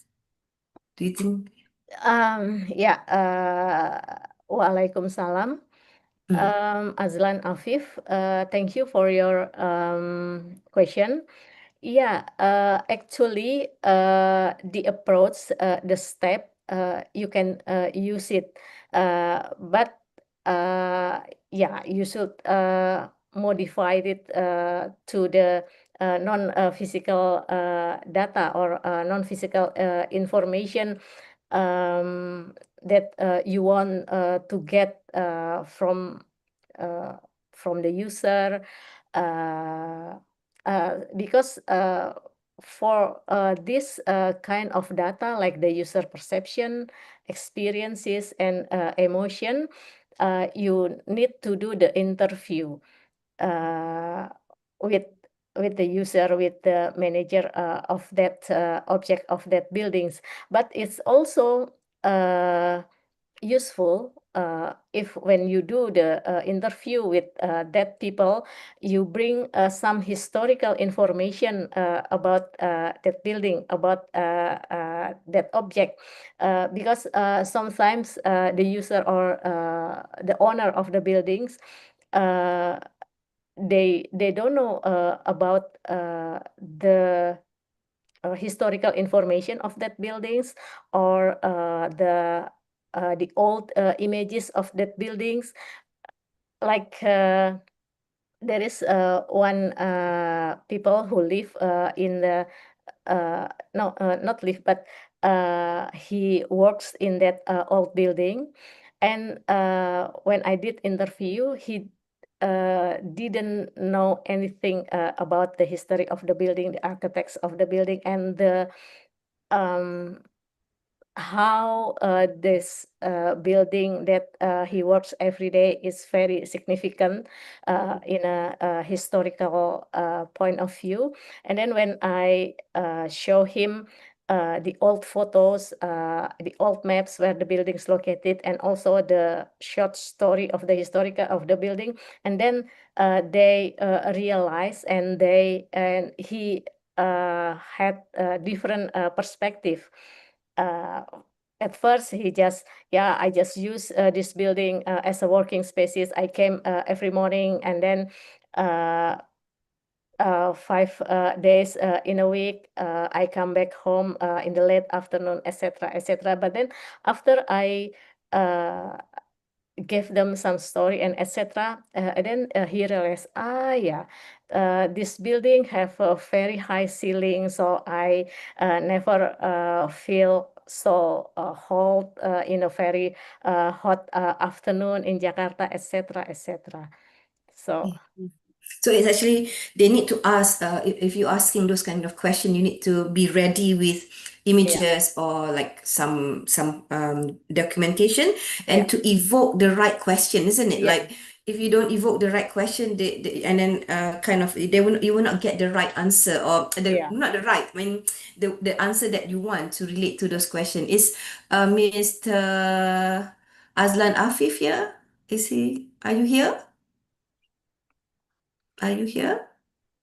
Azlan Afif, are you here? Sorry, I cannot see him. Hello? Is he not here? Maybe he. Okay, but I hope that answer your question. Okay, so I'll move on to the next question then, Miss Nadia. The next one is good afternoon, Miss Nadia. Thankful for the delivering useful information. My name is Louis Howrich from Universitas Sumatera Utara. I want to ask about the 5W. I see that how is not included in it. Is there any cases that we can use how in researching question? yes. Thank you. Yes, in this digging for data, we didn't include a how, because how is actually can be or include in why, and also in the other W. For example, if why is refer to the motives, why the building was constructed, and in what occasion, and how how the building was built. So the how the building was built is kind of the secondary question after you get the information, the historical data information, and after you already write your results question like this. Because when you try to draft your research question, you can use the letter how, or why, or etc. But because of the research question should be contain as much as W's, the ideal one is contains 5W, but sometimes it's very hard to define that research question that contains 5W. So usually it's 4, 3, but please not 1. Yeah. So usually how it's include in the why, and also because of also the research question is not I think is not really related to how, because I don't know, but if I did a research and should draft my research question, I never ask, no, or not ask, but I never try to find that my research question is related to the how question. So yeah. So you're saying also like the how is actually in the second, is like a secondary, like once you ask the what, then the how will come after that. Yeah. Okay. So Aina, sorry, what was it? This question here just now. So Louise, are you here, Louise? Yes, Miss. Yes, hi Louise. So okay, is that, and then also actually I just want to add on, Aina from Bung Hatta University also asked the same question. Yeah. So does this answer your question, Louise? Yes, Miss. Thank All you right, for. okay. Yeah. So for Aina from Bun Hatta, she asked the same question. My question is, how should we respond when digital resources can present a version of history that contrasts deeply with the oral tradition shared by local people, told by their ancestor? This is more about oral documentation, Dr. Miss Nadia. Yeah. I also face this situation many times, like when I did research about one fort in East Java, in a small city in East Java, there is a cemetery there. There is a tomb there, and the local people believe that because of this fort was related to the Java War at that time, to the our national hero Prince Diponegoro that was fight against the Dutch, and many people in many local people, and also the all people from that city believe that the tomb inside the forts was the tomb from the one of the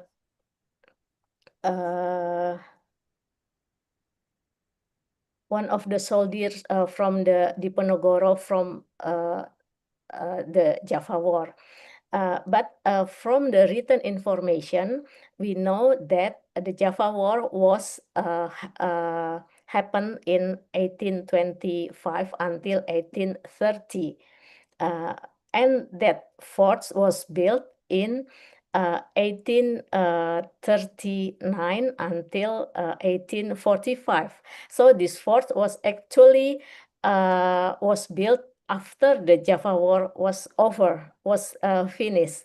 So actually, when the Java War finished, so the Dutch colonial government built that fort to show their hegemony, and also to show the people that don't fight against me. And then we can compare this written information, which is accurate because it's written, and we saw the documents. We can read that with the oral stories that believed by the local people. How come the soldiers of the Prince Diponegoro could be buried inside of the fort, while at the time the fort was more focused on the to safeguarding the transportation of the commodity, the trading commodity from the inland in Java to the harbor on the north coast of Java, etc. So we should compare and analyze it before we include this oral narration into the our narration of the history of the buildings. So in that case, I didn't write about the story of the cemetery inside the fort, but this could be a different approach if we research for the traditional architecture or traditional houses, because it's the oral story and the oral tradition that people believes it should be included after also after we analyze everything and comparing with the written document, because usually for the traditional houses there are hardly any written documents available for that traditional houses. But normally the oral stories are the most interesting one, right? Yes, When yes, Nadia, yes. yes. Yeah. But I think the question would be sometimes, do you think that some of the story could have been or the data could have Yeah. been close? You know, Yeah. the real story Yeah. that could happen, but we cannot verify, isn't it? Yeah. Yeah. Yeah. Yeah. Yeah. Okay. Yeah. I mean, on top of that, there could be also some ghost stories, etc. Yeah. Okay. Next one. This now was Nadia. Sorry, Aina. That answer your question? Is Aina from Bung Hatta University? Are you in? Are you here? Yeah, it's very clear, Miss Dear. Yeah. You have any further question? Maybe not for this time. All right. Okay, thank you. Thank The you. next one is from Miss Nadia. Okay, sir, thank you for sharing this very interesting topic, Miss Nadia. My name is Naira Alia Surbakti, and from University of North Sumatra. So my question is, in the absence of original documentation, such as blueprint or archival records, how can conservation strategy ensure the accuracy of colonial building restoration? To what extent can community narrative and physical building traces be relied upon the reconstruct the architectural history of a colonial structure? Yeah.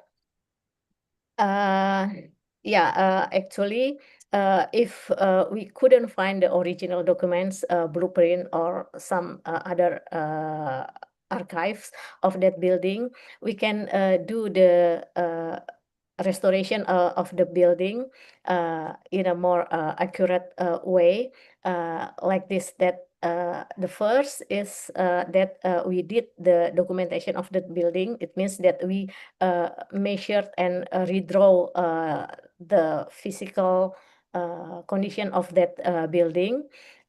Even if we found the original drawings, the plan, the facade, the section, etc., we still need to measure and redraw again, because during the time, maybe the building was built hundreds of years ago, there is some changes, some addition, or there is addition of usually the addition of the toilet and bathroom, and also when the owners need a bigger space, they add some rooms in the left side, or on the back side, or on the right side. And also some there is also alteration, like they change the windows, because the people who live there need the air conditioning. and etc. So even if we already get the original drawing, we need to measure and redraw again of the building. And sometimes because the buildings measure are not the same as the original drawings. Yeah. Yeah. So, So that if we don't get any original drawings on archive, then we do the documentation and redrawing. And then from the historical research like this, digging for data, maybe we can find the old photos, or if we couldn't find, we can compare it with the other buildings built in the same era or in the same area, or from the same architects. Yeah, we can compare that so that we know, because usually the building that was built in the same era more or less have the same style and more or less have the same materials. Like if the materials for the floor, like are they use granite, marble, or just terracotta floor, etc. And also buildings in the same era usually have the same type of the roof tiles. yeah. Yeah, etc. So we do the comparisons analysis with the other buildings in the same era. Yeah. So meaning that when you don't, like, I think that the first question I asked earlier was if you don't have those documentation, and then how to deal with something like when you don't have the blueprints and record, is actually you need to study the surrounding buildings Yeah. or area, or find Yeah. other similar buildings, documents at that time. Yeah. What was it again just now? Naira. Yeah. No, So I didn't answer the second question yet from Naira. Yeah. Yes, of course, we can use the community narratives to trace the physical condition of that buildings. Like we can interview the people who live there, maybe the old people that see, or he can give information like, oh yeah, that I remember that when I was a kid, this building has a tower, but now the building, the tower was gone. Or they can tell you and give you information about the the shape of the roof. Oh, at that time the roof was blah blah blah, but now here there is also an experience, not my experience, but my colleague's experience on to reconstruction of the old houses, the old traditional houses that's already extinct.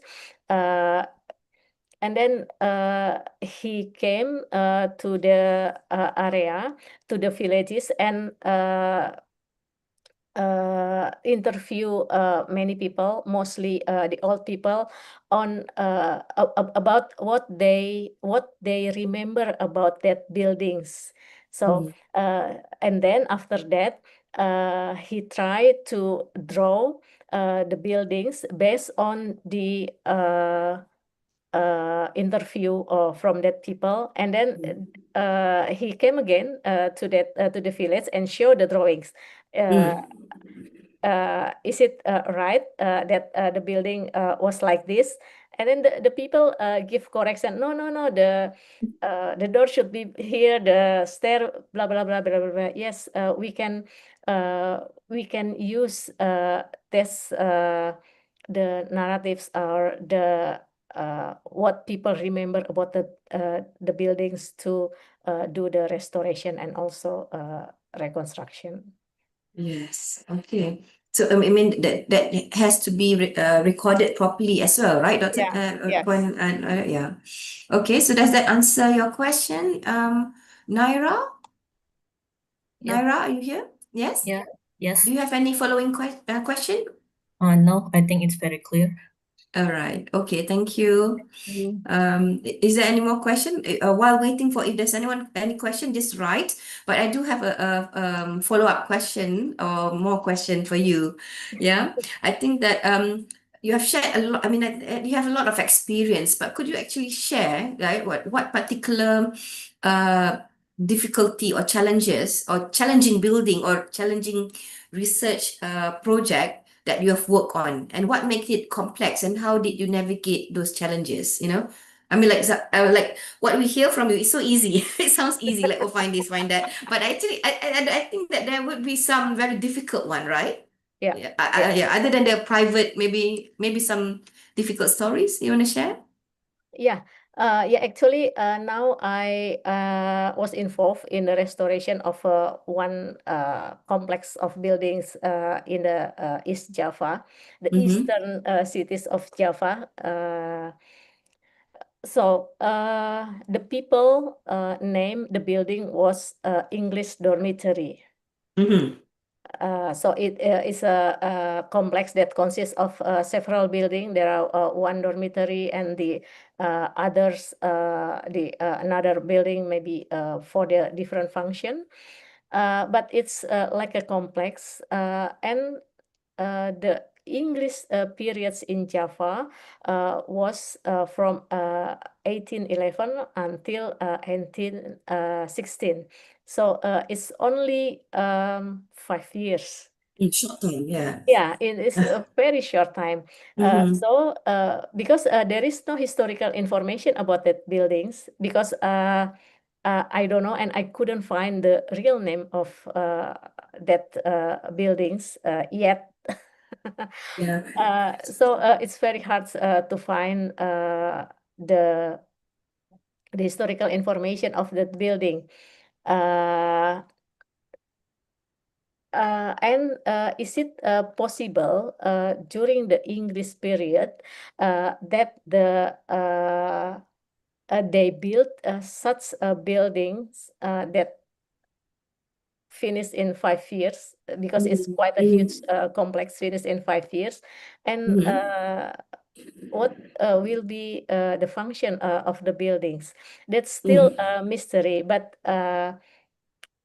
we know from the layout of the buildings, from the layout of the ground plan of its building, we know that okay, there is several rooms that maybe it was used as a dormitory, and there is another building, maybe it was used as an office, etc. But even in the old newspaper that was published, and the old article about that city, it's never mentioned about that buildings. So and from the analysis of the building materials, we know that the buildings was built in the mid of 19th century. And then until now, is it very difficult to find the historical information? But to do the restoration, I just saw the physical evidence in that buildings, like identify the original material, the original wood, the original bricks, etc., tiles, etc. And then Yeah. So meaning that the timing, or I mean, there are some data that you did not find, but you continue anyway to preserve this, preserve the building, but with the data that you have, right? With the data I have, mostly from the physical information in that buildings before the renovation, and because we are quite lucky, because there are some old doors are left, in a quite good condition. Some old windows are still there, the old tiles, etc. So that's what I did for that buildings. Yeah. So is it still like an ongoing Yes. thing for you to figure out? Yeah. Yeah. And Okay. also like when we should decide what materials should we use for the ceilings, and then we try to look to visit some other buildings from the 19th century in that city, to see if there are still have the original ceilings or not, etc. And then we try to find it the information from the other buildings as well. One question. Do you think, from your experience, what was the most interesting or even unexpected or strange information you come across through this heritage documentation? Do you have any? Do you think you have one or two? Yes, like when I did the research on this building, the Ministry of Finance buildings, I was overwhelmed with the findings, with our findings, because there is a lot of historical information about the building, but there is no one old images that show the interior of the buildings could be found. So Okay. the old photo is always from outside, Outside. never from inside the buildings. Uh, It got lost or something? Maybe? No. Well, we don't know yet, because maybe that was finally used as a governmental institution offices. So maybe there's Restriction in taking photos inside. there's a Yeah. restriction, and also they don't think that the interior of the offices is worthwhile to be photographed. Recorded. Yeah. Uh-huh. Uh, Okay. and also when we did the restoration of that building, and we open up all the partition, etc., from the wall, and also the drop ceiling we open, and then we found some interesting structure and material that used in that buildings also. Yeah. Okay, interesting. So if you, I'm almost to the end now, I think. If you could leave just one lasting piece of advice to the students, to this future researcher, in this field, what would it be? Yeah. We cannot doing research in a short time. So research need time. So please allocate your time and patience to find the historical information you need for your research. Because if you only allocate, I only have 3 days for research, so that's nonsense. You cannot do a research only in 3 days. And then it's also like there's some projects that's like it's an ongoing mystery, isn't it? An ongoing project. Yes. And Okay. sometimes you cannot find the historical information during the research process. But when after you do the restoration, or during the process of the restoration, suddenly you find historical information, like sometimes you find the right people to be interviewed, or you find the sources of the archive. It's never ending, is it? Like then you Yes. find something new. Exciting, isn't it? Yeah. Like I did finish that research of that Ministry of Finance building in 2004, and the restoration of this building was complete in 2022. But then if I find the new information about that building, I'm still very interested Uh-huh. to know. To know, yeah, Yeah, yeah. I mean, I tell my student two things, right? yeah, One is you have to love this. You have to like doing this, yes, looking for answers, and on top of actually appreciating heritage building, you have to yeah, love the process. yeah, And secondly, you have to be like a detective. It's an ongoing thing, you have to yeah, think about it. Yeah, all right. yeah. I think that I know Dr. Isnin Fitri is here. Do you want to ask any question? Any lecturers want to ask any question directly? Or say anything or add on? Oh, I think it's okay. I have no question, but later I will explain about the case study. Okay. All right. Okay. So let me end this. Okay. So heritage research is not just about building, it's about people, memories, and meaning. As Ms. Nadia reminded us, every archive, every map, and every oral story is a thread in the fabric of our shared history.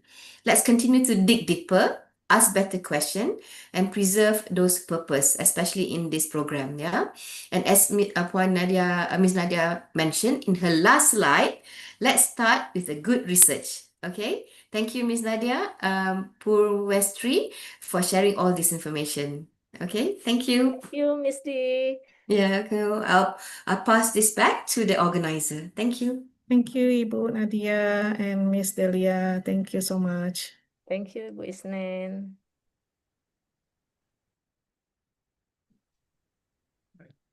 Thank you, Ms. Nadia and Ms. Delia binti Mohsin for insightful presentation. As part of the International Summer Course Architecture 2025, we would like to express our gratitude by presenting certificate and plaques to our speakers, Ms. Nadia Provestri, and our moderator, Ms. Delia binti Mohsin.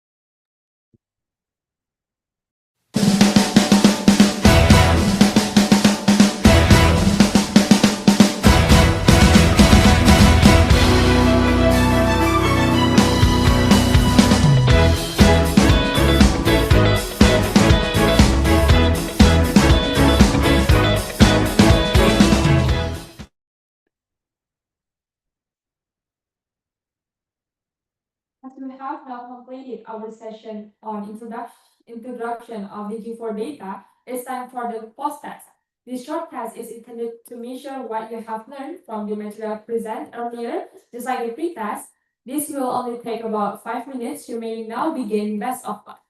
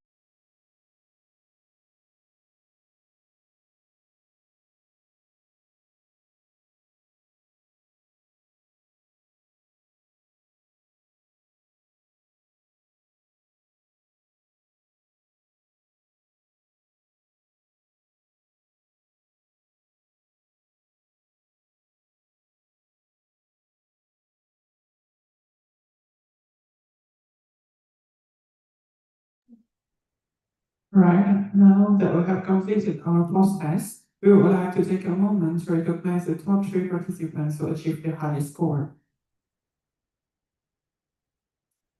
So here's are the top 3 scores of our post-test on introduction of digging for data.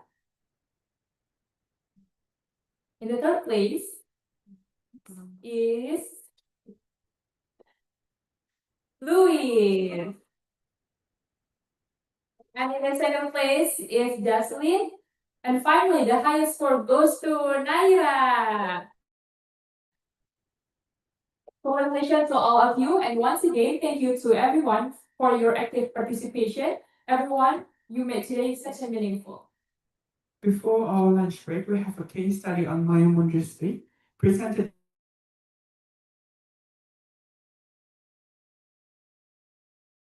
by Dr. Islam Fitri.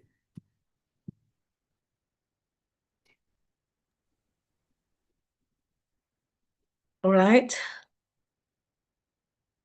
Thank you very much for our MC. Sorry.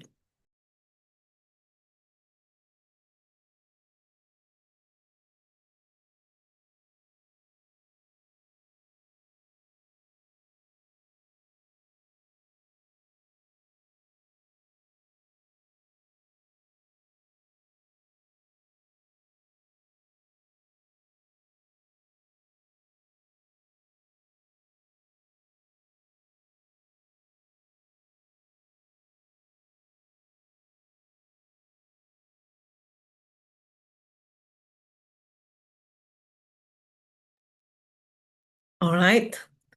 I got cough. Okay. So thank you very much, Miss Nadia, for explaining in detail how to research a building, area, and city by exploring data from online source. And now it's time for practice session. Thank you also to Miss Delia for moderating the previous lecture and discussion. And I wanted to to make clarification regarding to the case study that will be explored in depth as part of the practice. Previously, we explained that the case study will be in the Delhi Sultanate area. So based on the discussion among the ISCA 2025 mentors a few days ago, finally we decide to return to the Kesawan area. Sorry for that. And the case study or the buildings that we research for this workshop within the area of the Kesawan Historic District. Okay. And case study for this year workshop, we will have 3 buildings according to the explanation, my explanation and the technical meeting before. So the group of the participants will be divided into 3 groups. So each group will have 1 case study. And it is a very, very short time practice, about 2 hours, And I think each group will share and will work together to search many information of the buildings based on the digging methods, digging for data methods. Okay, then okay, maybe the committee can share the slide.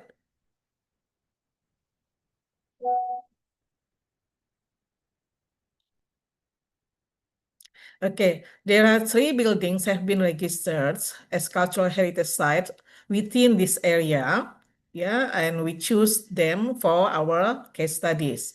Okay, those buildings have registered as cultural heritage of Medan through the mayor decree in 2021. And later we visit them, when we have a field survey, okay, starting from July 15 to 17. Okay. This is the picture of the building in the past time. So the building is one is Warren Heights. Warren Heights is the first department store in Medan City, in Medan Modern City. And the second one is X Town Hall. Yeah. Right now it's become part of the City Hall Grand Hotel. And the third is Post Block. In the past time, of course, is post office, but right now convert and use for the, public building. So many tenants sell and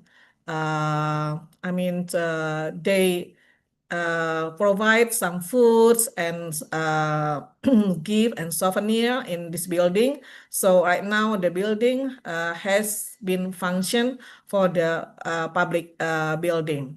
Not for the central office of Medan anymore.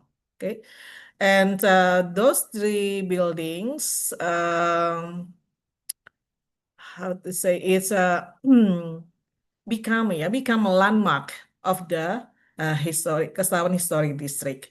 Actually, there are some more influence building within this area, but we choose only these three buildings for our practice today.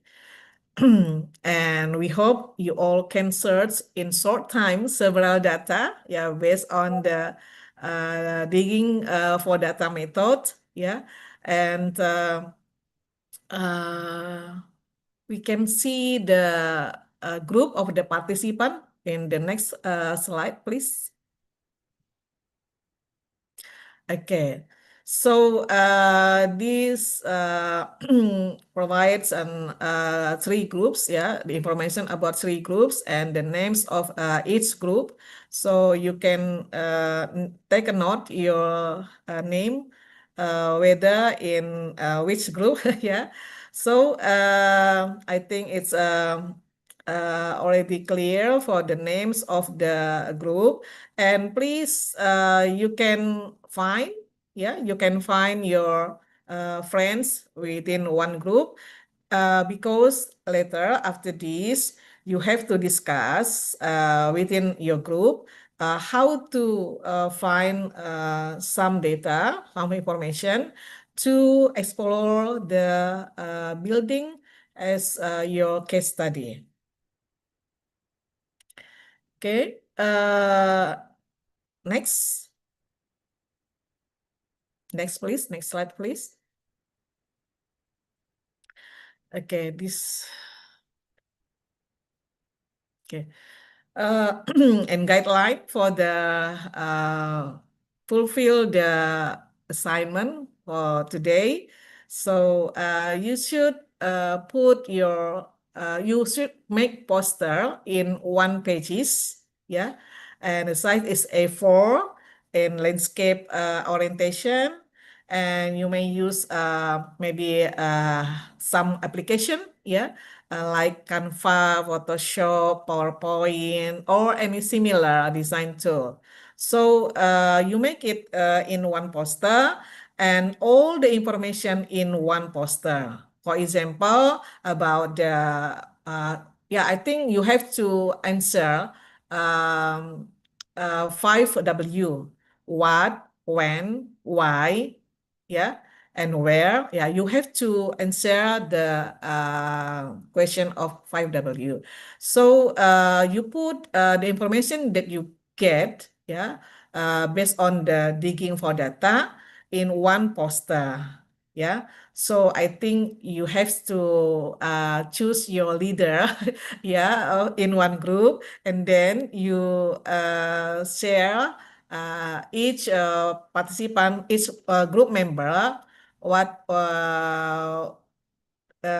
she or he has to do, to answer the question. For example, to answer the question what, and then another to answer the question who, and then the other to answer the question where, something like that. Okay, So the content criteria address the following that I already mentioned, 5W, and include a comparison between an old photos and a current one. So maybe next slide, please.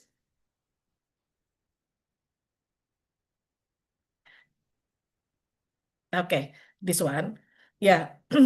So you can put the old photo and the current one. So you get from the search engine from Google, something like that. And then this is just for the image, visual image for the participant, for the other participant to get know about the building. So this is like sample. I think it's just a sample for the workshop. I mean that sample of the poster, for the workshop. Then inside the poster can provide some information to answer the 5W. For example, about what is the function of the building, what is the name of the buildings, and then when the building have been established, and who involved in the establishing the building, who is the name of architect, something like that, and who is the name of construction developer, and why the building was built. Also, you can find from the some newspaper and some old information. So you can use some websites, to get information. For example, if you know the old newspaper in the past time, you go to the delpa.nl. So you will get many newspaper, and then you can type the keyword. First time that you have to determine the keywords that you want, the name of the building that you want to search. And absolutely, you have to know about the name of the building in the past time, especially for the spelling and in Dutch, because Medan, the historical building in Medan was built by the Dutch government. So make sure the name of a building, as Ibu Nadia mentioned before, the previous name, in Dutch spelling or Dutch language. So if you try to find the name of building in that's present name, so I think it's difficult for you to find the information. So make sure the name of the building and the spelling, so you can find the information about the building by the online source that already mentioned by the Ibu Nadia before. Okay, and you can make it and submit to the committee, until 2:30. Maybe in the previous slide, please display. Okay, so group will be determined using the spin and the here, okay, and the team will provide breakout room, and we provide Zoom, for discussion among the group members. So make sure your name within that's the name of the group 1, 2, 3. Make sure. And you you submit, you submit the poster by 2:30 p.m. So right now, what time is it? 12:09.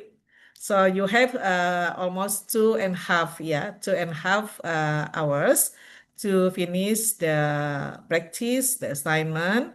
And please consider your group member and then discuss. Yeah, you can make strategy how to divide group member, yeah, to finish each of the 5W question. Okay, and the presentation will be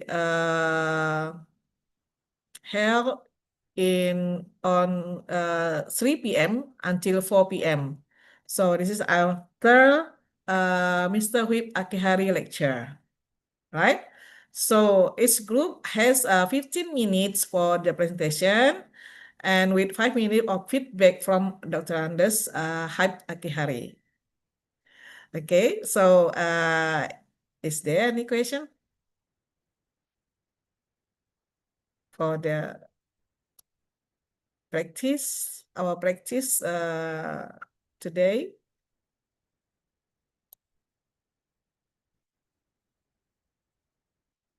Oh, okay. So the participants, I think, have to explain about the various of participants join with this workshop. So first, participants is one group for the students, yeah, and the second is a group for the professional architect. So we have a collaboration with the IAI, Ikatan Arsitek Indonesia. So some of the IAI member already joined with this workshop. So depend of the participant from the professional. If you want to join with this practice, so you can, that you can ask the committee, yeah, which group that you want to join, and then we can revise the name of the group. Okay, so today, yeah, we start for the practice, and later you will make it in the poster. Okay, thank you very much.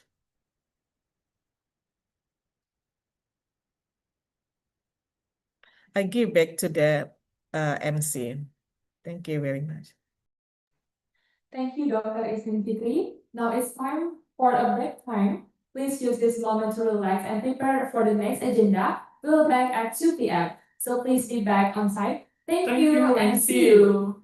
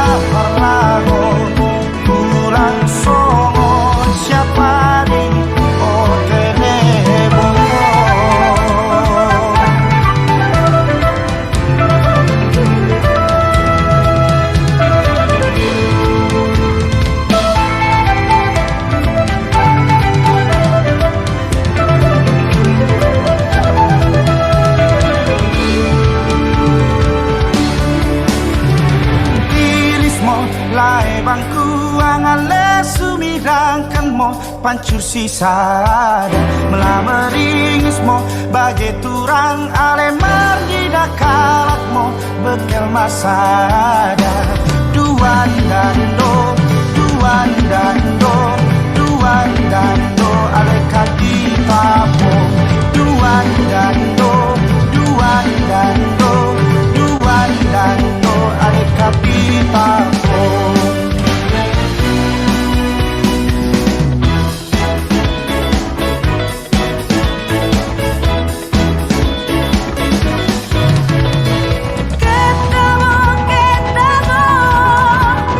Kita borong atu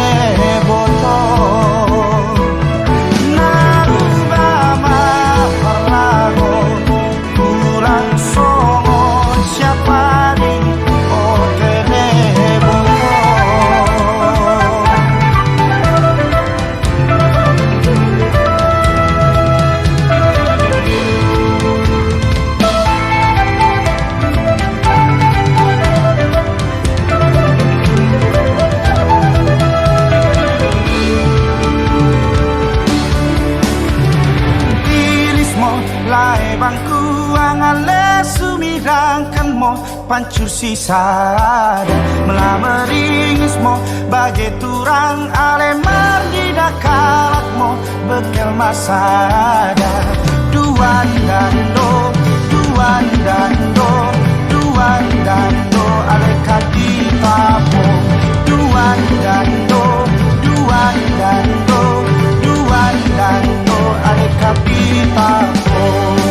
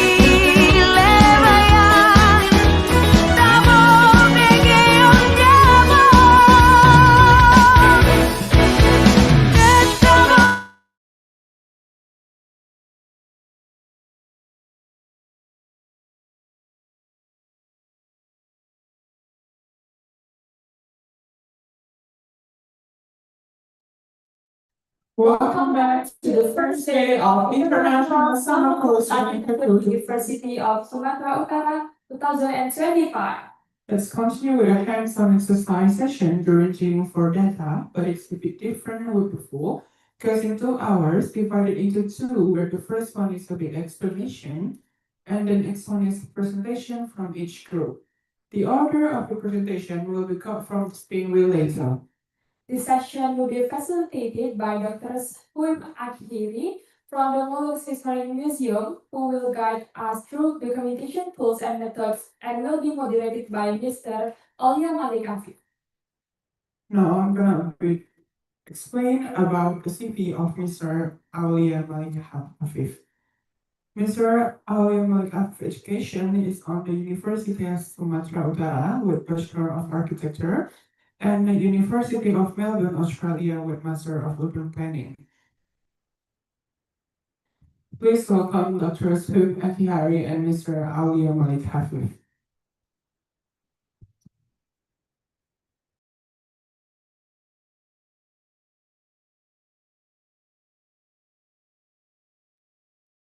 Good morning.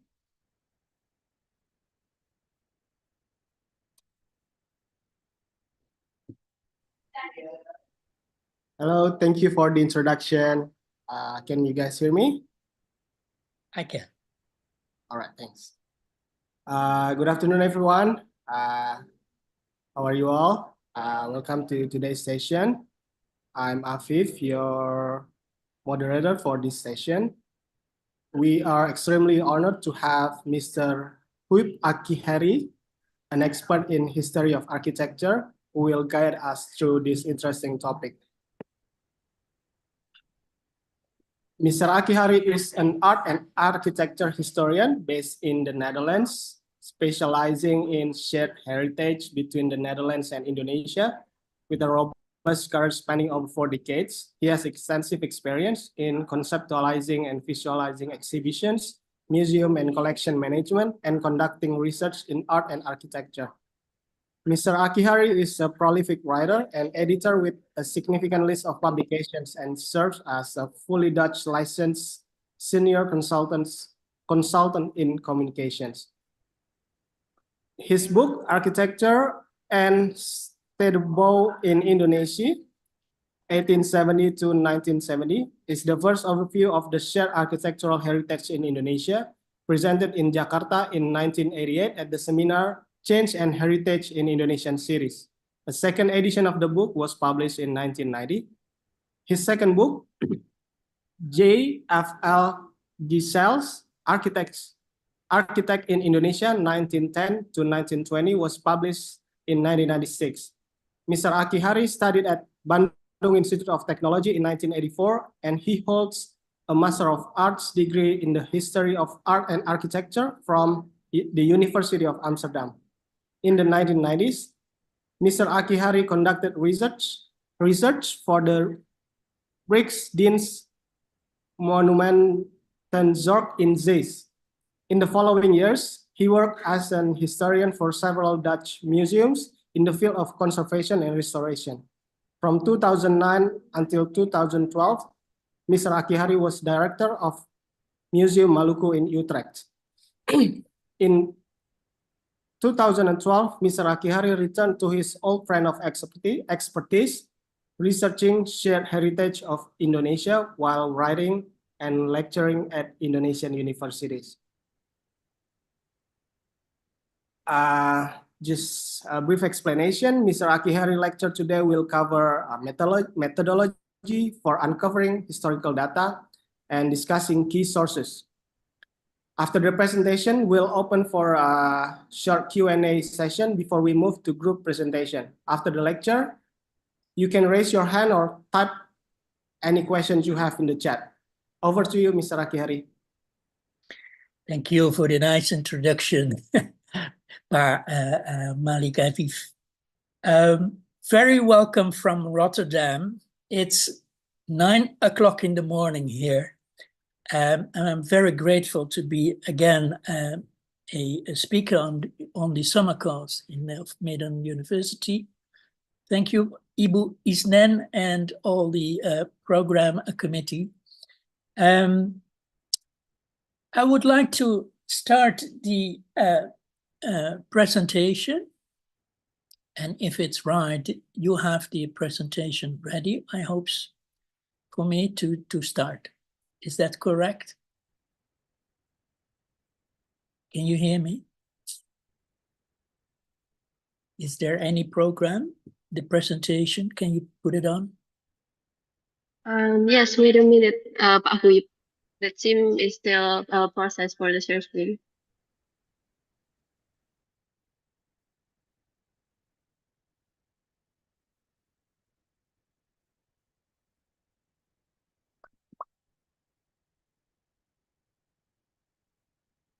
Well, in the meantime, I will start waiting for the presentation to see on the screen. It's about digging for data. It's a kind of tool how to find data about buildings, about cities in Indonesia. It was written with a few people from the Netherlands by order of the Dutch National Trust at that time, 2014, trying to find ways to make it more simple for students and architects in Indonesia dealing with their shared heritage. So the shared heritage with the Dutch colonial architecture, which was present in Indonesia.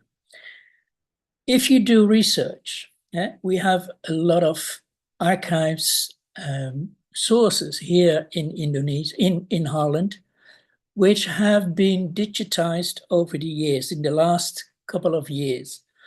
And it's very handy to tell you how you can access those sources present in the Netherlands through the computer, on your laptop, on your telephone, whatever, sitting relaxed at your kitchen table or wherever you are, you can check the data available in the archives or libraries in Holland. So this presentation will tell you about how to do it. This morning, local time in Medan, Ibu Nadia already talked about the methodology of this tool. I will repeat it in short, but also focus on the 3 study cases that have been put on schedule now for today. So this is the start, digging for data. I will try to tell you something about finding data, which is a repetition of, in short, of 6 steps to be done for finding data. I will tell you something about the 3 cases and about Medan. Okay, let's start. I hope everyone can follow me. If I'm going too fast, just tell me. Okay, next slide, please. You will see here a URL on the top of the slide. If you open this, you will find a folder online. So next slide.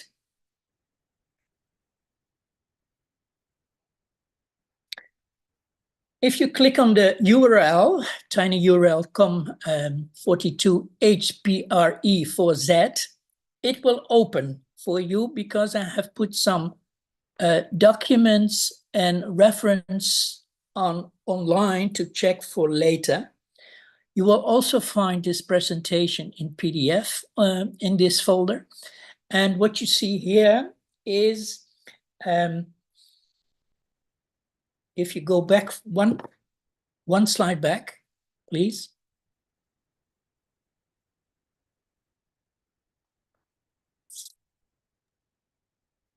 The presentation is show nothing in this previous slide, Pak Huip.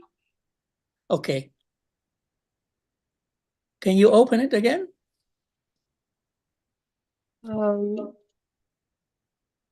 This one? Yeah, that's okay. And then the next one, sorry, yeah. The next one is this. Oh, isn't it? Yeah. Oh, it's not available. Well, that's a pity. Oh. All right, the next one. You will find it, it's showing, yeah, okay.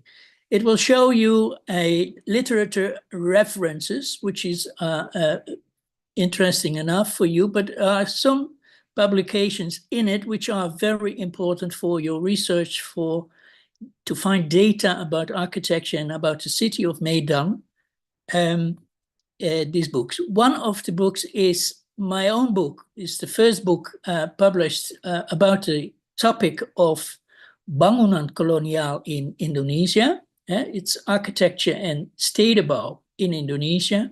It's written in 1988 already, published in 1990 in a new edition. But the next book, which is quite important for you, is the one Medan built van een city, van een stad. You can download this one because it's a PDF also with a lot of pictures, a lot of history of the city of Medan, and also mentioning the buildings of the 3 case studies for today. All right, next slide. I hope it will work. So sorry, but this page also show nothing. Oh, no. Pak Huip. Oh, that's terrible. All right, the next slide is telling us about the 2 parts of the presentation. One is digging for data 6 steps, and the case studies of Medan's Warenhuis, the former post office or kantoor pos, in Dutch the word postkantoor, and the third one is the town hall of Medan, the former town hall, or in Dutch Raadhuis Medan. Okay, next slide, and I hope it's working, otherwise we have a big problem. Yes, okay. Digging for data. Already, Ibu Nadia told this morning about the 6 steps to do for digging data, for finding data about buildings. We have, programmed 6 steps to come to results for finding data. One step, the first step, is defining your research question, which is very important because if you say, I want to know something about Bandung, for instance, or something about Medan, the question is too wide. If you go to an archive in Holland and say, give me everything about Medan, the archive will say, well, what is the question? Because it's too wide. You have also, and that is step 2, identifying collections and sources. The third one is what collections and sources to use and why. The fourth step is how to use the sources. The fifth step is interpreting the sources. And finally, you have to document the findings, the data, by filing and referencing the sources and data. Okay, next slide. Here you can see, what do you want to know? You have to be aware of that. You have to define boundaries in time and space. Limit your question, because if it's too wide, you won't find anything. And also you have to realize, why do you want to know this? What's the purpose of the question? Okay, next slide. This is step 1. And I borrowed this slide from Ibu Nadia, and she showed it this morning. And here again, the defining your research questions. Using the 5 W's, the 5 W's: what, where, when, who, and why. Next slide, please. Define your research question, finding basic data of the building. You have to use to collect the 5 W's, and you have to write them down. Because on the basis of those 5 formulas, 5 W's, you can formulate a clear and concrete question. Okay, next slide. And if we look closer, if we say what, the first, what is the object of building? What is the present name or function? What was the original name of the building? Are there any names or signs on the object or building? You have to read the building, finding data on the building itself. Next slide. Where? What's the location? What is the present location? But also very important, do you know the old address, the old Dutch address of the building? If you're doing research in Medan, you need to know also the old Dutch addresses that were at that time valid and were used. I told you the reference book, this one, Medan. Beeld van een Stad, it's a complete Dutch publication, but it has lots of references. And on page 100, you find a list of the old street names of Medan. So you can download the publication and check the old street names on page 100, which is also very useful for you if you combine the building and the street name as a search term into the online sources. Later on, I will show you that. Next slide. Also very important, when. What dates are connected to the object or building? Is there any sign on the building itself telling what year it is? Sometimes they do have. Other manner or other way of finding the data, finding when it was built, is try to date the architecture, date the building by its architectural style. So you need to know something about historical building styles. Okay, next slide, please. For instance, this is a sign, and maybe some people here from Medan, know exactly what and where, what building this is. It says G. Bos, architect, anno 1920. Anno means year in Latin. So it says this building was designed by the architect G. Bos in the year 1920. Okay, next. Who is related to the object of building? Architects, contractors, aannemers in Dutch, commissioners, first stone, plaques. Next one. On the same building as the G. Bos architect plaque, there is this sign in Dutch, and it says op den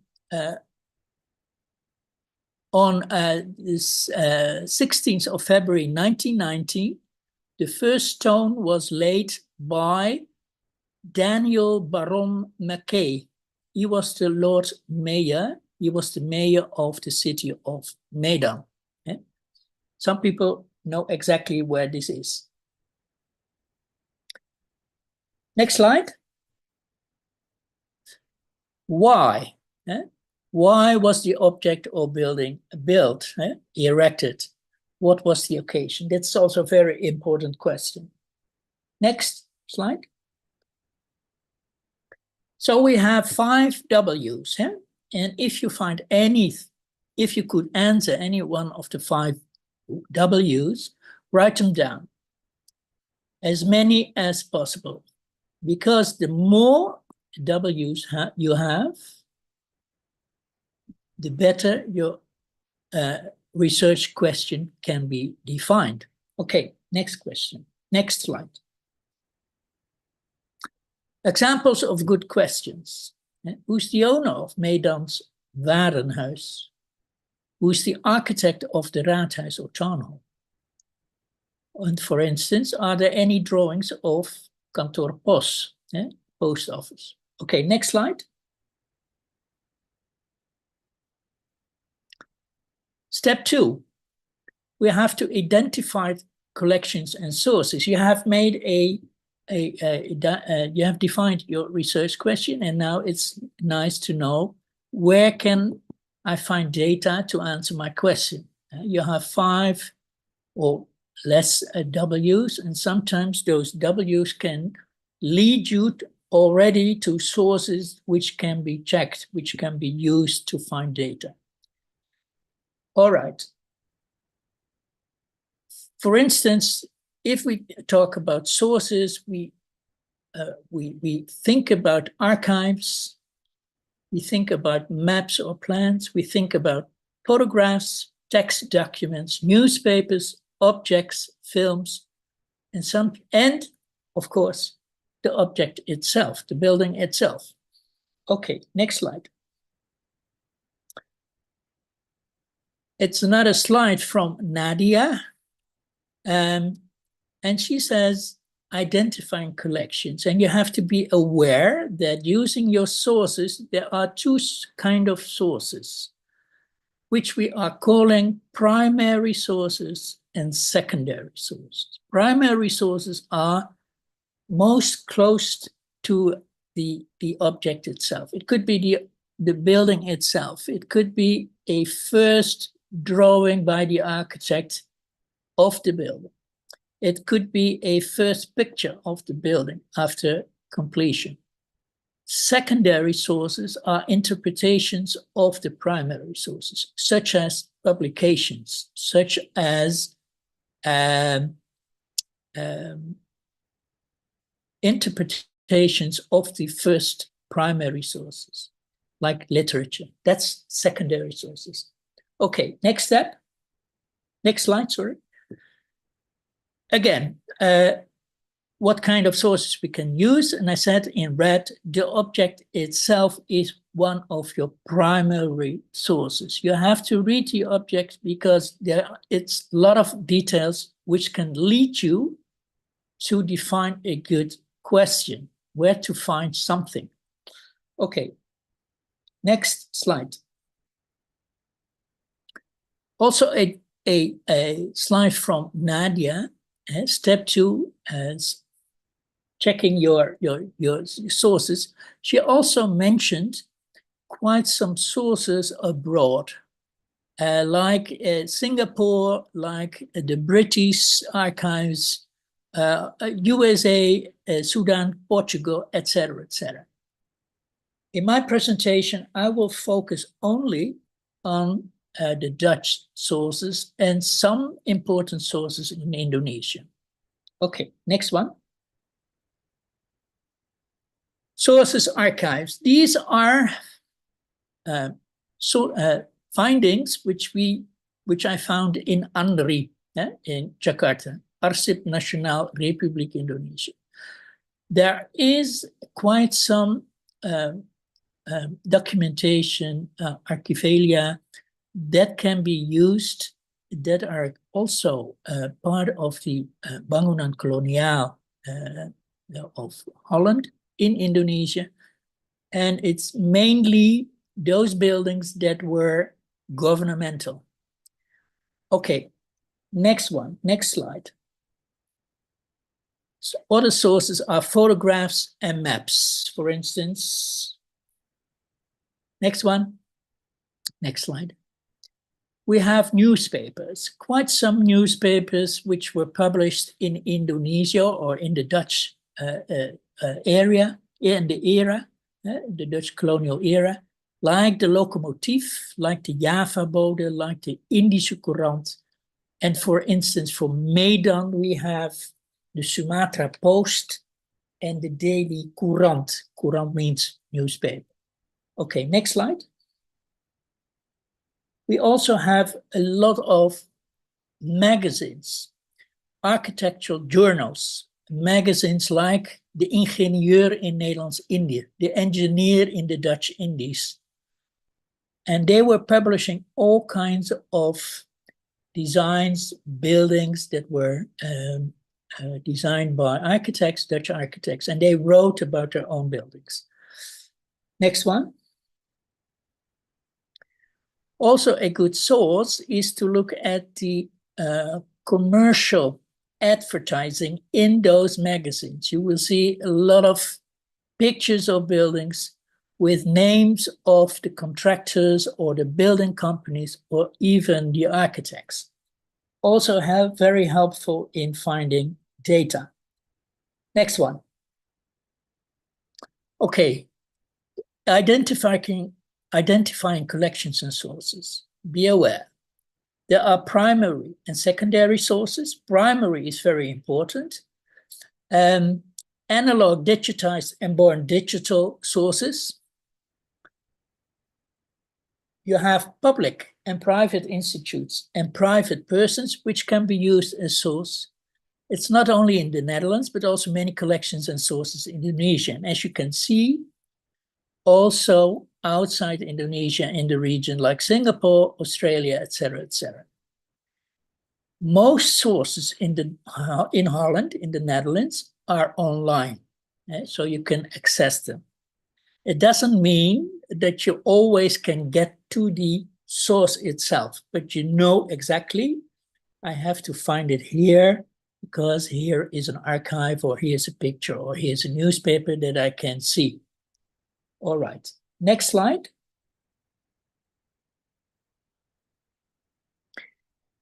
My advice, if you are looking at primary and secondary sources, start with secondary sources. Start with the literature about some topic. For instance, for Medan, this book. And I would suggest, please download it from the folder. It's in Dutch, but if you take a picture with all the help of modern technology, you can translate the text quite easily. There's a lot of information in this book which will help you to find data, one of the 4 W's, to start your investigation, to start your research in archives, etc., etc. So, next slide, please. Also, the third step for digging for data: what collections and sources to use and why. This is also a slide from the presentation of Nadia. It's important to know, my first advice for you is also, it's important to know a little bit about, especially if you're doing research for Medan, to know the history of Medan itself. Because if you don't know anything about the history, it's hard to track down or to decide what kind of sources you have to use. In general, if you look at the history of Medan, and if I have concerning architecture and town planning, we are talking about a short period only, from 1870 up till 1942, if you're talking about the colonial period. It's a very short period. If you look at the development of the city of Medan, you can say that in 1870, Medan was still a rural area. It opened up by the Daily Company, which was a very big company, an important company.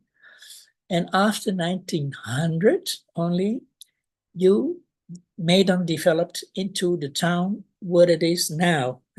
So if you look at the first developments, you also know that a lot of people were living there, but mostly Chinese, who were important because of the work for the Daily Company, but also as tradesmen.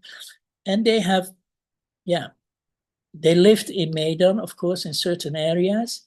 So if they, for instance, Kesawan, and it's important, Kesawan was, of course, in 1899, there was a big fire. So after the big fire, Kesawan was redeveloped by the Chinese contractors. And you can say that, for instance, Kesawan was what the present buildings, you can date them all after 1899. So if you know those historic moments in the city, in the history of the city, you can also date more easily the buildings that are in that area. If you don't know that, it's quite hard to define the structures, to define the architecture. Okay, next slide. So what collections and sources to use and why? It depends on what you're looking for, what your research question is, what kind of sources are presented, and of course, and that's very important, are they accessible? Because if you go to, for instance, Leiden, the University of Leiden, you can go inside the online catalog, but you can't see anything except some pictures, etc., etc. So you also have to be aware of that not everything is accessible. Okay, next slide, please. If we check the Dutch sources online, there are 4 main sources.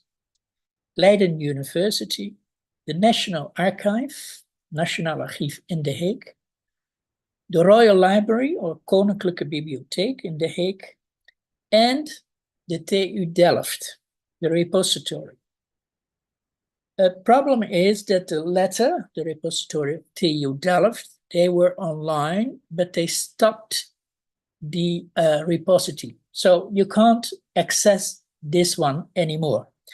So it's a tragedy, but it's, I guess, lack of funds that they ended this source online. Okay, next slide. In the first publication of Digging for Data, which is the tool, you will find on page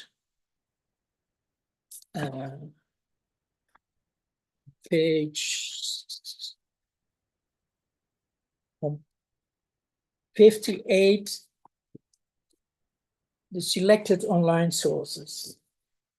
We had to update the list of sources online. In the online folder, you will find a list which was updated in 2024, also a few links are not working anymore. I don't know why, but sometimes they change the online URLs.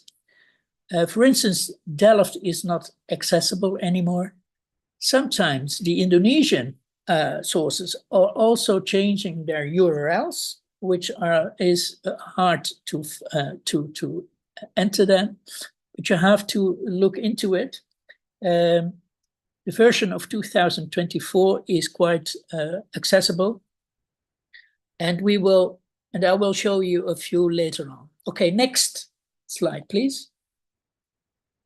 University of Leiden. Let's see a few sources. You have now 3 main sources: Leiden, National Archive, and the Royal Library in The Hague. This is the University of Leiden. It's a very large university, and it has a large collection of objects, documents, photographs, referring to Indonesia. And it's because they have got the large collections of the 2 major institutes in the Netherlands that was focused on the history of Indonesia. It's the KITLV, Koninklijk Instituut voor Taal, Land en Volkenkunde, and the KIT, Koninklijk Instituut voor de Tropen. Their collections were moved to the Library of Leiden, and they are housed now in specific collections. Okay, next slide, please. For instance, if we look at the digital collections, and if you click on the blue link later on, if you look at the presentation, you will find that if we fill in the search term Medan, we have more than 8,000 hits. And those are divided in from the colonial sources by the KIT, colonial journals, Dutch colonial maps. Medan has 79 maps. The maps from the collection of KITLV has 57 maps. Photo albums are 11 albums of Medan. The Southeast Asian and Caribbean Images collection has more than 2,000 images. Now, as you can see, the collection online is large, but not everything is accessible or viewable. Okay, next slide, please. If you, for instance, want to check maps of Medan, maps in general from cities in Indonesia, use the first link, the Library University of Leiden. You have the cartographic collection, and you can see and you can search on the name of the city. Search by location is also possible using the second link. Those links are very handy because if you start trying to find something in the Library of Leiden, you don't know where to start. So please use these links because that will take not that much time. Next slide, please. Let's go to the second large source in the Netherlands, which is the Nationaal Archief in The Hague, the National Archive. The National Archive in The Hague is working together, has a work cooperation agreement with ANRI, the Arsip Nasional Republik Indonesia. So there is a lot of interchange of information about their archives. This is because in ANRI, there are a lot of VOC archives dating from the 17th century onwards up till 1800.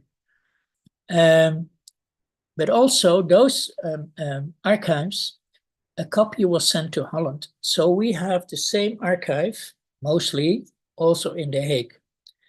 So if we want to know what is available in ANRI, we can check here in Holland.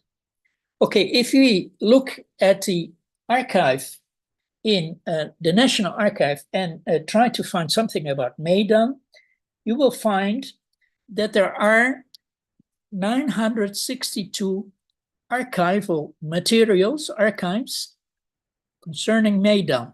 The photo collection is more than 200.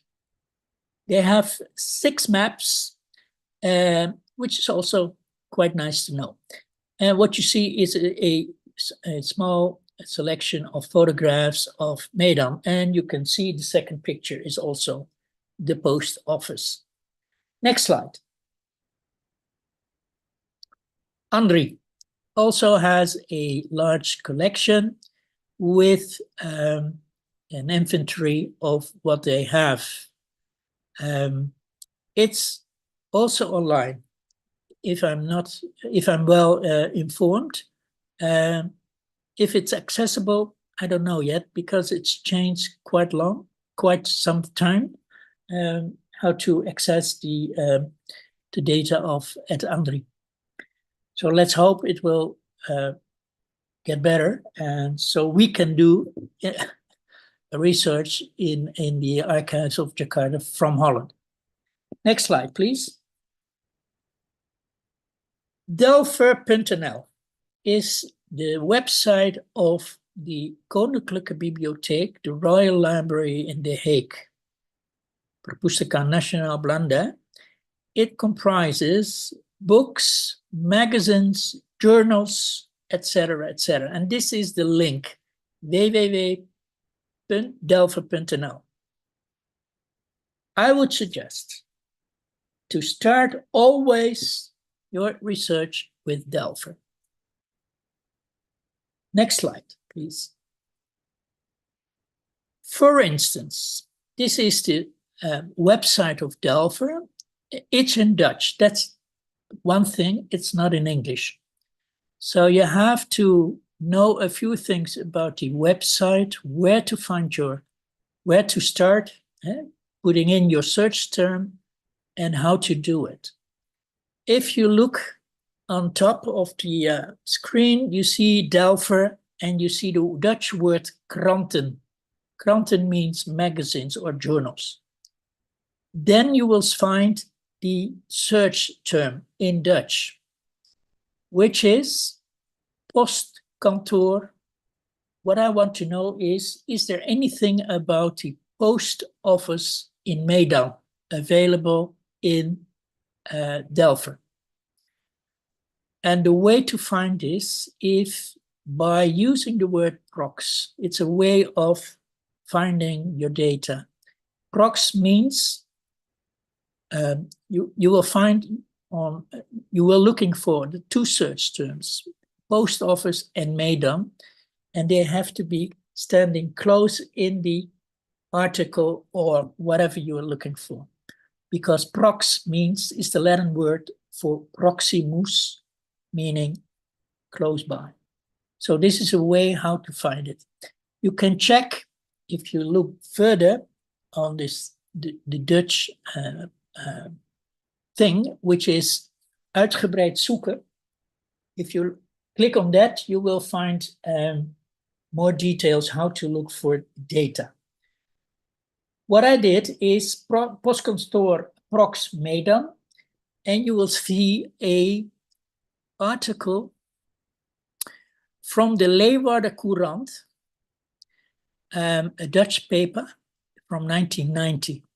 And it is a article about the Dutch influence on Indonesian architecture with a picture of the post office of Medan, which is also, and if you look closely, you will see Postkantoor te Medan in yellow, because that's the finding, that's the hit.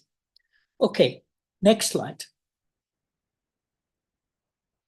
So Delver.nl, search terms.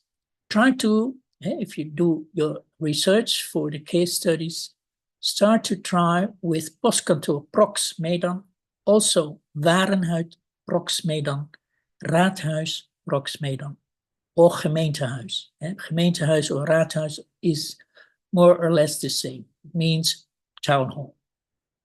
And be aware, of the spelling. And don't make mistakes, because if you make a mistake in the spelling, you won't find anything. So check your spelling letter by letter. If we say Warenhuis Prox Medan, there is an article found in Nieuws van de Dag voor Nederlands-Indië. It was a local paper from the Dutch Indies, and it's in 1911, on the September the 4th, they said something about Warenhuis voor Medan. It's in Dutch, but you can change, you can translate it, of course. Okay, let's go to the fourth. Next slide, please.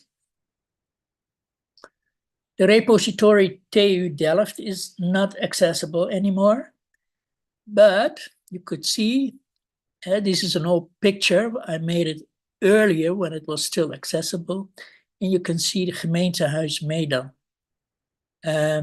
with two names, of with one name, Boon CH.M, architect.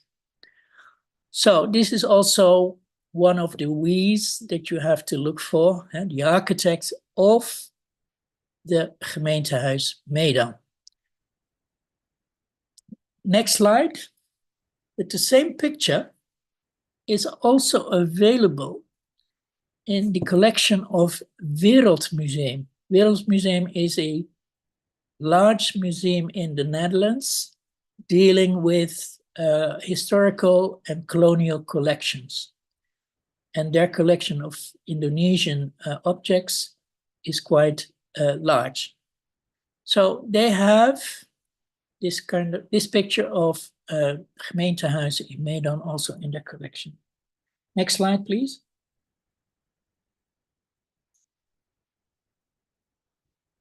I said we have only 4 major collections online, and not everything is accessible, for instance, at Leiden. But last year I found this one, the Staatsbibliothek in Berlin, Germany. They have digitized collections of many Dutch colonial publications. And 2 publications are quite important for you to find data about architects, to check data of architects, but also about buildings that were governmental, that were built by the government.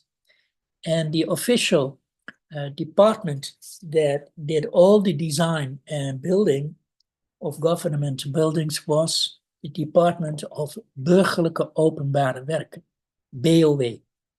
It is Public Works. The link you will see here, Digital Staatsbibliothek Berlin.de. If you click on that, you will enter the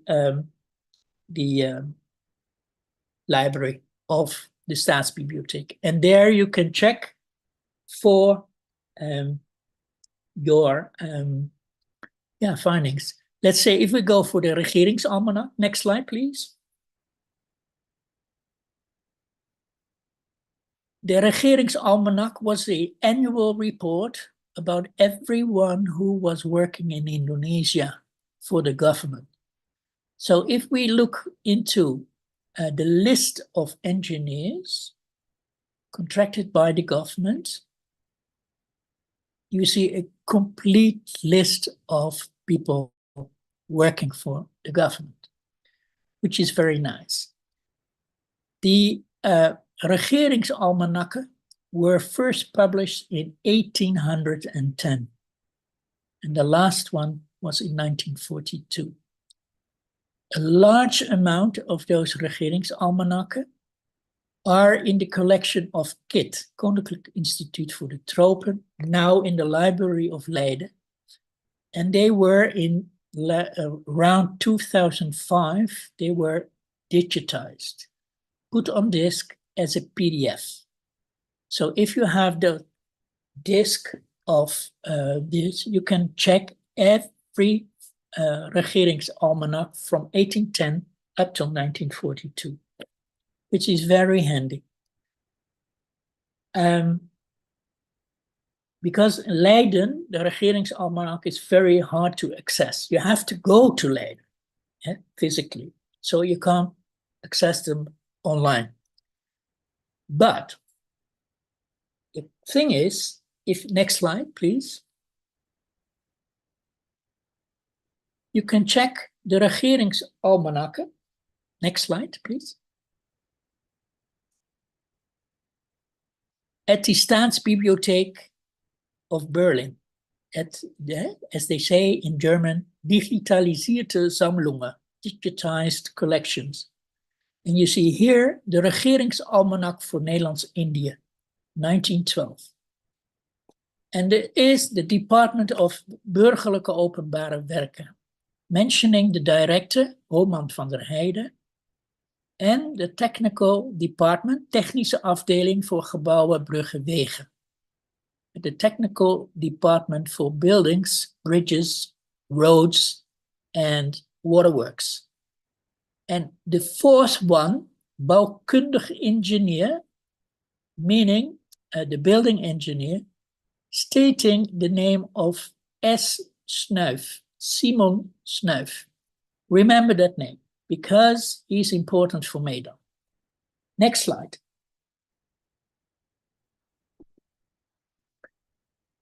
We have 3 case studies. Medan's Warenhuis, the former kantoorpost or post office, the former raadhuis or gemeentehuis.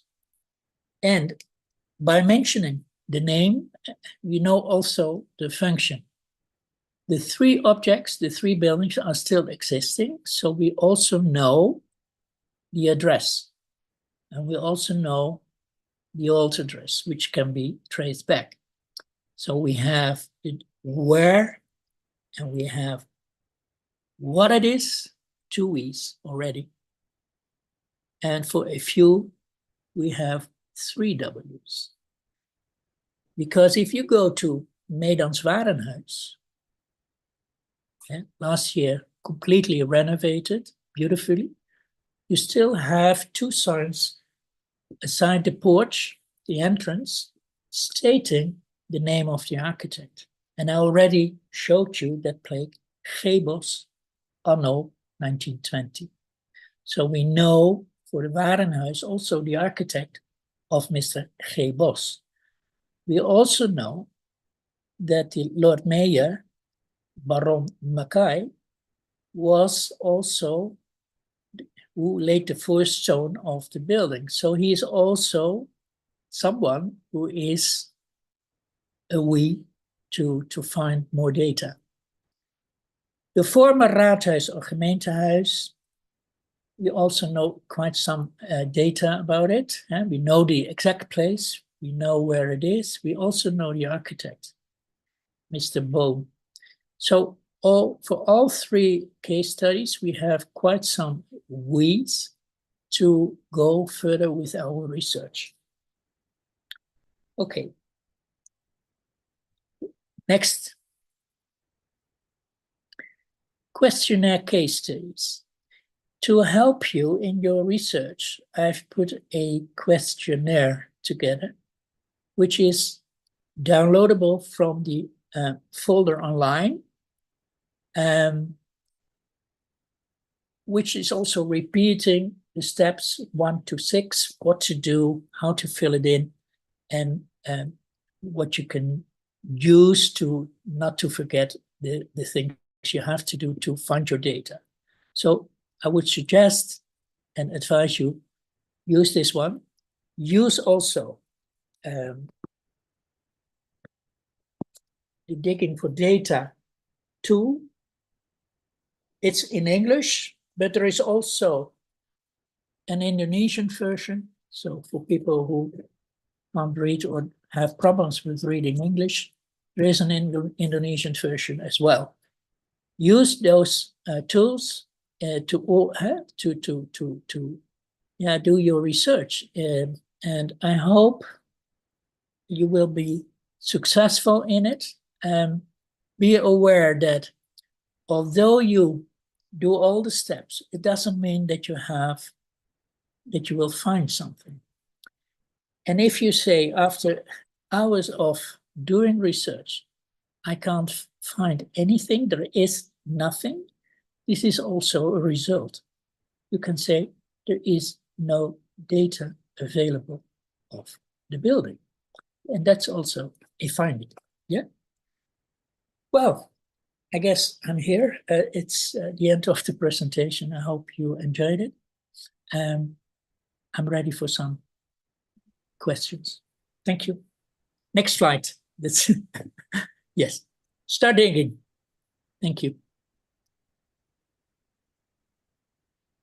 All right, thank you for the very detailed presentations on how to search for the Indonesia's built environment historical data. Apologies for the slide problem earlier regarding the slides. And we've covered a lot of ground today, and I'm sure some of you may have a question to Mr. Akihari. You do have a question, please raise your hand in the Zoom meeting, or you can type your question in the chat box.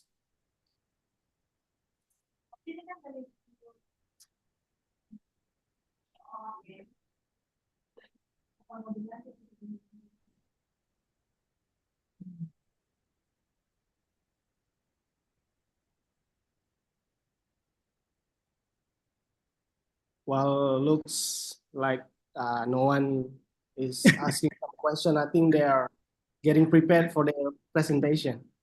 Yeah, that's okay. I'm very curious about the presentation. So if there are the presentations, the answer or the questions will come automatically, I guess. Yeah, so I would suggest to proceed then. Yeah. I just wanted to say thank you again, Mr. Akihari, for a very informative lecture. Now we will move on to the next section.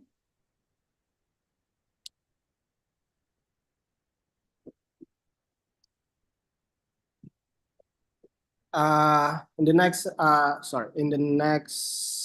on our schedule, we'll move on to the group presentation where 3 different groups will present how they applied the D4D methodology to their case studies. Then I will let the organizers to spin the wheels to decide who present first. Thank you. To spin.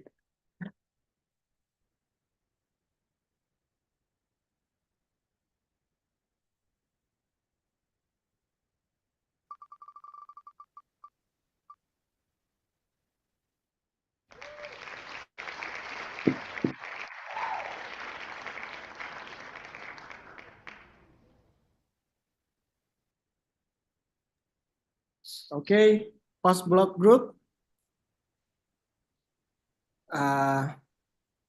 Just a reminder, each group will have 15 minutes to present, and the remaining 5 minutes will be review and feedback from Mr. Akihari. Post block group, are you?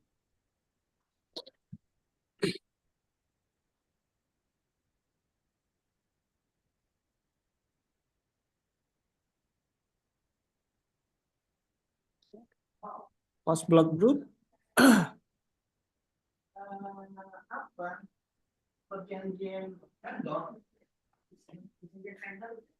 Come on, someone from Postblock, Naila will present the result of your vision for data.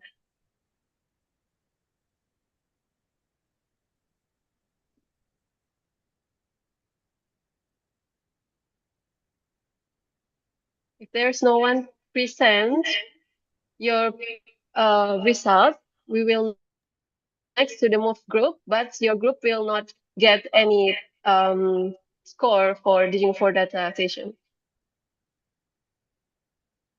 Okay, thank you.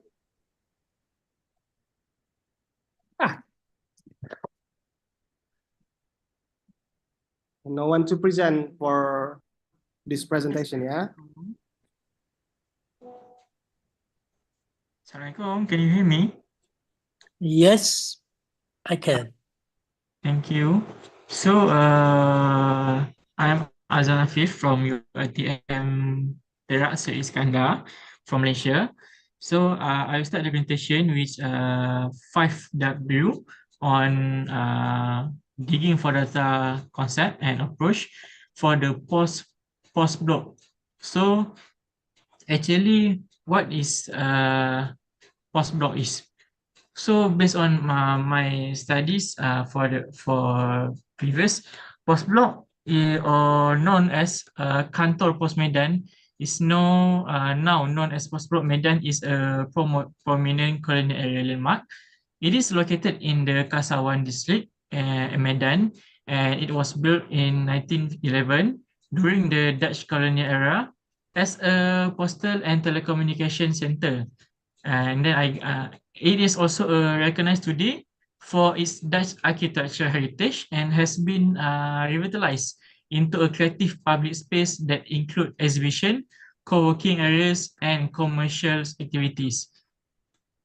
So for when was the post block has been built, the post block is also known as a Kantor Pos Medan is heritage building that was originally established in 1911 during the Dutch colonial, and where is the post block is opposite the Merdeka Walk, and it is located at south side of the Esplanade, which is Lapangan Merdeka, at Jalan Pos number 1 Kesawan, Medan Barat, Kota Medan, Sumatera Utara 20111. And who is the architect for the post block? For the architect is possibly designed by Dutch architecture, which is IRS SNIF, known for colonial post office. The commissioner is a Dutch colonial postal administrations, and current owner or user was managed by the Post Indonesia, and partners which involved in revitalizing heritage site for the creative economics. And function shift. It is a post block originally a government post office, and now it is function under a public-private creative economy activities.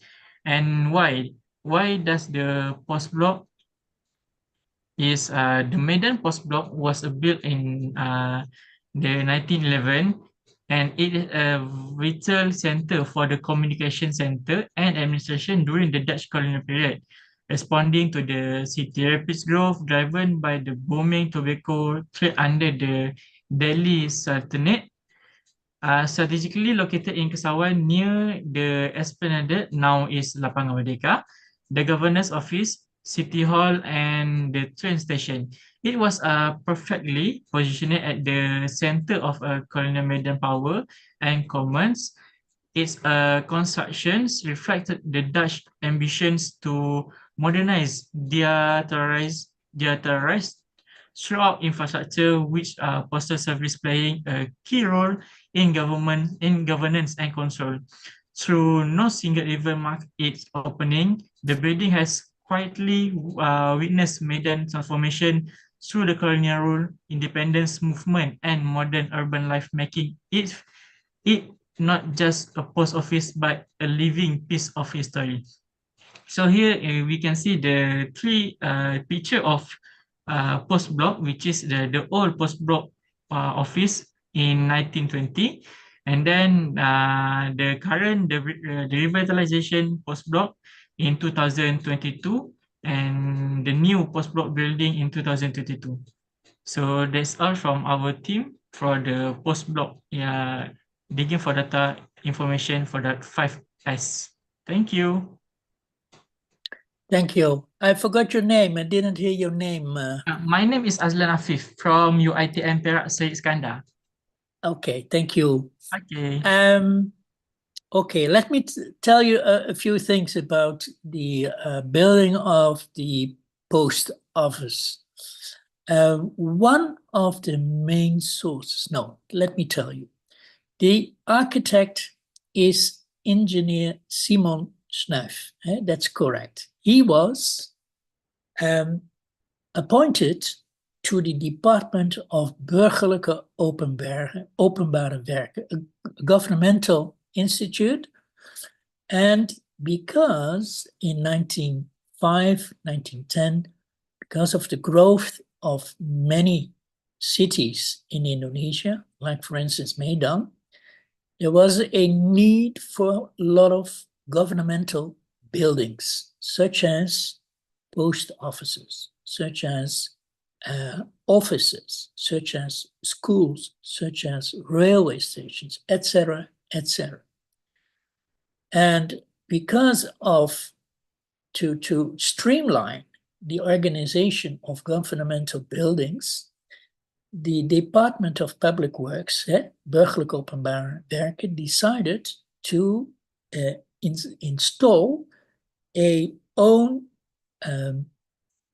studio, architectural studio within the department to design all kinds of buildings.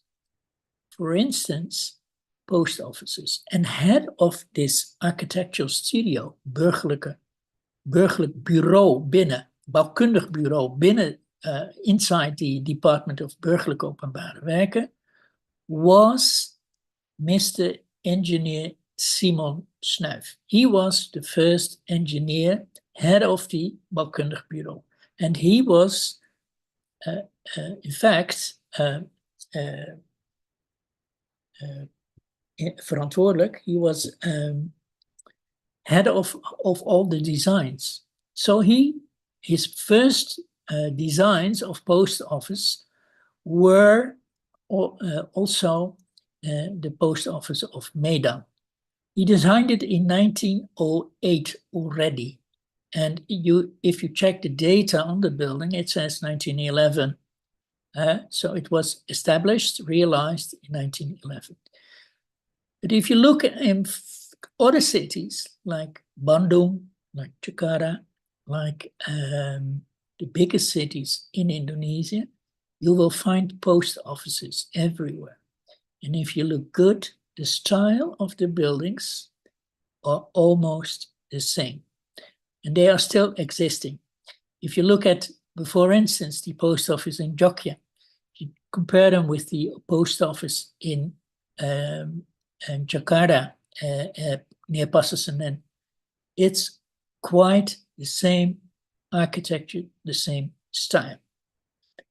If you know this is a governmental building, you also know that we have a source, a tremendous source available to check for plans, building plans, for stories about the building, about the designs. And I already mentioned it's the annual report of the Department of Burgerlijke Openbare Werken, in Dutch, Verslag der Burgerlijke Openbare Werken. And you can check them in Leiden. They are available in Leiden library, but you have to go there. It's not accessible online.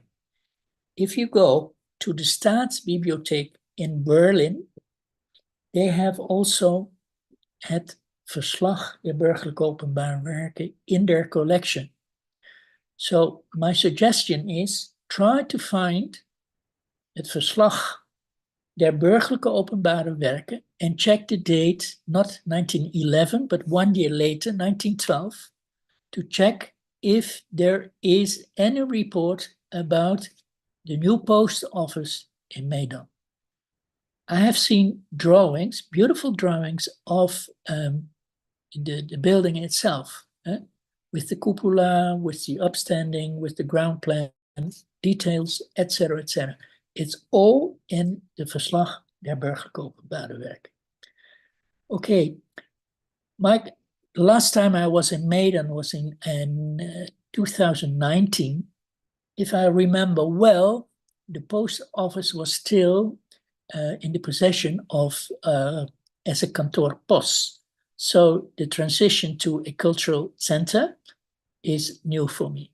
I know that in those years, 2019, it was colored in orange.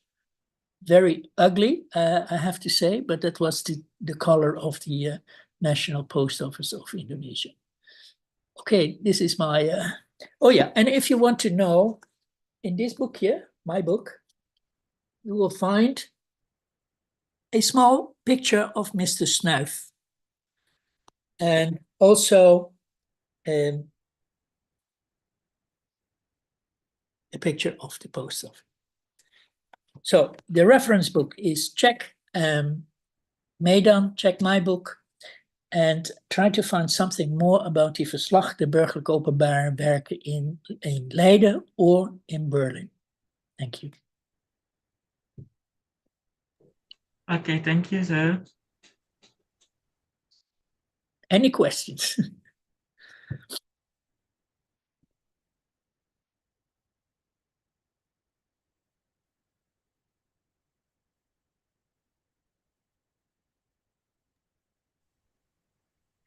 Okay.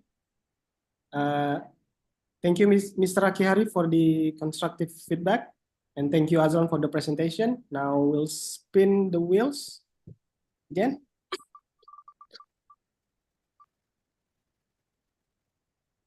Okay, for the Warren Hughes group, you have 15 minutes to present.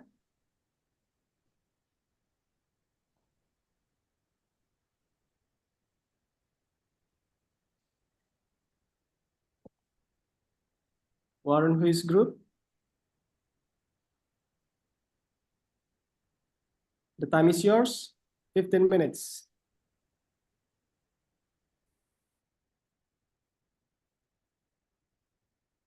Hello, can you hear me? Yes, I can hear you. Okay.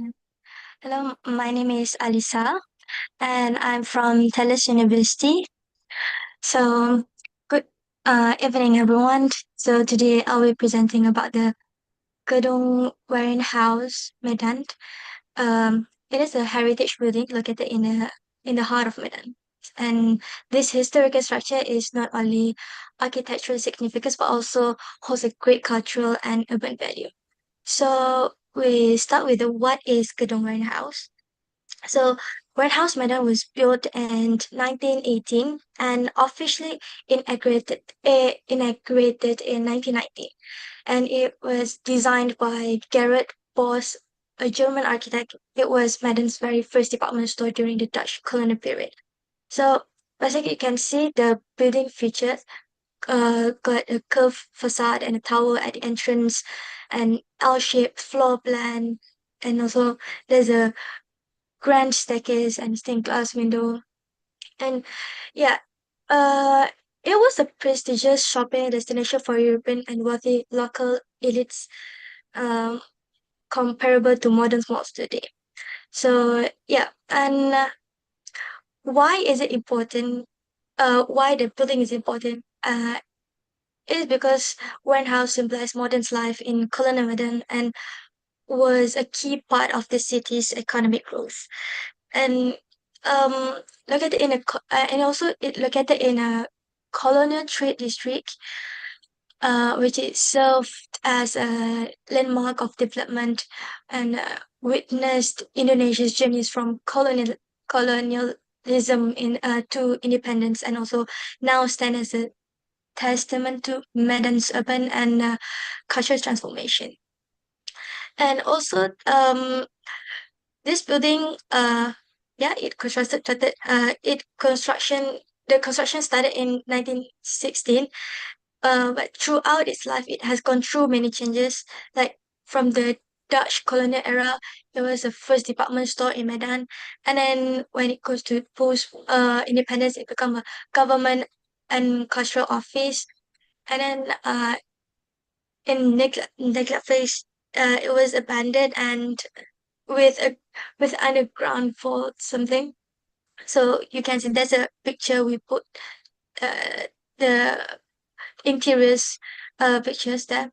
And in 2023, the city launched a new project to turn the building into a creative hub for arts culture. And yeah, so basically, in conclusion, like Gedung Warehouse Medan is more than just a historical building, and it tells the story of Medan colonial past, urban evolution, and cultural resilience.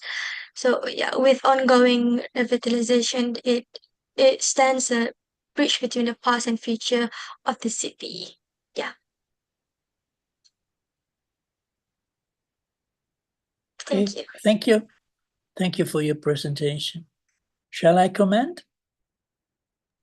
Yes, of course. Yeah. All right. I see a lot of pictures on your presentation and also the new building after the revitalization or restoration. I visited the building for the very first time in 2014, and it was a ruin at that time, complete ruin. So we could enter the building, but we have to climb above wooden piles, about over bricks, etc., etc. It was half underwater, etc., etc. It was leaking everywhere. In short, we didn't know what kind of building it was. After some research, we found out this was Medan's Warenhuis, the first shopping toko, big one, saying it has to be cheap, the material, and you have to pay cash. Because at that time, in 1820, the Dutch always say, we will buy it on the pof, meaning in Dutch, we write it down and I will pay you later. But this time it was new. If you want to have something which is cheap, quality, you have to pay immediately. Okay. I then was visiting the building with Pa Hartono Subadio. He's an architect in Medan, and he said, oh, we have to do something about the building. So I'm very glad that in 8 years' time, the building is revitalized. I've seen pictures of and films on YouTube, how the present state is, how it looks, and I can't imagine how much work has been done to reinstall the former grandeur of the building. Because if you go inside, you see on the ground floor, the shopping hall with the big grand staircase up to the second wing floors. It looks very nice. It looks very nice. And I'm interested to know that Hüttenbach was the firm who was making this shop. And it was quite a remarkable shop at that time in 1920.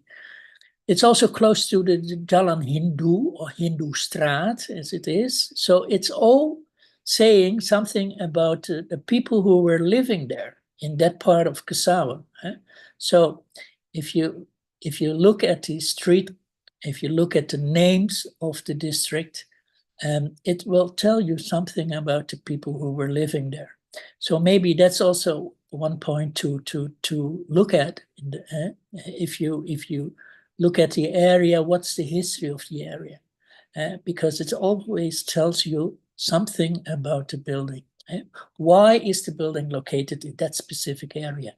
And why is it not located, for instance, at the Esplanada or somewhere else? So try to figure it out.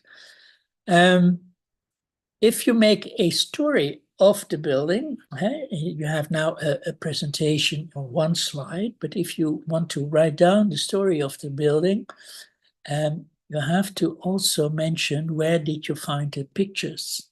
So that's the reference of your sources, which is you have to write it down. Another tip, and maybe you have already seen it in the Digging for Data toolkit on page 48. I did some research already about Medan's Warenhuis in Medan.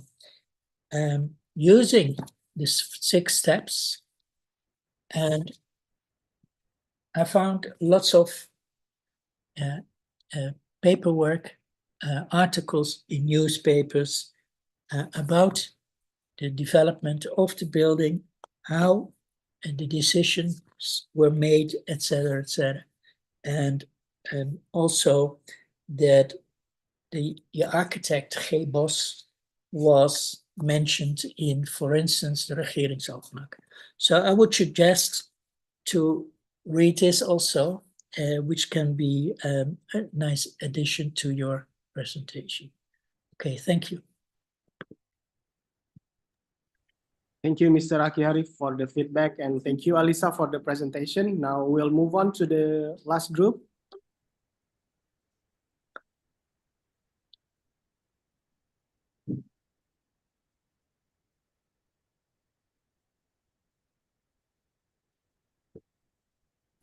Hello, Assalamualaikum. Can you hear me?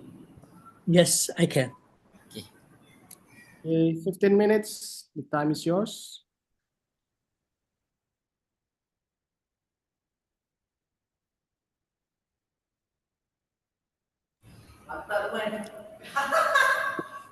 Hello.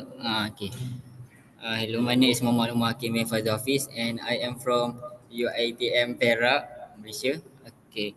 And I am represent my group from group 2 and today I will present about the heritage from writers the Hamenti in Medan. Okay, now let us take a closer look at a significant historical landmark in Medan. That is the Hamenti Medan, or in English, the City Hall of the Municipality of Medan. Today, this building is better known as the Old Medan City Hall and is currently part of the Grand City Hall complex, where it houses the Heritage Cafe. This building is not just important because of its age, but because of what it represents, a physical symbol of colonial administration, urban growth, and adaptive reuse in the heart of Medan. Okay, what is this building? The Rahimenti was constructed as a municipal government building during the Dutch colonial era in the early 20th century. It was Medan's first former city hall, serving as the seat of local governance and civic administration. This was a period when Medan was undergoing rapid development economically, politically, and demographically due to the success of the plantation economy in East Sumatra, particularly tobacco, rubber, and palm oil. Architecturally, the building was designed in the European elitist style, incorporating neoclassical features, symmetrical forms, arch windows, and a commanding presence that symbolized authority and modernity. This style was common in Dutch colonies and showcasing European influence while still adapting to tropical contexts. Today, although it no longer functions as a government office, the building continues to be a civil landmark, preserved, repurposed, and open to the public as a part of a hotel and restaurant complex. Where is it located? The building stands proudly at Jalan Balai Kota number 2 in the Kesawan district of Medan. Historically, this was a central business and administrative zone during colonial times. The road it stands on was originally known as Kramerwood, named after a Dutch official. The street connected key colonial institutions such as banks, trading houses, consulates, and public offices. The location was carefully chosen to reinforce its central role in governance. It was close to other Dutch facilities, placing it at the core of colonial power. Even today, Kesawan remains a historic area that reflects Medan's layered urban identity. When was it built and how has it changed over time? Construction of the Reuters Documentary began in 1908 and it officially opened in 90, 1009. The same year, Medan was formally declared a community or municipality under Dutch East Indies law. It became the official office of Medan first mayor, anchoring the city's new administrative framework. This marked an important transition from a plantation-based economy to an urban colonial city with proper governance. Later, during Japanese occupation, independence and elimination statehood, the building went through different roles but remained in use. Then, between 2007 and 2008, it underwent a major restoration and reactive reuse process. Key architectural features were preserved and or reconstructed, while the interior was adapted for its new role in the hospitality industry. Today, it functions as part of the Grand City Hall and the Heritage Cafe, a great example of how heritage buildings can be reused without losing their identity. Who designed and owned this building? The initial design was credited to Charles M. Boone, along with the architectural firm Holswijk and Vermont, who were known for their Dutch colonial buildings across the East Indies. A later renovation was led by Edward Swipers, a famous Dutch architect who helped define the look of European-influenced architecture in colonial Asia. The project was originally linked to the Javas Band, which show how economic and civic institutions were closely connected in colonial Medan. Over time, ownership transitioned to private developers under the Grand City Hall Hotel, who took responsibility for maintaining the building's architectural and historically significance. Why was this building built and why was it is significant? The Radius de Garmenty was built primarily to serve as the administrative headquarters of the Dutch colonial governance in Medan. Its construction aligned with the official recognition of Medan as a municipality in 1909, requiring formal civic infrastructure and leadership. But beyond its administrative function, the building served a symbolic purpose. It was a visual representative of Dutch power, authority, and planning, placed right at the heart of the city. Its architectural style reinforced ideas of order, stability, and hierarchy, key elements of colonial governance. The timing of its construction also coincides with the implementation of the full Hui's Gestating Policy, a colony public housing program meant to improve living conditions for middle and lower income communities. So, in a broader urban context, the radius was Garmenty was part of a larger strategy of city building, creating not just administrative offices but also structured neighborhoods, roads, and social system. Today, its additive reuse into a restaurant and hotel represent a successful example of heritage conservation. It bridges Medan's colonial past with its urban present, reminding us that architecture is not about just function, but also about memory, identity, and cultural continuity.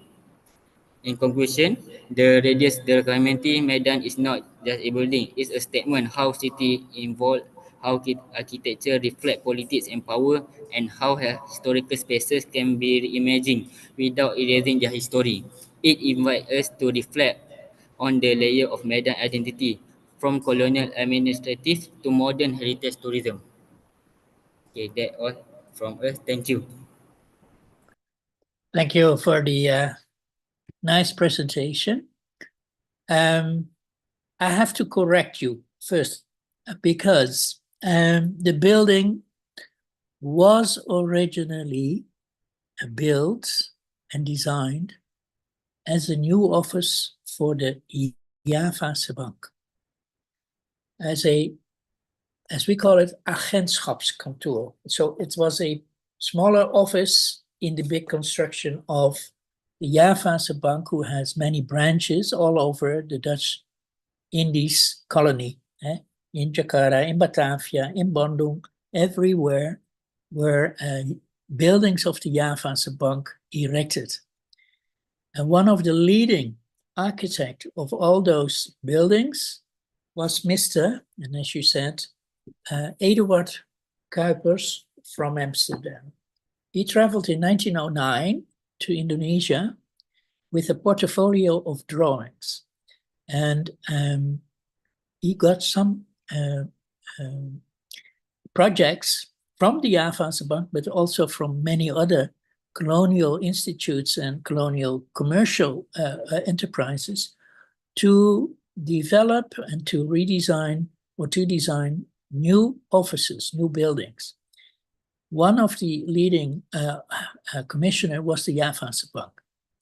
That was from 1909 up till 1915, etc., etc. So the names you're mentioning, like Hulswit and others, are also part of the company of Kuipers. Kuipers himself lived in Amsterdam.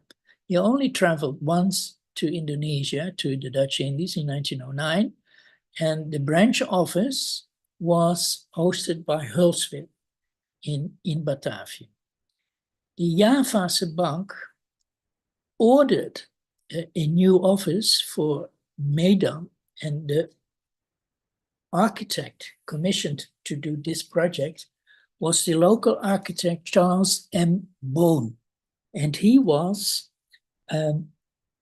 building engineer for the Daily Company. So he was already in Medan. So he was commissioned to design this building. Only the Javase Bank was not happy with the result.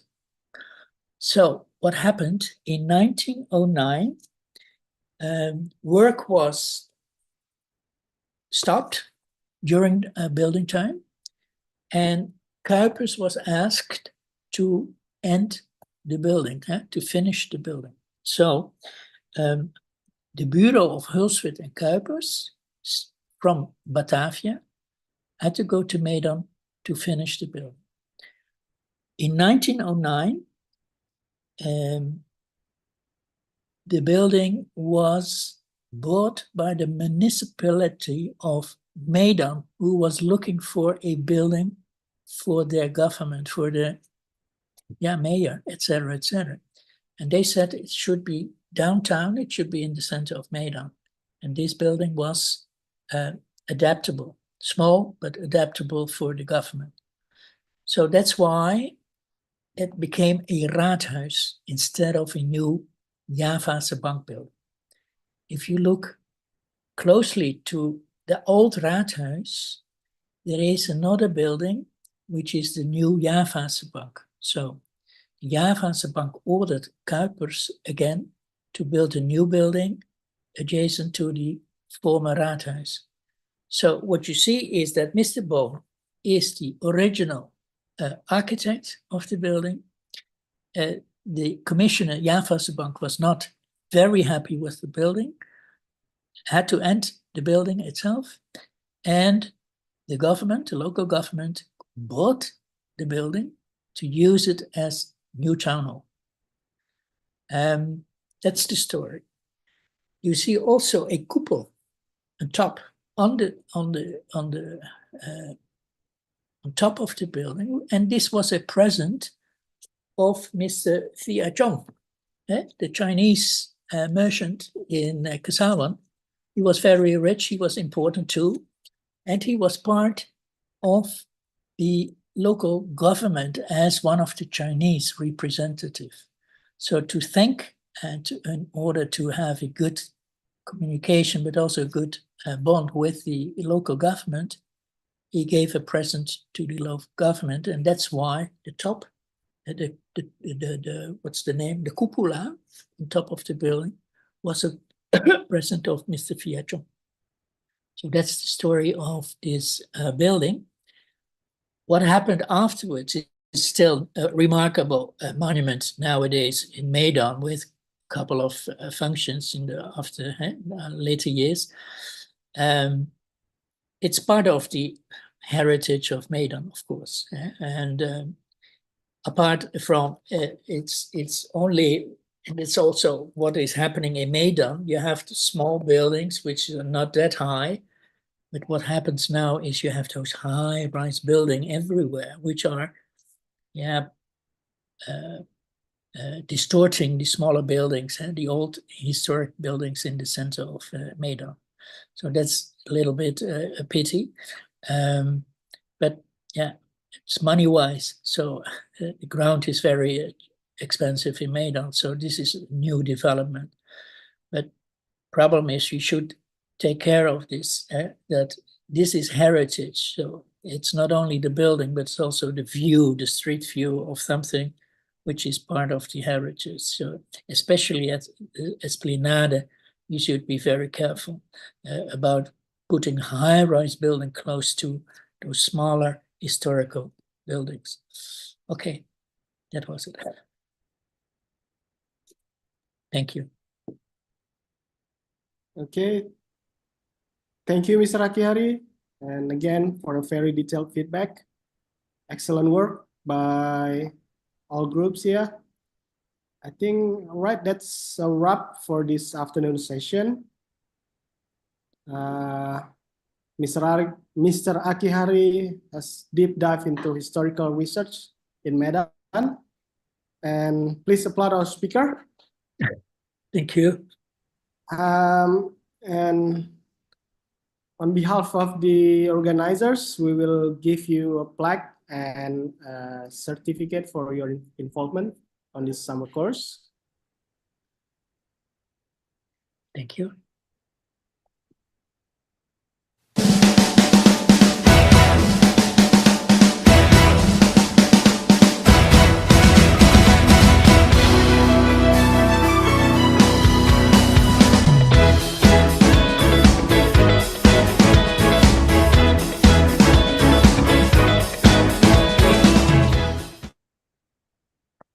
All right. Thank you. For all the participants that are here today, and enjoy the rest of summer school. And I will return it to the Master of Ceremony. Thank you. Thank you.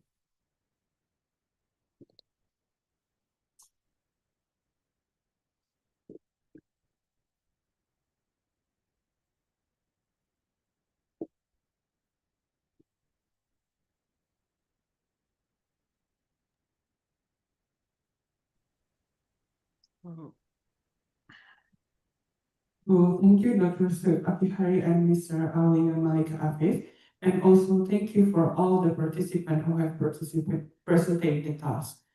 And now we reach the end of today's program. It's been an insightful and productive day. Our heartfelt thanks to all speakers, organizers, and participants for making this event memorable. Before we close this meeting, we would like to take some documentation. Please to all participants to open your camera.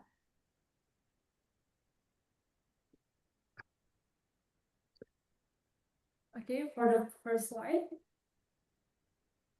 1, 2, 3.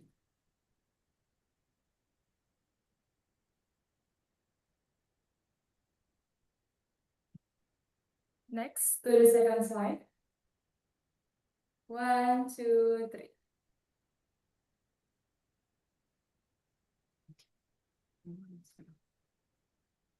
Next slide. 1, 2, 3. Okay, that's all for today. We'll see you tomorrow for more session and discussion. Until then, stay inspired and engaged. Thank you and see you all tomorrow. Assalamualaikum warahmatullahi wabarakatuh. Bye-bye.